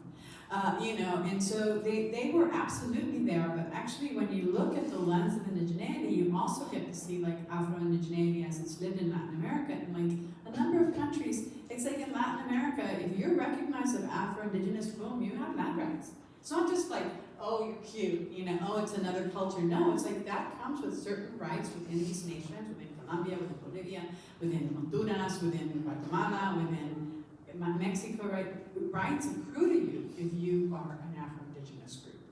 And I actually think that centering indigeneity in Latinx studies actually gives us a way about talking about those relationships, which, let's be really honest and put things on the table, they were not always harmonious, especially in Oaxaca.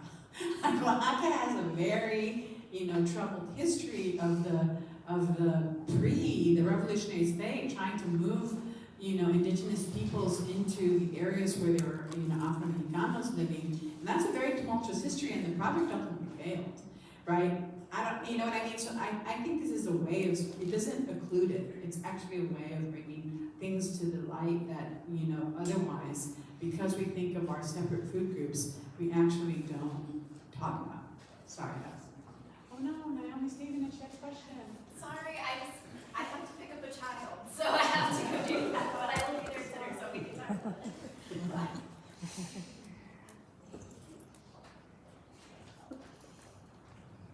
So in my work, I don't talk about Blackness in Mesoamerica, but I grew up in a Black Catholic church in LA.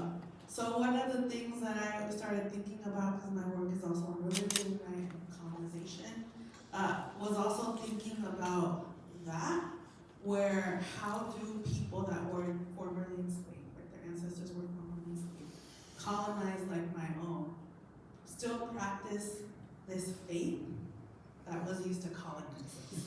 So I ended up listening to a lot of church music, as Chavez and church music, because it, like, in many ways it is coming to terms with that, right? And thinking about your faith in a different way that wasn't originally how it was intended, right?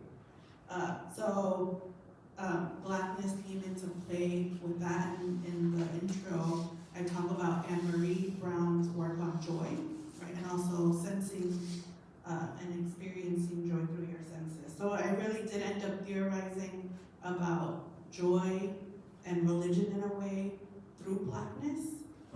But yes, it didn't really come out in the theorization of indigeneity. But yeah, I just wanted to share that.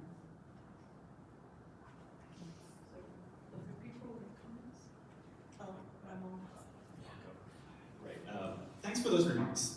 I big fan of what the work actually environmental philosophy was what I at some point wanted to do, and I ended up doing a dissertation in media studies, which does some very sort of engagement with Blackness, but through a very British standpoint, and it just disciplinarily, I was never really able to kind of broach both of those topics. But I think in my talk I mentioned, right, the text creation myth and the text revolution, and I show those settlers, right, and I mentioned that they're on top of where the remains of ended peoples are interred. I always mention, right, it was a revolution for slavery, right? adventures, Texas becomes the Republic of Texas as a slave state. And then it becomes a Confederate state. It also becomes, and I know too much about this, right? I mentioned that my trauma is the fact that I am from South Texas. It's a legitimate trauma. You know, once there's movies about your community, it means that, oh man, we made it to PBS. And that's, there's a name for where I come from, or a name of a movie called The Forgotten Americans. It was directed by Hector Galan in 2000. And anyway, I saw the people that raced me actually in that film. But there's like the mythology of Texas has been so good at hiding its slave past. So much so to the fact that the colonia where I grew up in is named after a Confederate soldier. And no one ever wonders how that Confederate soldier obtained that land. And so throughout my own field work, I went to Gonzales, which is the birthplace of the Texas Revolution, because I was retracing the Battle of Gregorio Cortes, and I found out that, for those of you all who don't know, the Battle of Gregorio Cortes, it's based off, or it's a ballad, it's a corrido about Gregorio Cortes, who was a Mexican man who shot a sheriff in self-defense after the sheriff shot his brother through the mouth. The Gonzales County Jail Museum actually was the backdrop for that movie, and Edward James Olmos recreates his incarceration in that movie. He's met by a lynch mob. So when I started doing my field work in 2020, actually, I went to that jail to document it, and this is the really sort of intense intersection that carceral studies and understanding the carceral nature, or like the carceral relationship to Indigenous and Black people, right, is really made visible through an image that I was not able to show today, because it's a disturbing image, and you know, I've been told to discuss what I was feeling when I was doing that documenting.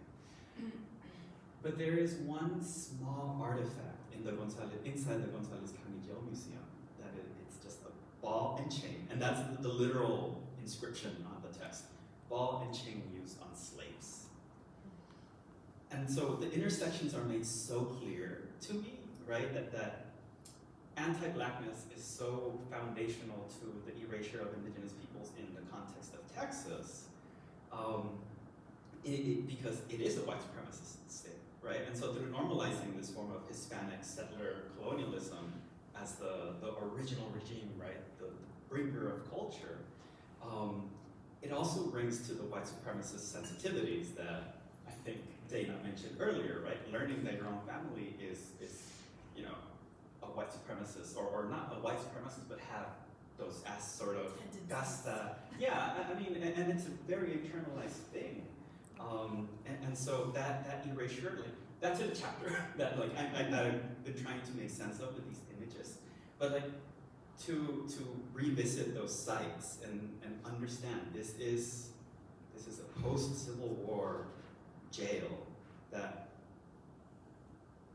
was the set for a movie with Edward James Olmos in 1984 or 82 that is based off the foundational book of Chicano Studies with his pistol in his hand by Americo Paredes, is kind of that really just hard to swallow pill of wow, like the anti-Blackness is so foundational to our own colonization, and we struggle so much to talk about it, right?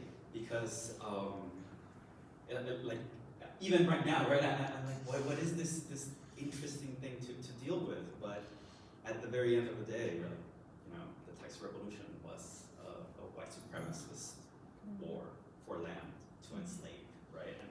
And I think there's one really good book called Seeds of Empire that really addresses this, but I have not seen it in media yet, at least, right? Like media.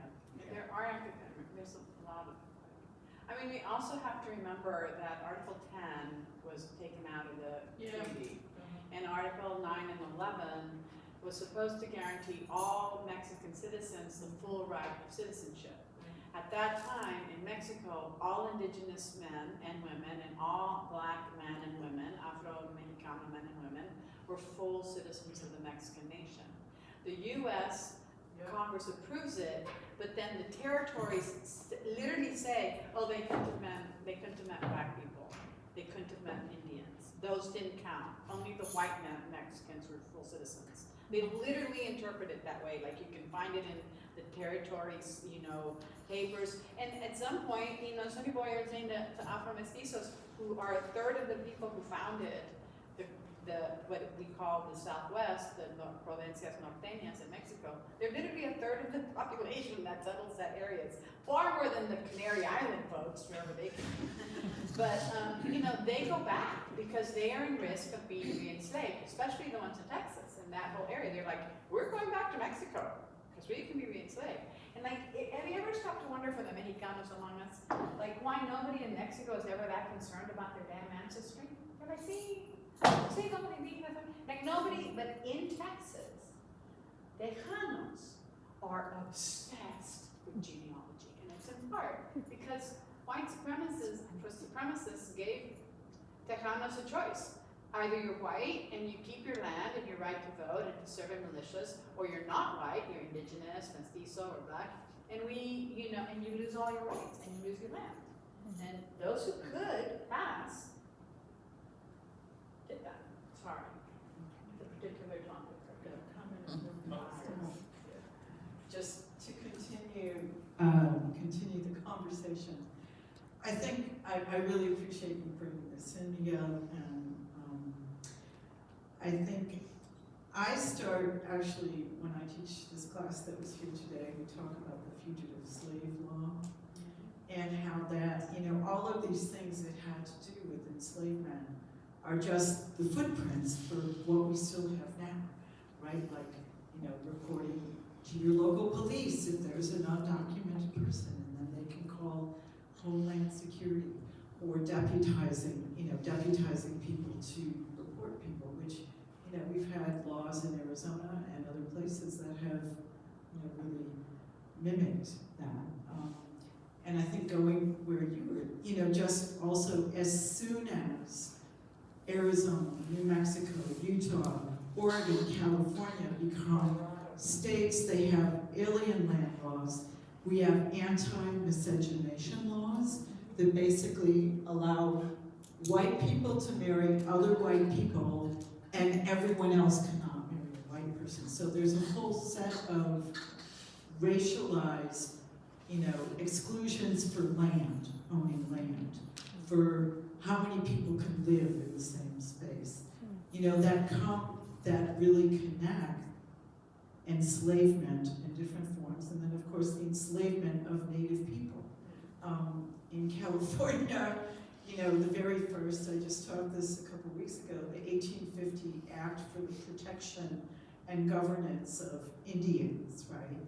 Criminalizes people, puts them in jail, and makes them available as labor, right? And that's the same, it's the loophole that allows, right after slavery was abolished, allowed former enslaved people to be criminalized, put in prison, and work on chain gangs. So I think there are many, many ways to sort of demonstrate this through U.S. history, and connecting that with how we teach Latinx history or Chicano history. And another area that I think is important, that we can bring to the table in the discussion of Oaxaca is Afro-Mestizos or Afro-Oaxacans or Afro-Guerrerenses or Afro-Mixtecos that have presence. I have a couple students in my class from LA, and that's their, they're from, well, this is a different Oaxaca, right? I'm from Black Oaxaca. And nobody identifies me as Oaxacan, they identify me as Black.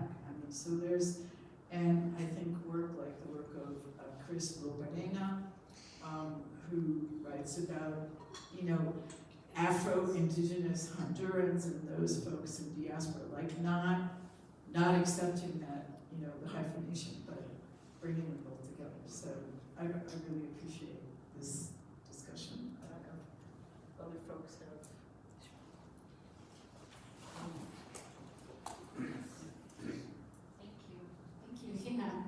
So, maybe just to share,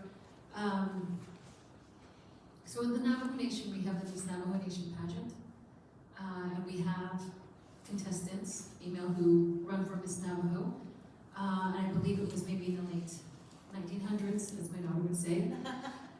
You know, we had one of our Navajo contestants who, you know, her father was Black, and her features were very Black, and so there was a lot of controversy around whether or not she should be representing the Navajo Nation. And from my observations of listening and watching and hearing what community members were saying, a lot of it was, the concern was tied to, of course, stereotypes. She was chosen as Miss Navajo. She represented very, very well. And I think here is where my linguistic lens comes into play, because she spoke Navajo very well.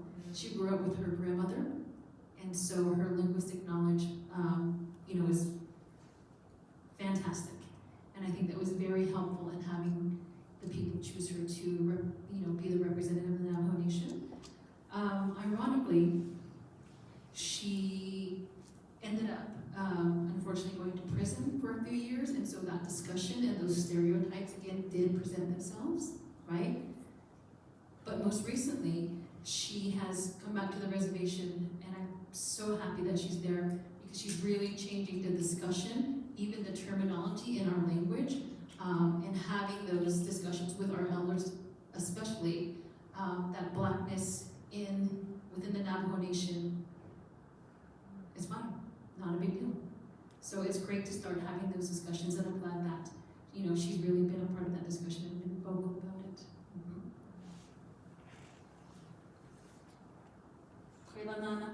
Who's next? Well, as a layperson, I just wanted to thank all of you academics so much. I've learned so much today. My mind's really been open. And I appreciate all the work you do. I know my buddy Greg, we go to a lot of these things, and it's just wonderful. And all the brain power you have, and all the work you do, and all the ideas you come up with, I really appreciate it. And I'm really, really scared for you. I'm really scared about your funding and just, you know, what's going on in this country. And it's why I'm at every protest I can go to, support free speech and this. And I'm just curious. I don't feel like I'm doing enough. And I'm just wondering if you guys have any ideas about doing more on what you're concerned about. Thank you.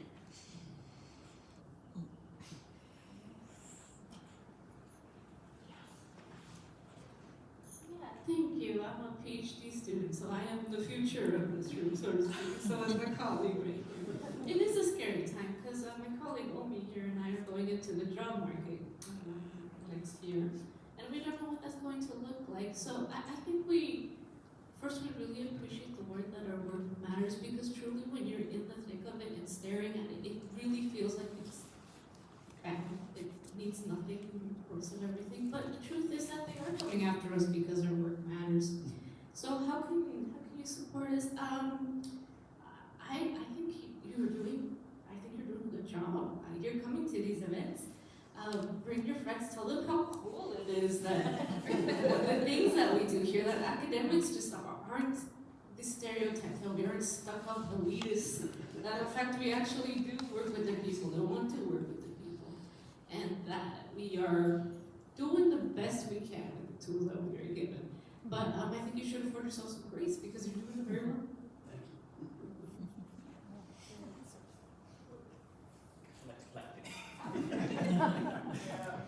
Other comments or just general questions? David, comment on that? Comment, question, maybe?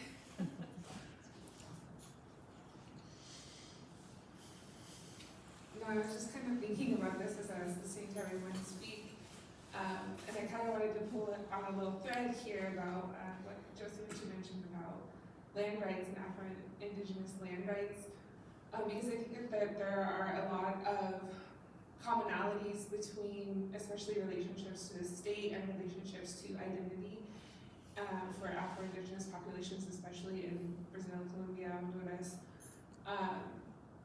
Because while it might be true on paper that they have claims to land, what it actually looks like when that means getting property deeds and actually being able to claim that land, much like indigenous populations throughout Latin America and the world.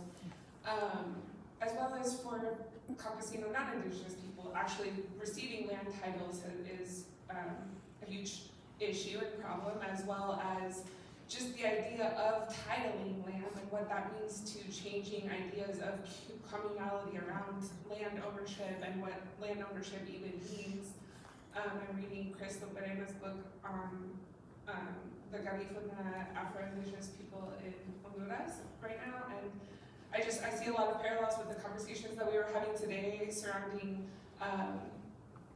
Garifuna fight to claim communal land and sovereignty in their spaces as the government and companies are encroaching and usurping that land in order to create this sort of tourist project that also at the same time appropriates that space for what looks like tourists to come to be able to have this Garifuna experience and experience this culture. And it's what that dichotomy means for the people who are actually living and working and generationally a part of that land. So I think that there are a lot of parallels, and I think that I was really glad that you brought that up today, Miguel, because it's an important component of the conversation, and then there are many parallels today that could have gone a little further, I think, and so it's really good to have that part of the conversation right now.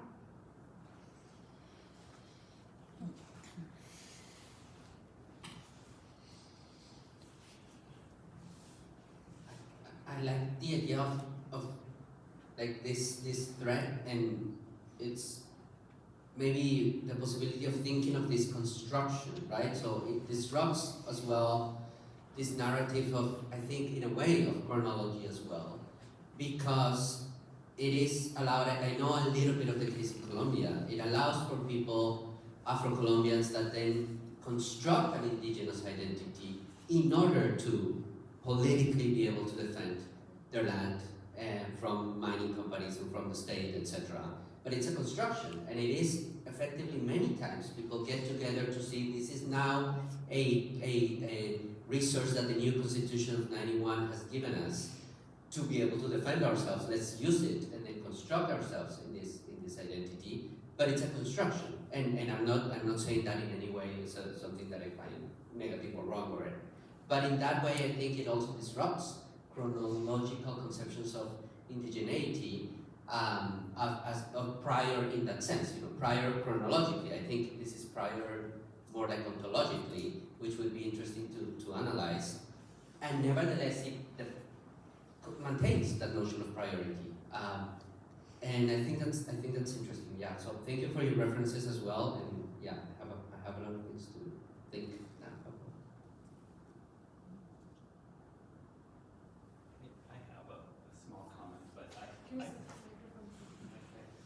don't know that I need it, but I'm afraid that I might. Right, I know. I do want to go back to your earlier statement. Thank you. I think this is part of the work that you need to be doing, and that we all do need to do, and do in different ways, right?